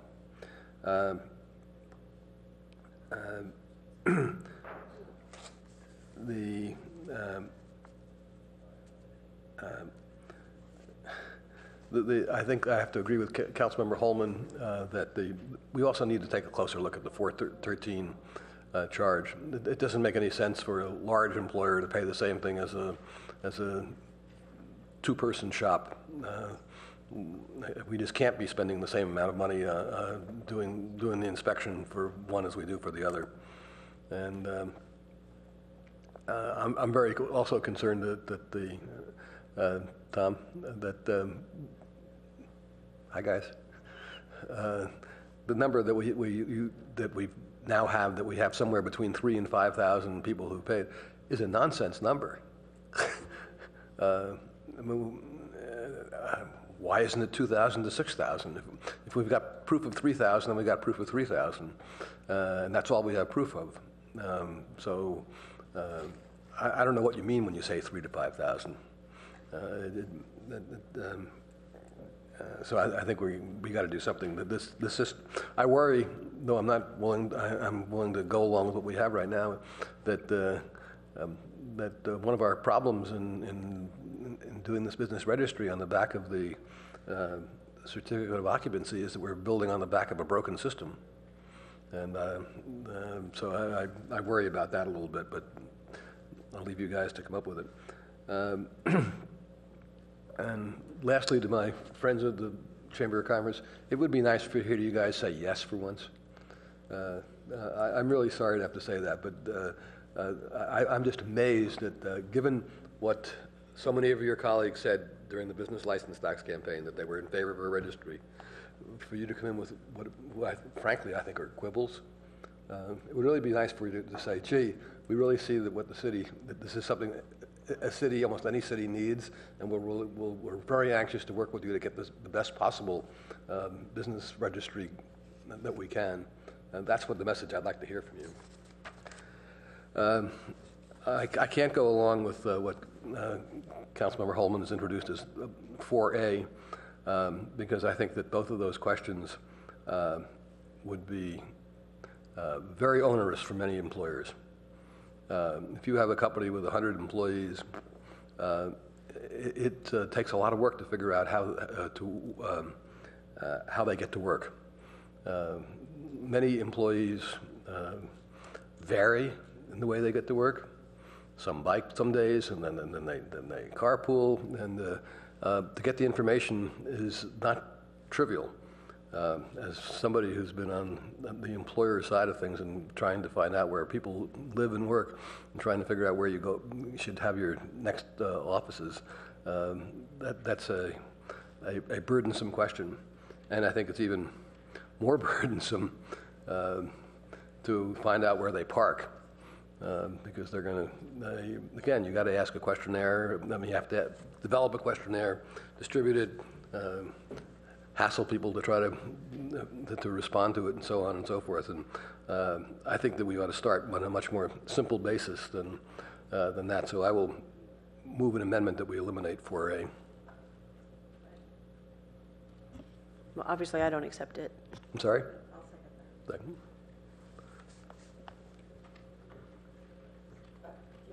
No, I've spoken. Okay, so we're speaking on the amendment right now. I seconded it. I had the same exact concerns. Right now, we're trying to figure out bundled parking, unbundled parking. I'm learning, actually, some of the things I'm hearing that's going on right now downtown is almost like Berlin after the war, when cigarettes was the currency. Parking spots are the currency on the street right now, and we're trying to get a handle on that, and that's what the purpose and point of this is. And the questions for me might be really different, like, is there sufficient on-street parking? Right now, we're being challenged by giving free parking permits to city employees. Well, this is a building that has workers in it, and everybody wants buildings to have the workers parked. Well, they're parked that way because they work here at City Hall, and so there's this conversation going on that isn't clear at different levels. And then I also learned that some people sell off their parking and make their employees park out in the street. So this is what we're trying to get to. And so if we're going to ask those types of vetting questions, I think that we ask those types of vetting questions after we find out who we have and how we can contact them. So those are my comments on that. I do have other lights on, but if anybody would like to speak to this right now, I'm going to look at the lights for speaking for this motion. Otherwise, we can go to vote on the amendment. And I see nothing, so let's vote on the amendment. To remove this would be a yes vote.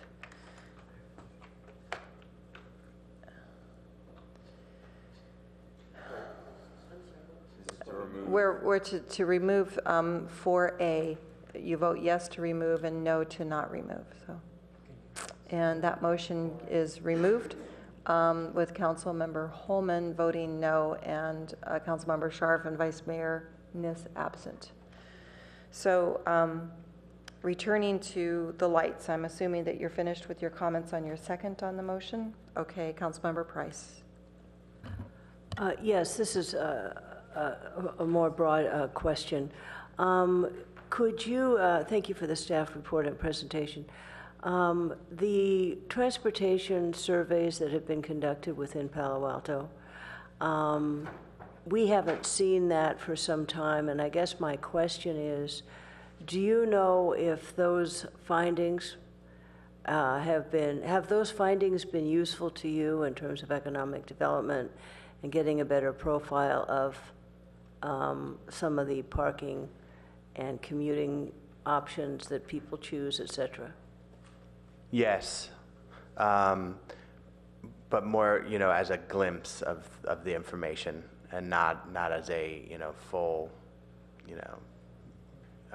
view into the realities of the situation in downtown and in other business districts.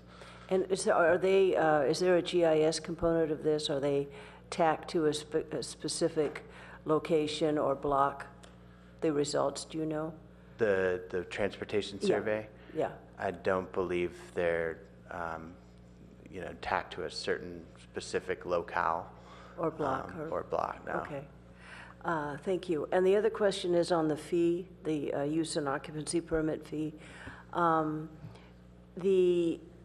It's my recollection that a lot of the fee structure for this kind of an occupancy permit, your fee structure is related to a cost recovery issue, but also you peg your fees relative to what other communities are doing. Is that still an operating practice? Well, I'm not exactly sure what the operating practice was when they implemented this fee, but we are going to be going through a fee study. Right. And as part of that, we'll definitely look at this to make sure it's cost neutral. So I took note about ensuring that larger businesses and smaller businesses are reflected in that full cost recovery strategy. Okay. Because my question on that was, is that some of the fee structure is certainly on a kind of a transaction, a unit basis, and others may be tied, sliding scales depending on square footage, et cetera, et cetera. So I know in the fee structures in many communities, there are those variations. And so I just wondered, within the use and occupancy permit arena, is it common to have a flat fee or have it pegged to, other issues? My familiarity was with the business license tax, and that's based on gross receipts. So it is a sliding scale depending on the size and the success of the business. In this case, it would make sense to tie it to some equivalent non-tax, total receipts-based variable like square footage or something along those lines, but we'd have to take a closer look. And so right now, as I understand it, there is a flat unit, the 413 or whatever, that's regardless of size of the operation. That's correct. Okay. And we don't have a sense right now if that's common or not in other communities. Not for a business registry, but for a business license, it's typically a flat fee for most businesses. And then after it gets past a certain size or a certain amount of gross receipts, then it starts to slide. Got it. Correct. Okay, thank you. You're welcome. Councilmember Schmid? Yeah, I am familiar with the Menlo Park business license tax, and it comes during tax season. They ask 4 questions, all of which are on your tax forms, and you can respond within 5 minutes. The tax isn't so good, but the interaction is great. I would think what we're trying to do is get a critical number. How many people are where? And how does that change, at least year to year? And to get that, you need voluntary compliance. You need lots of people say, oh, I'll do this. Gee, it's going to take me 5 minutes. I don't have to look up things. I don't have to ask 10 people questions. I can sit down and do it. So I guess I'm in favor of separating this from the use certificate process, which is a long, complicated, onerous activity. And to make this a couple questions, if you could answer it once a year, and you pay a flat $25 fee, or maybe you pay nothing, since we're the ones who are getting the value out of it. I think your voluntary compliance would go up. I think there's ways of checking whether you're getting things rather than estimating somewhere between 3,000 and 5,000. I think the Department of Employment produces both number of firms by size and employee for each community in California. So we have an annual check where we can compare what we're getting against some external data source. Department of Employment has tax records they use. So I guess I would go back to the introductory statement. If you could toggle to the introductory statement, let me suggest an amendment.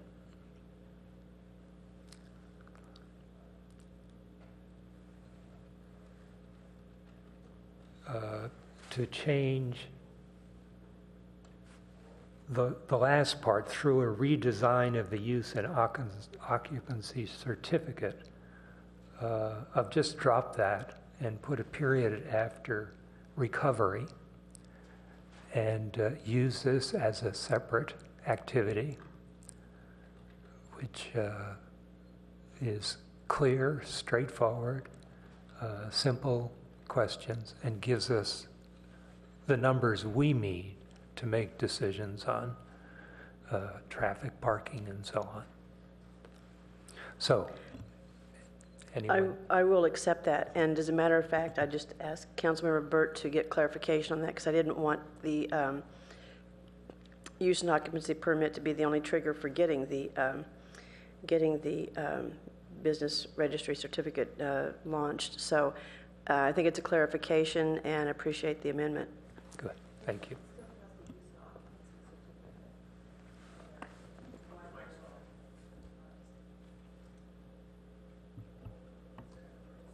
So, I know, but I just want to get this right before we go through that. So at the very end of this sentence, you want to stop at full cost recovery period or colon. That's where you want to stop. Yes. Okay. Stop. And so you want to eliminate. Thank you. Yeah. Okay. Councilmember Klein. I accept that. Okay. Are you, Councilmember Schmidt? Anything further? Okay. Councilmember Burt. We'd like to speak to it when you get a chance. Oh, I'm sorry. Go ahead. So I just wanted to restate that the staff's thinking here was to try to have an integrated program that linked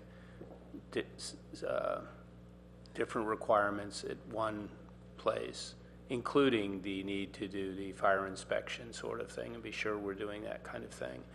And the thought being that there's more of a drive. People are not having to think about, I've got to get this permit, this permit, this permit. And I mean, there's the potential for there being less teeth to the just now much more voluntary business license program. Now, maybe you can make the argument that it makes it so much easier. People are going to somehow comply with that. But I think thinking on the staff's part was that this makes it easier to, once we make the transition, that people will, there'll be some stronger sort of enforcement or regulation or whatever.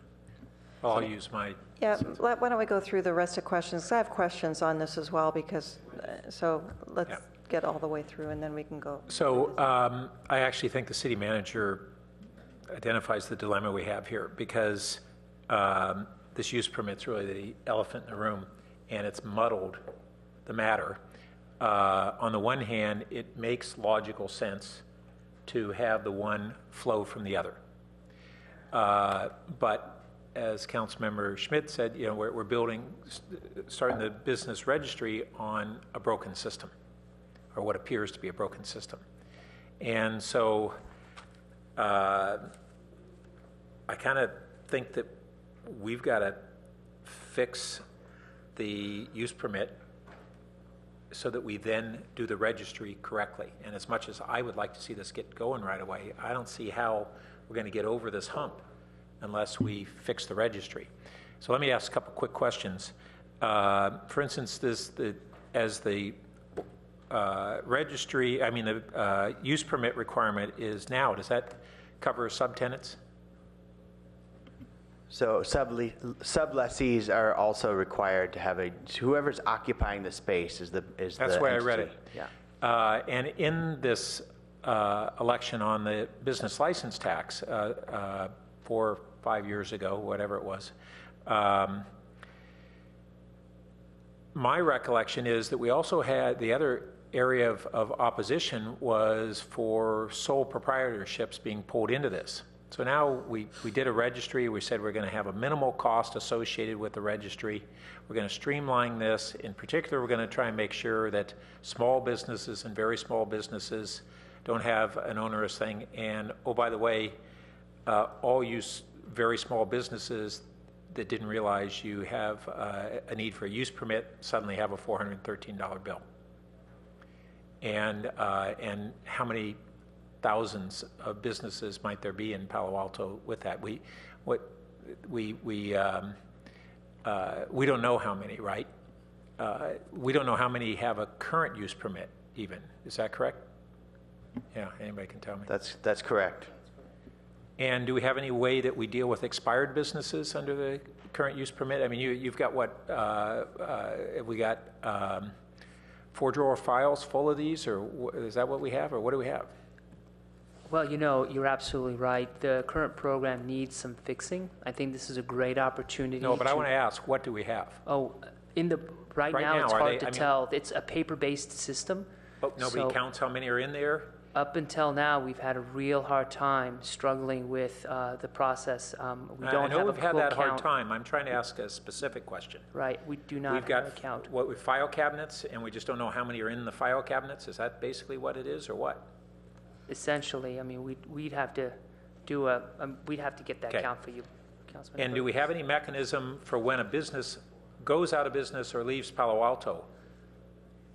Do we pull them from that list, or is this an accumulation of all the businesses who have ever filed for a use permit?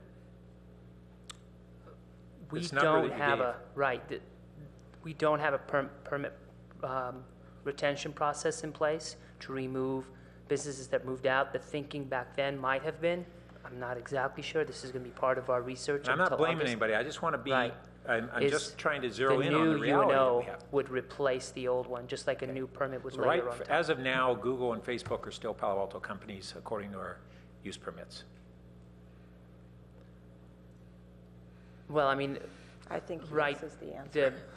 Yeah, for Yeah, I just want to Yeah. get it so that we understand and grasp, this is the baseline we're working off of. Enough to know what we can say about anything Okay. on this, but I thought So- some of this was automated. It is not an automated system. That's our proposal, is that we completely automate the system. So I get that you're going to fix this, and that you've been improving a whole bunch of things in the system. So I'm not looking at blame. I just want us to be objective and realistic on the baseline we're starting from. If we're building off of the use permit, that's broken right now. We both in terms of what it is, who's captured, and what the cost structure should be. So you got a little subtenant with one sole proprietorship and VMware that are paying the same. It just doesn't seem like that's where we're going to be ending up. And so how do we kick it off until we fix that? As much as I'd like to see this thing start yesterday, I don't see how we kick it off without first fixing the use permit. So I reluctantly would like to offer a substitute motion that staff return with this item with a recommendation for the revised structure to the use permit so that the business registry can piggyback onto the use permit, the new use permit structure. I don't hear a second for that. Okay? I'm going to give it a stab if you don't mind. Are you finished with your comments? Okay, because my comments are exactly the same, so I'm going to go down on this. First off, a use permit, the way I understand it, is to get into your building, to get occupied, and to go into business. It's a one-time thing. And yet, you do go back in to sometimes for fire inspections and stuff like that every year. So how is it, because my concern is, one, this doesn't kick anything off. It just sort of trickles in as new companies come in and occupy space. That's the way I understand this, the way it now actually not this anymore, because I think Councilmember Schmidt has readopted the initial paragraph here, which makes me more friendly to it, but it doesn't. But it disconnects it from the use permit. The way I understand it now is what we're looking at, which means it's a different program than what you brought to us. Is that correct? So, as I understand Councilmember Schmidt's motion, it is just a separate business registry that is separate from the use and occupancy permit program. Right. And so it would be a simplified questionnaire-based, and folks, businesses would would be enticed to go to the site and update their information. that's enticed or required, because the two things that I want to see is something that is fluid and refreshed every year. So, and I've filled out many business licenses because I used to have to do that when you own properties.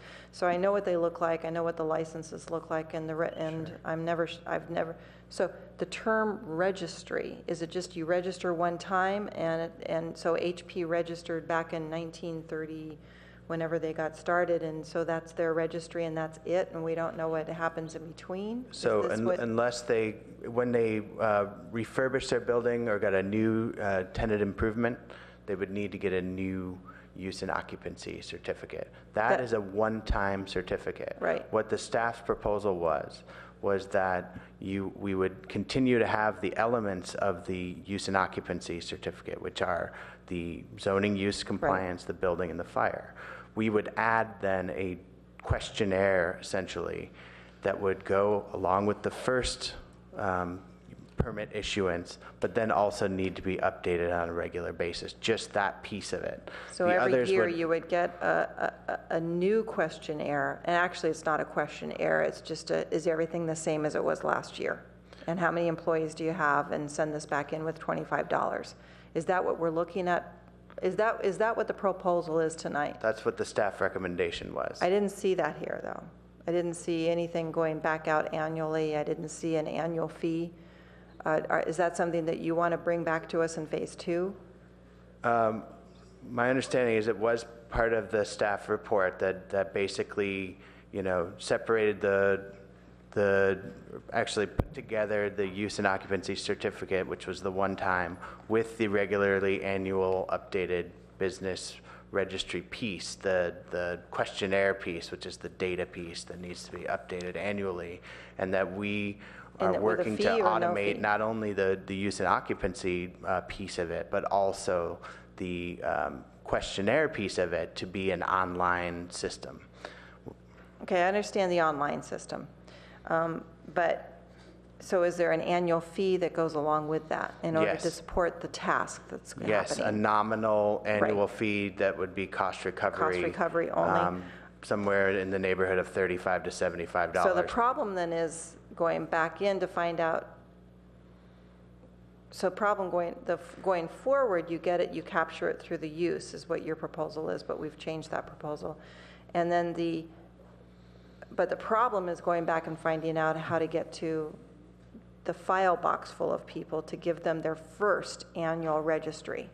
Is that what, so how is that being considered? I mean, that is going to be handled with how this is going to be managed going forward. Is that? So ostensibly, those businesses should also have that piece of paper on file within their offices, and we could do some, investigation to help them find that. I think we'd need, and in the staff report we mentioned that we need to focus on folks that already have a use and occupancy permit, and basically, get them into the new system online, and then also those that don't have the current use and occupancy, and also the new businesses. So we'd need to build outreach systems and a back end to support each of those different types. And it would be, yes, an effort, in the initial push, but the idea would be that, once we have, those folks in the system, then it gets to be a bit simpler with automatic, renewal notices and those types of things. But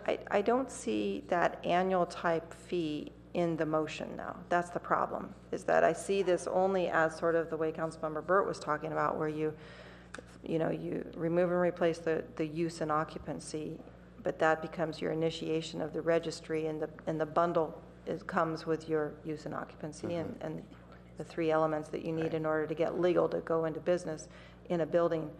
But it doesn't do the next step, which is the big sweep of annually reconfirming that you're in business, or no, I went out of business on such and such a date. So the intent of the staff was to get the direction tonight and build that into the ordinance that we would bring back to you in the fall. That would, basically codify exactly what you just said, and make the direction very clear, and we would make those ordinance changes. But that's not what we have on the table right now as a motion.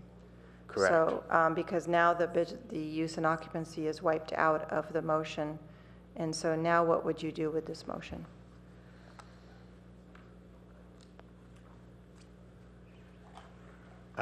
What I would do with the motion is take the direction from the staff, or from the council, which is to explore, just a separate system from our current use and occupancy and try to create some sort of, tools to entice / enforce all the businesses within Palo Alto to go to that website questionnaire and fill their information out.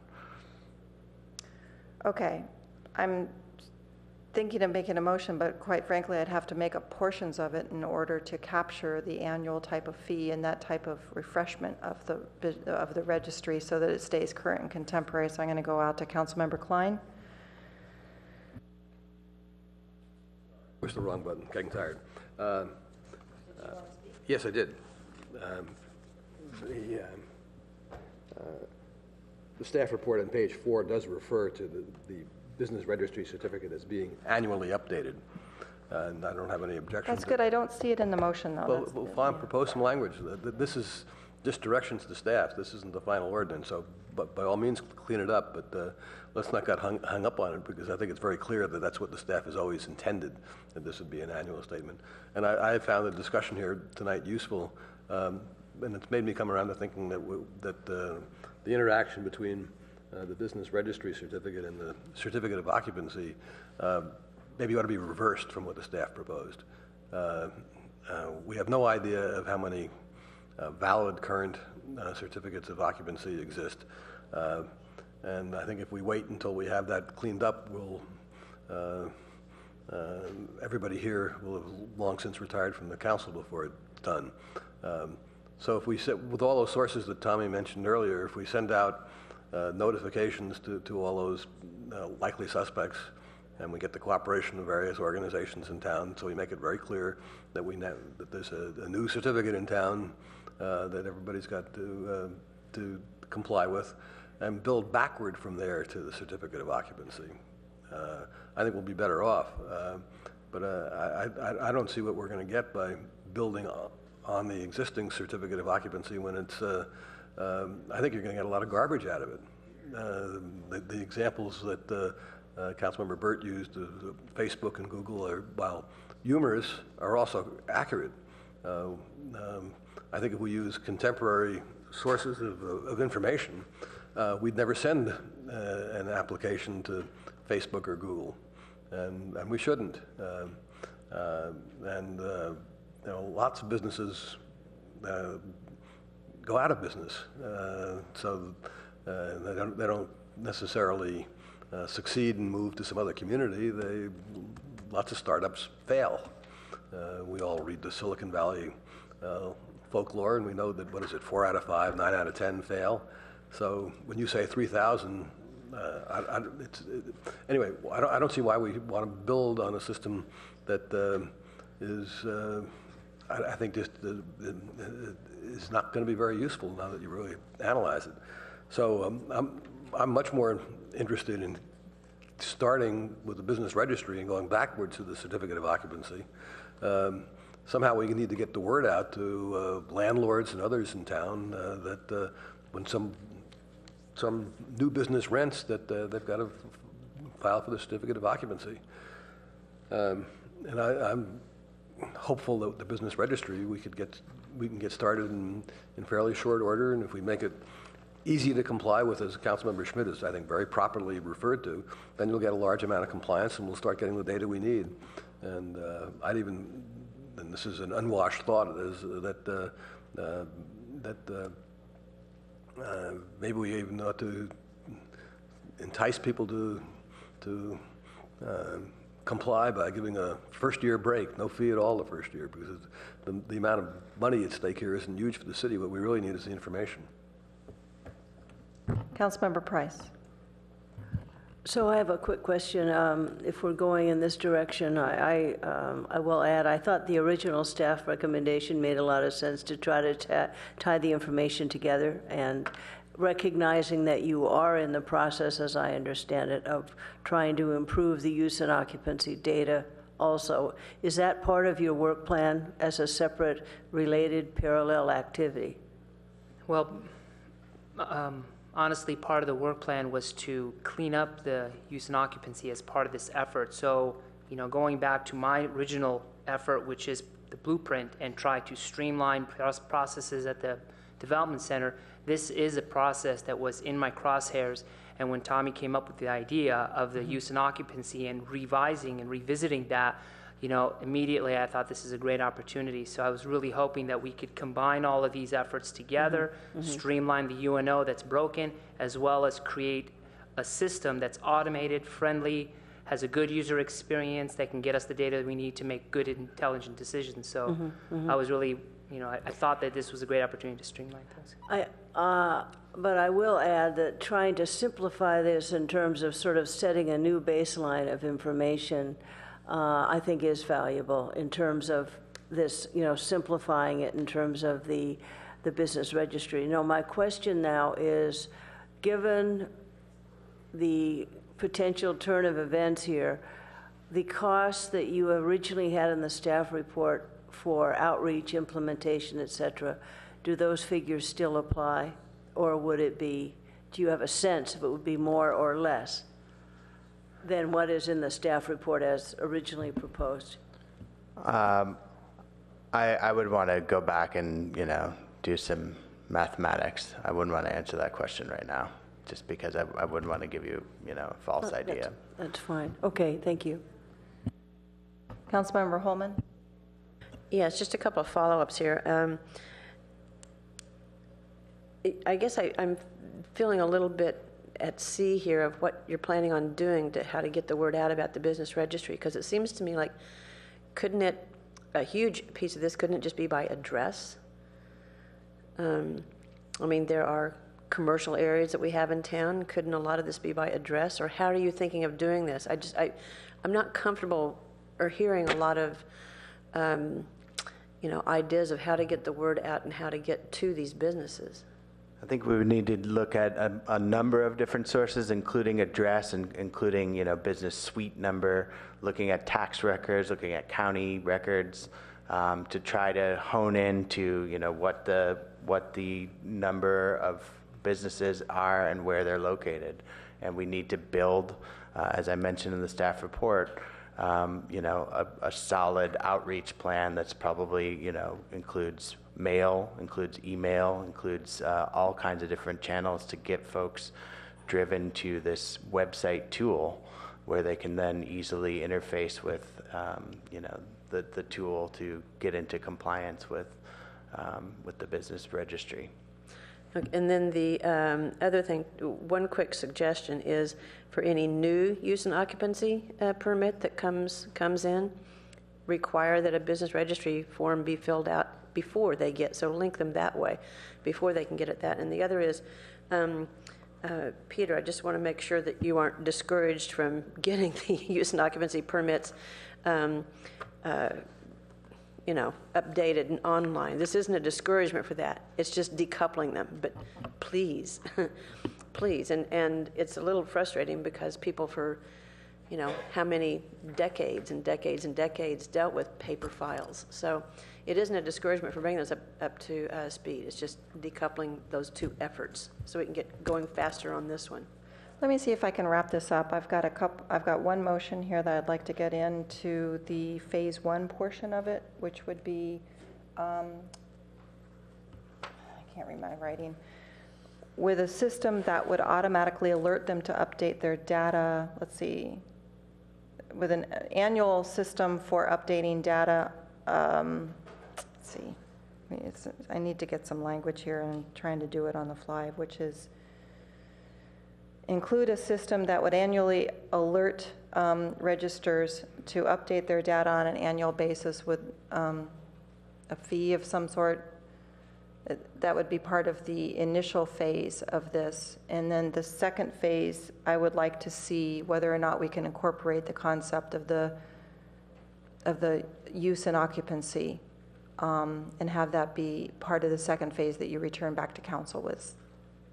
And that way, I think we could maybe get the registry launched and still try to tidy up the use and occupancy, because I do see a nexus there that is fine, but we need to get launched on this. So maybe if we read the motion, it'd be more clear. Okay, well, let's see, what did the clerk write down? Include a system that, yes. The existing motion, if I might, right, is says that direct staff to move forward with a two-phase framework to implement a business registry certificate ordinance and fee program as full cost recovery. So it seems like it's talking about this, right? What, an annual on, to Well, be we could, annually? you could add that it annual there. Right, okay. And then it has, well, the substitute motion, okay, failed, but you were starting to speak in that same direction, it sounded like, that there also be some direction as it relates to the use permit program. Right, mine would be an amendment to I add was speaking annual. about Mr. Are you Councilmember suggesting adding Burks. annual in the preamble? We can just add annual in the basic motion, right? Just amend it that it's a fee program as an, annual full cost recovery or whatever. Good, perfect, put annual up there. And then in the phase 2 portion, well, can I get agreement on, okay, Councilmember Klein, would you agree to put annual up there? Okay, and then I actually would like to see the use certificate incorporated into this in phase 2 and to have that come back to us with some of the enhancements. So there's no definition between what phase 1 is and phase 2 is right now as far as time. The direction you're going is you want to get us up and going on the business license piece of this. Business the registry. business registry piece of it, with the understanding, though, that you are interested in sort of getting the business, use and occupancy house in order, and then ultimately potentially merging these in some way. That's the general intent. Well, yeah, I think that the way I'm hearing colleagues is that if that was incorporated into what came back to council later on after you kind of did do your file drawer opening up to see what's going on in there and had a little more structure to it, I think that would be something I could see to be useful. So do you need to have that direction tonight in this motion, or is that something that can just come back under phase 2 without that direction? Well, if I just might add, if you generally want to give us this direction without any particular time frames, we know the sequences on the business registry piece, we know this other piece is hanging out there, and we're going to have to go back and do a lot of work on what's going to be involved in the outreach process and all of that, and I think it would be better to get your motion, let us go back and regroup, knowing the basic framework, and then we could come back at some point and give you more details with more specific recommendations. That's okay. Okay, so with that, I don't see any lights, and are we ready to vote on the motion, which? What clarification here? Yes. So annual, Councilmember Klein and I both accepted that amendment to be added into the first paragraph. Okay, so that needs to be indicated by the clerk before we vote. And so then, are you dropping, Councilmember or Mayor Shepherd? Are you dropping the use and occupancy piece and waiting for staff to come back? I just need to understand what you're saying. Yes, I'm sorry. Yes, that's exactly what's going on. They want to regroup on that. But Okay, they are all aware right. that they want to try to. That's something that they would like to do. So that will come back with phase 2. Okay, all right. And so it's just to include annual renewal process into the phase 1, which is. Okay. No, I'm sorry, into the preamble up here. To direct staff to move forward with two-phase framework to implement an annual business registry certificate. Do you see that? Yes, and in phase 2 gets deleted. Yes. Those 2 lines get deleted. Okay, now we're good. And get rid of phase 1. It would be up. Oh, I'm sorry. Yes, phase 1. No, it's just up in the beginning paragraph where it's in. No, go down because Councilmember Schmidt has rephrased that paragraph. We would be incorporating annual into. Now I've lost it. Incorporate. I think you have to go down more. Hang on. Right there. So, okay. Implement a. And then before capital B business registry certificate, put annual in front of business. Yeah, right there. All right, so the motion is to reinstate the first paragraph. Can't read it when it's flying up the screen. So So we're going to be voting on the motion, which is to incorporate, I'd like to be able to read this motion outright so that we know what we're voting on. Nothing has changed from the staff recommendation except for the beginning here. And so how does it restate the first paragraph of the motion? So to direct staff to move forward with a two-phase framework to implement an annual business registry certificate ordinance and fee program as a full cost recovery, and the different elements in phase 1 and phase 2. Let's go ahead and vote. And that motion carries with Councilmember Scharf and Vice Mayor Ness absent. Thank you. And we're going to go into our final piece, which is the intergovernmental legislative affairs and the discussion and direction to the city manager regarding the City of Palo Alto's response to the FAA draft environmental assessment regarding the Northern California optimization of airspace and procedures in the Metroplex. I do have public speakers on this, and Mr. City Manager, let's go ahead and hear from you. All right. While Andrew Swanson is, maybe I don't know if this is your first time here before the council as our airport manager reporting. Andy Swanson, City of Palo Alto Public Works, and I think this will be my first time in front of the council. Thank you. So I just think real quickly, this is both a courtesy item put on the council's agenda, but also because we got the, actually through Congresswoman Eshu's efforts, got the actual deadline for submission of comments extended a little bit. We wanted to see, one, share what was going on with this issue with you, and, in case there was any desire to send a letter from on behalf of the council to the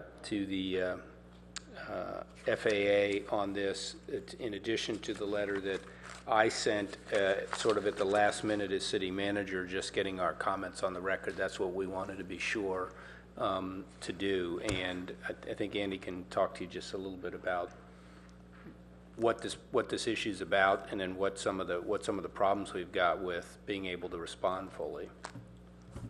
Okay. Well, briefly, the environmental assessment the FAA has proposed and is in the middle for the Metroplexes is in the middle of doing. Their requirements for this are a little different than what an EA I think we're kind of more accustomed to, which is actual dirt work, and so it's in the airspace, and so those requirements are limited, and so the comments what they respond to is limited to what is involved with this Metroplex EA. And that's what I've learned through going to the public workshop, talking to members of staff in the FAA, reaching out to some of the neighboring airports, the air carrier airports that are involved in this EA is being proposed for this region. And it's what I've learned that the FAA did not want to confuse the issue of other parts of this project that were not related to this EA. And that's one of the questions that we had were, why are the altitudes not there? Why can't we evaluate this? And this was done for the noise and environmental part of this for modeling, and that extra information and detail was not, they felt it was not necessary, and they met the requirements of the document, and they did not want to confuse the issue. And that's just what I found out, so I wanted to report this back to the council so they understood that. The impact and looking at the report and how it actually is going to or could impact the city differently is really difficult to understand because the altitudes aren't there. Some of the models show the noise contours, and it looks like flight paths. What I learned was that's actually that's the worst case scenario for the noise impact and how it involves the area, how it pushes out. And they modeled that under a situation where they actually had tower staff handling aircraft and what they would have to do under the conditions. And so that's what you have there. That's what I found out. It's not something that you just look at the document and it doesn't just stick out and illustrate that without, we asked a lot of questions about that. I think that's the most, if there's questions or other things I can address, I don't know if that answers it. Can I help for a second too? I can only describe this very simply, and if I'm inaccurate about it, please let me know. So first of all, this is completely unrelated to this earlier issue we had in the winter around Surf Air and the San Carlos Airport and Atherton trying to, talking about whether or not there could be some changes in the flight alignment, and we actually responded saying we had concerns about that. That's nothing to do with this, really. That is correct. Okay.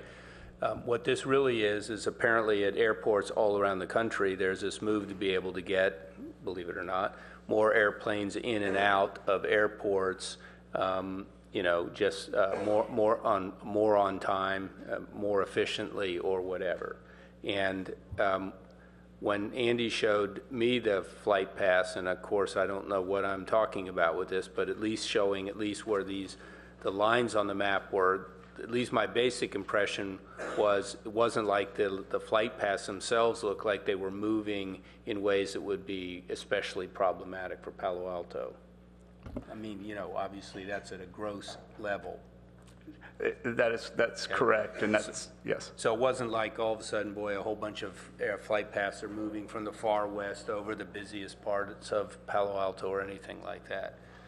But his point was that just showed us roughly where the existing flight paths are and where the changes could be. But there is no altitude data, so we don't know if planes are going to fly lower over us, for example, they did, and then presumably be noisier. And we've asked for that data and have been unable to get it. And I think everybody's been unable to get it from the FAA. Yeah, that is correct. So, there's a lot of constraints on what you can do, but we did want to publicly advise the council and let you have an opportunity for some questions and comments. And if you, for whatever reason, wanted to send a stronger letter than the one that I sent to the FAA, wanted to be sure you had that opportunity. Okay, thank you. I do have public speakers on this, and it's late, so let's get to them. You will have 3 minutes to speak, and the first speaker is Stuart Carl, to be followed by Veronique Amri. One. Roger around? Can you guys help?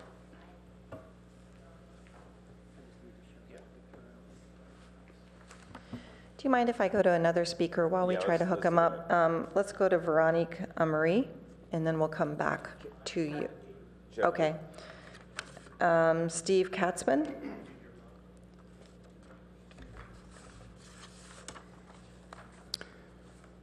Hi, thanks for letting me speak. Steve Katzman. With all due respect to the report you just heard, I believe it is misleading. The airplanes have been flying on paths over the peninsula, and the planes have been deviating from their paths in order to save time, fuel, to land more safely, to be easier to control. And that has basically happened because the planes have merged what their original paths were into a single path, which is easier for controllers to monitor and deal with. The FAA is proposing to make that the official path now. And that does put lots more sound over Palo Alto, and in particular, the people who are directly under the path. I myself have been awakened most nights at between 4 and 4:30 a.m. because of a string of planes over my house. you'll be able to see a path. There have basically been 3 or 4 paths that have been combined into one, including a U-turn over Palo Alto that has large numbers of large jets flying low. And this results in hours during the day where there's no break in the sound. So I live on Emerson, south of Page Mill, probably a 16th of a mile from the train. And these planes are much louder than the train, and it's solid sound. Now, the FAA does have models to try to model the sound of the airplanes, but they've never made any measurements of sound on the ground in Palo Alto. And that does not, therefore they haven't adjusted their models or corrected them. I think it's misleading to say that there's no increase in sound expected from what the FAA is doing here. There's a big problem that's been going on for the last couple of years, and the FAA is about to formalize it instead of asking the planes to go back. And they have their reasons. It's easier to control when there's a single path instead of multiple paths over an area. But some of the people in Palo Alto are suffering greatly. So that's all I wanted to say. Thank you. Yeah, thanks. I think you have a question from a colleague here. Yes, you had just spoken about this merging of paths into a single path. Yes.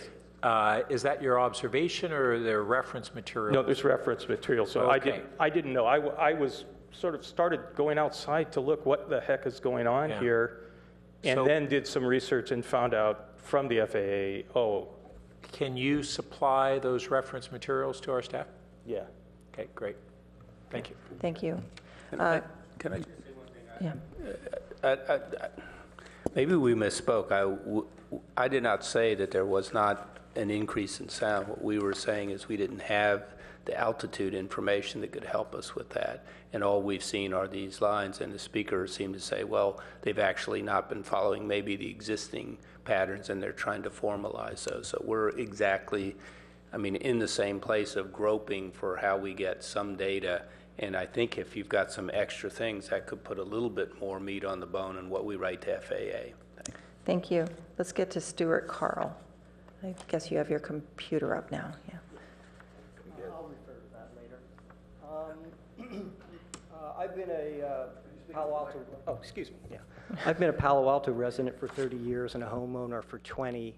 And before that, I was at a local university for 3 years. Starting in the fall of 2013, I started to notice a dramatic increase in jet noise over the city. So I started investigating to try and understand what was going on, basically doing research on the internet. And a very good friend of mine was the head of field service engineering for Boeing at San Francisco Airport for many years. So he used to regale me with lots of boring information about aircraft, and it came in handy recently. I also attended 2 of the FAA workshops, the one in San Jose and the one in San Mateo. And nobody attended hardly the workshop in San Jose, so I had the whole 14-member staff to myself for 2.5 hours. So I learned a lot of information from them, and they also told me quite a few things off the record. I'll get to that later. One thing you need to know about this is that the FAA is not inviting comments on changes to the air routes. They are inviting comment to their plan to change their maps to match the air routes that they have already changed. I know, confusing. So the fact is that the FAA has already moved their air routes south over Palo Alto, and they are merely asking for comment on whether they should adjust their actual formal maps, what they call procedures, to match the changes that have evolved over the last couple of years. So that's what they're actually asking for here. It's very confusing. I believe they should have asked for comment before they changed the routes, not when they decide to change their maps. See, I'm running out of time, but paradoxically, this actually proves that they moved the routes south, because otherwise, why would they be asking permission to change their maps? I'm running out of time. I have a lot more issues to cover. I'd be glad to answer any questions. There is a dramatic increase in jet noise over the city, and a lot of people are starting to notice it. Well, it's just that I want to make sure members of the public knew that our staff would welcome written comments, and that's the best way to really provide your substance there. So if I would thank you for that. I mean, if we could do that, and we'll give you some information, but obviously if we could get it very quickly, just since this, for whatever it's worth, the submission deadline that they have right now is May 4th. So if there's some comments that you could get to us, and I'm assuming by this the council would be supportive of us adding to a subsequent letter to the FAA. We'll put in as much as we can from you guys. If I can make one more quick comment. You got 20 seconds. The FAA did tell me off the record that they do not shift noise, but at least at their staff level, but they did say that at the higher level in the FAA, they had shifted the route south under pressure from residents of San Mateo County, and particularly Anna Eshoo, when her district used to be mostly in San Mateo County.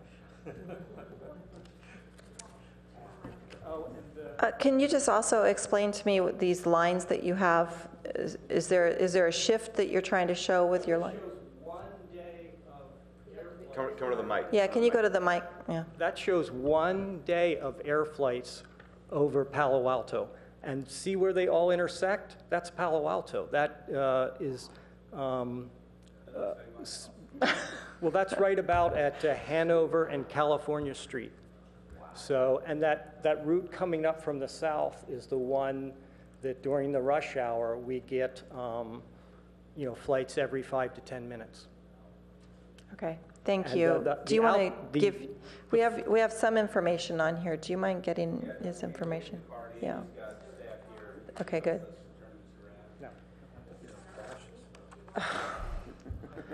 And then we do have a final speaker, but go ahead, I'm sorry. The minimum altitude over this portion of Palo Alto is 2,500 feet. And the airlines have been dropping it down lower because they save money by going down to the floor of the airspace, because it's a much more gradual glide slope. It's much easier on the planes, and it's much easier for the poorly trained pilots that they have now to fly. Good final comment. Okay, our final speaker is Duria Suma on this. Hi, he's actually the one that has all the technical expertise, but I just wanted to come in support of the work he's been doing investigating this. I happen to live right under the south route he was talking about, and the noise, the amount of airplanes, the noise and the size of the airplane, I mean, you can read now what airline it is. You can read numbers on the bottom of the planes. It's really changed dramatically, and so I just wanted you to know that. A lot of people are talking about it. A lot of people think, oh, what can you do about the FAA? There have been lots of people in my neighborhood in College Terrace calling and complaining there's an airport complaint number, but it's kind of like, what do you do about it? But so I just wanted to come in support of the information and that Stuart gave me about this problem, and it's pretty real. So, thank you. Thank you for staying so late. Councilmember Price. So I have a couple of questions here. I feel as if we're running after a train that's taken off and we're just, we're waving our arms. So the question is here, and I was going to say, what has our conversation been with Anna Eshoo? But the reference earlier was suggesting she may have been part of a decision-making process that helped push this rerouting. And I don't know that. I don't have the detail, but here's my basic question.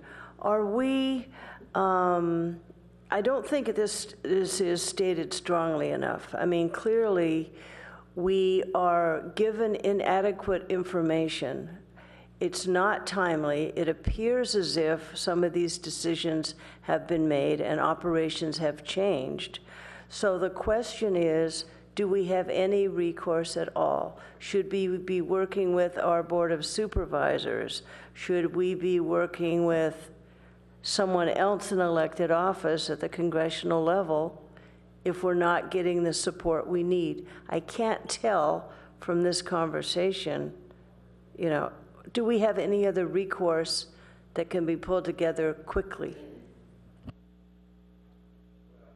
So just to be clear, we actually had not gotten a formal notice about these changes, and it was only Anna Eshu's office reaching out to us to ask us, one, had we heard about this, and if not, getting us the information, and then trying to advocate directly. I think she asked for a 60-day extension, and whatever they gave, 5 days or whatever it was, to her as a congresswoman. On this. So I think that's a little bit of an indicator of how well we're going to be heard. But, we want to, that's why we brought it to you. We want to at least send as strong a letter and take any other further direction that you would like us to try to pursue. Obviously, understanding it's a pretty truncated time frame, and we're... Question, couldn't this go to, I know it feels futile, right? But I think I think a lot of people have done a lot of good work. And would a letter or a copy to the Secretary of the Department of Transportation? I know these are kind of issues that are local, that are regional. But if there's a pattern here, can we be a little bit more aggressive on, questioning what's happening and what any other recourse we have? I feel like we're kind of trapped. Yeah. Well, we can do that, and of course, Congresswoman Eshu's letter, and of course, the mayor's earlier letter at least, trying to get an extension, were directed to Secretary Fox at the Department of Transportation. So, one of the other things is that when this first came to our attention, we started researching it, we found that there is this existing San Francisco Airport working group. They call it the Airport Community Roundtable, and historically it consists of San Mateo County cities, and there aren't, Palo Alto is not at the roundtable, but Andy has invited himself to that group and will be participating here on out. Councilmember Berman? So I find it fairly shocking and insulting that, if I'm understanding this correctly, they've changed the route and they're now asking for comments on changing the maps that show that they changed the route. Is that? Well, that's what I think was said, yes. And so I'd be curious to know whether or not they were supposed to go through any process before changing that route on inviting comment on that, and if they did that or not, and maybe it just slipped through our cracks. But I think that's something worth looking into, and then to see, if that didn't happen, if they didn't provide proper notice when they did change the route, if there's any recourse, on that front. Because that sounds like something that there should be comment on, there should be notice on, and what they're doing now is just pouring salt in a wound, as far as I'm concerned. So I'd be curious about that. Councilmember Burt? Well, I think this graphic before us is really vivid, and I suspect that Congresswoman Eshu, just like us, has not seen this. We've had our own anecdotal experiences and hearing a lot of chatter and people thinking something has really changed, but this is vivid. And this would be, I think, a tool for her. So I think it's equally important to get this information to her just as soon as possible, before the deadline, so she can begin to act on it. I would consider our senators as well, and I think Representative Spear, because this is adjacent enough to her area. Part of this is squeezing the balloon. They've had a lot of problems in San Mateo County, and they complain, and FAA said, yeah, we'll fix it, and nobody else complained, and so the problem was fixed. The other thing, I don't know if there's, I don't mean this just facetiously, but the next time the president has a fundraiser in our neighborhood, perhaps some of those residents who probably hear these sounds too would like to get them to step out back. And that literally might have some impact. So there's a lot of different ways that we can try to exert our leverage. Councilmember Schmid. Just quickly, there was a specific mention of planes flying lower than the minimum altitude. Seems to me there should be a record of that, and if we could identify some of that. Two, we did get a notice here of complaints in December 2013, and there was none from Palo Alto. Now, are they missing? Are we not complaining? What, why don't they show up? Stuart, would you mind moving to the mic so we can hear? Yes. People have given up on the airport roundtable because it's basically, if you go on the internet and look at what's happened with it, nothing happens. So people completely frustrated and have given up complaining. Yeah, okay. Thank you. Councilmember Holman? Yeah, I support the actions that staff's already taken and really encourage you to continue as you were speaking of this evening and getting some more data from members of the public, and appreciate members of the public coming. And just a quick comment about this, that noise isn't just an annoyance, it's a health issue. And there are all kinds of studies that indicate that it's a childhood learning inhibitor, causes all kinds of physical impacts, including health issues.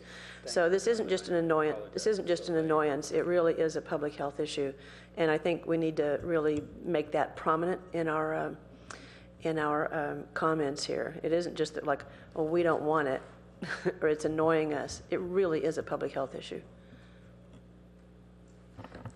Councilmember Klein.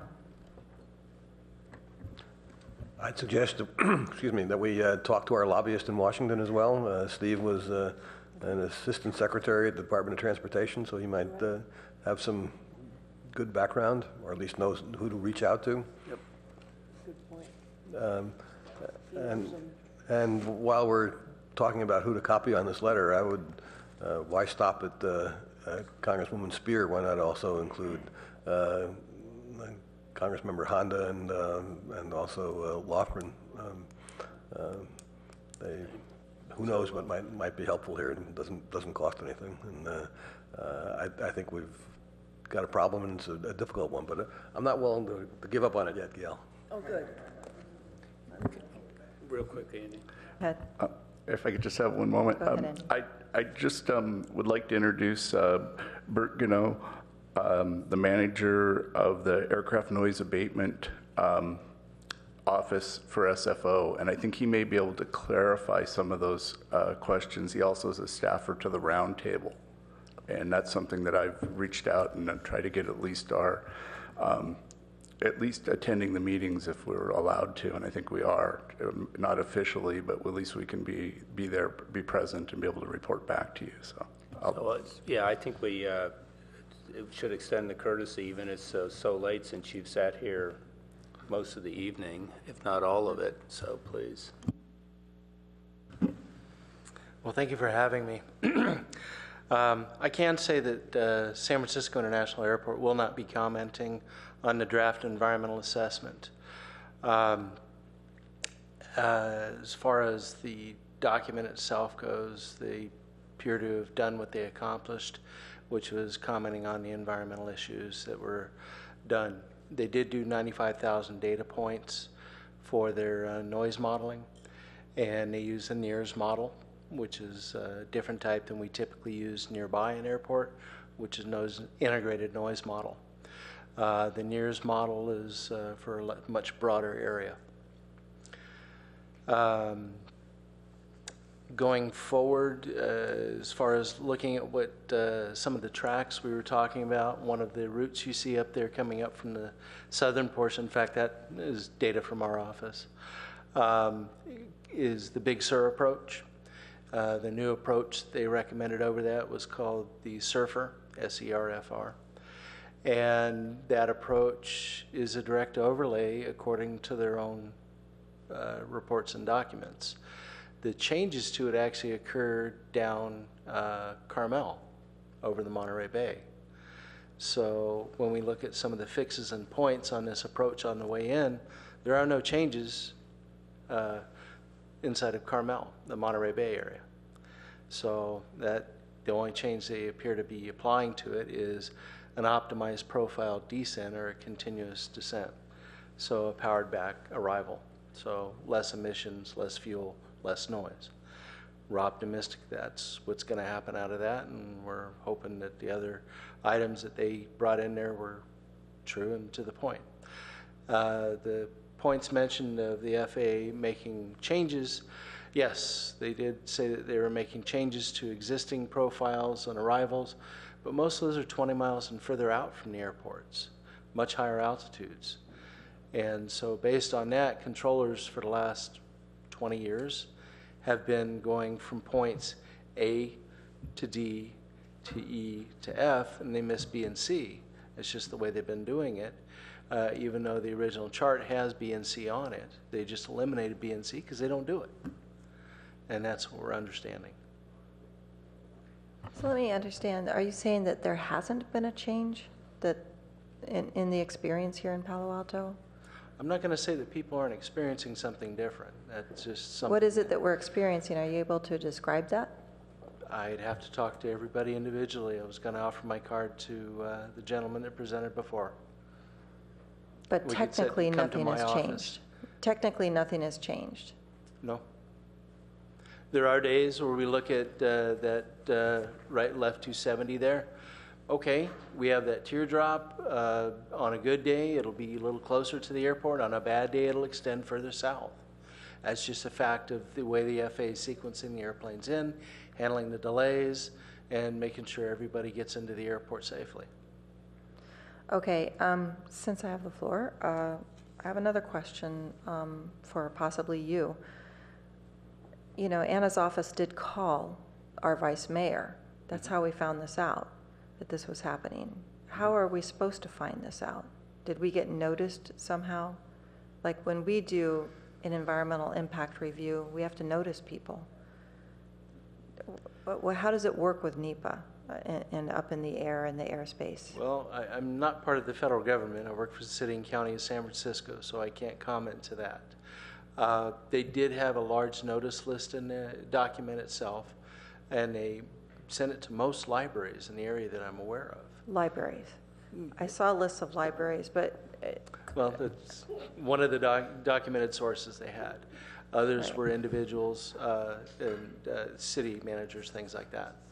As far as your specific city manager, I can't say. So technically we might have, is there a way we can find this information out? I would truly like to know how we find this out and get on the list for There is a list in the document. And maybe San Jose Airport, now that we're talking about airports, and Oakland, because there's no boundaries when you get up in the air as to what. Well, the Metroplex did affect the 5 airports in the area, so 4 airports, sorry.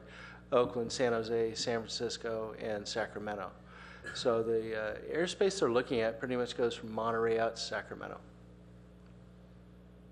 They're working on large conglomerations of areas. Okay, we've got more questions. Councilmember Burt? Thanks for joining us. Are you saying that this graphic is not representative of what we typically are experiencing? Of that given day, it is. It varies day to day. I mean, I can look at tracks from today, tomorrow, a week ago. We can bring up, and this is just San Francisco arrivals, by the way.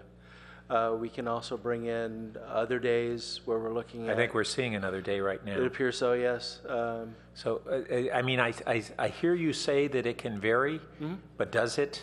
I mean, here we're seeing that day is very different. Well, we end up being still ground zero. Well, not arguing that. So that's the thing I want to dwell on. Okay. So if we are consistently ground, there's a 4th day.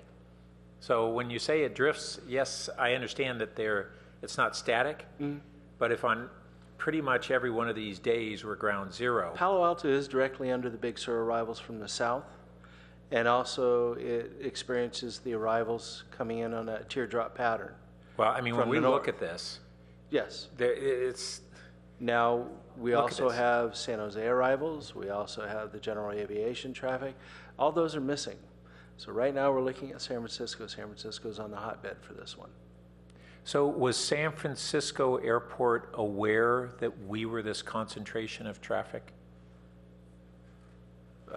Yes. Okay. And we'll be interested to find out whether, given that the airport was aware we were this concentration, what noticing did we actually get? Well, from the airport, nothing. It is not our document. I see. Nor is it our procedures that are being changed. Okay. We are receiving this as are you. And here I am left to explain You it. guys have this airport noise working group. I forget the exact Airport title. Community Roundtable. Okay, the community roundtable. And that's been with communities that had traditionally been experiencing a lot of noise. Closer to the airport, typically, yes. We now see this, and it just seems to me that this information, if the airport had it, should have caused a deliberate engagement with us, because we're pretty clear now that we aren't just hearing things. I believe I did call my colleague Andy, and we spoke on this matter. I recommended that he check out the document. What was it, about 3-4 days after it was published at most? That's how Okay. So I All right. believe I was your first resource on that. The other thing we may want to do is talk to Molly. I know she's out of town, but she's got a lot of history there. Yeah, no, Molly has been an integral part of the conversations precisely for the reason. I bet she hasn't seen this yet. And so, I'm sorry, This Andy. is a real eye-opener. And then also, Andy, when did you find out then? We found out when we were notified. I contacted XFO to find out about it. Is how we actually, as soon as the city was notified by the Congresswoman, we reached out and found out about it, and that's when we really noticed the non-communication that we are working to take care of. Yeah, it just doesn't. It seems like doesn't get this far south, and we're going to make sure that doesn't happen again. Just to reiterate, this teardrop pattern would you're saying would have looked the same a year ago, because we're hearing the noise started in the fall, but you're saying a year ago we would have had this teardrop pattern. 10 years ago. 10 years ago we would have had it. This 20 is years the ago. pattern that has not changed. It's an existing arrival. Okay. I'd be happy to show you. In fact, any and all of you are welcome to come to San Francisco Airport. We do have an open door policy, and we do tours. More than happy to sit you down and show you how it works, answer any questions. Okay. Councilmember Klein, did you still want to speak? Yeah, I want to follow up on the noise working group. Who convenes that, or what authority is it operating under? The Airport Community Roundtable is different than the Oakland Noise Forum and the former San Jose Noise Group. They are an entity unto themselves. It's made up of elected officials within San Mateo and San Francisco counties, and Airport Land Use Commission, the airport, and I believe that covers. Well, is it operating under some law? They do operate under the Brown Act and everything else, just like the other groups, but it is a group that is assembled amongst the electeds within San Mateo County. They do have their own charter, and they work that way. Out of this county of San Mateo. Well, it's very interesting, but the planes don't know where the county line is. I'm not arguing that. I'm very serious, and I'm not being facetious at all. For my city, I want to be a member of that group, and I don't see why we're excluded. And just being an observer is fine. It's not fine. So when you get things done, the only way to get things done is to have a vote at the table. Well, you're welcome to come to the round table and make your requests. I do not head the group. I am a staff participant. No. Well, I think we should be doing that. I know the Oakland Noise Forum is different, and they do have it open. Mm-hmm. So that's another marching order to us on getting us on the group. Okay, but we don't need any action tonight in order to, it sounds like you're going to be doing another letter. Yeah, and I think we'll have you sign it, Madam Mayor, and we'll put this all together, and Okay. and then we'll have some ancillary follow-up. All right. Okay. Thank you. Well, that and thank you very much for coming, and you were very helpful tonight, so. Okay, this concludes the meeting except for council members' comments, questions, and announcements, if there are any. Councilmember Burt? Two things. One, I saw at our places, we have this VTA letter that says that level of service may no longer be a permissible issue that we can evaluate under CEQA. I think this is something that we're going to want to wade into. I got that over to the city attorney as soon as I got that. Okay. Yeah.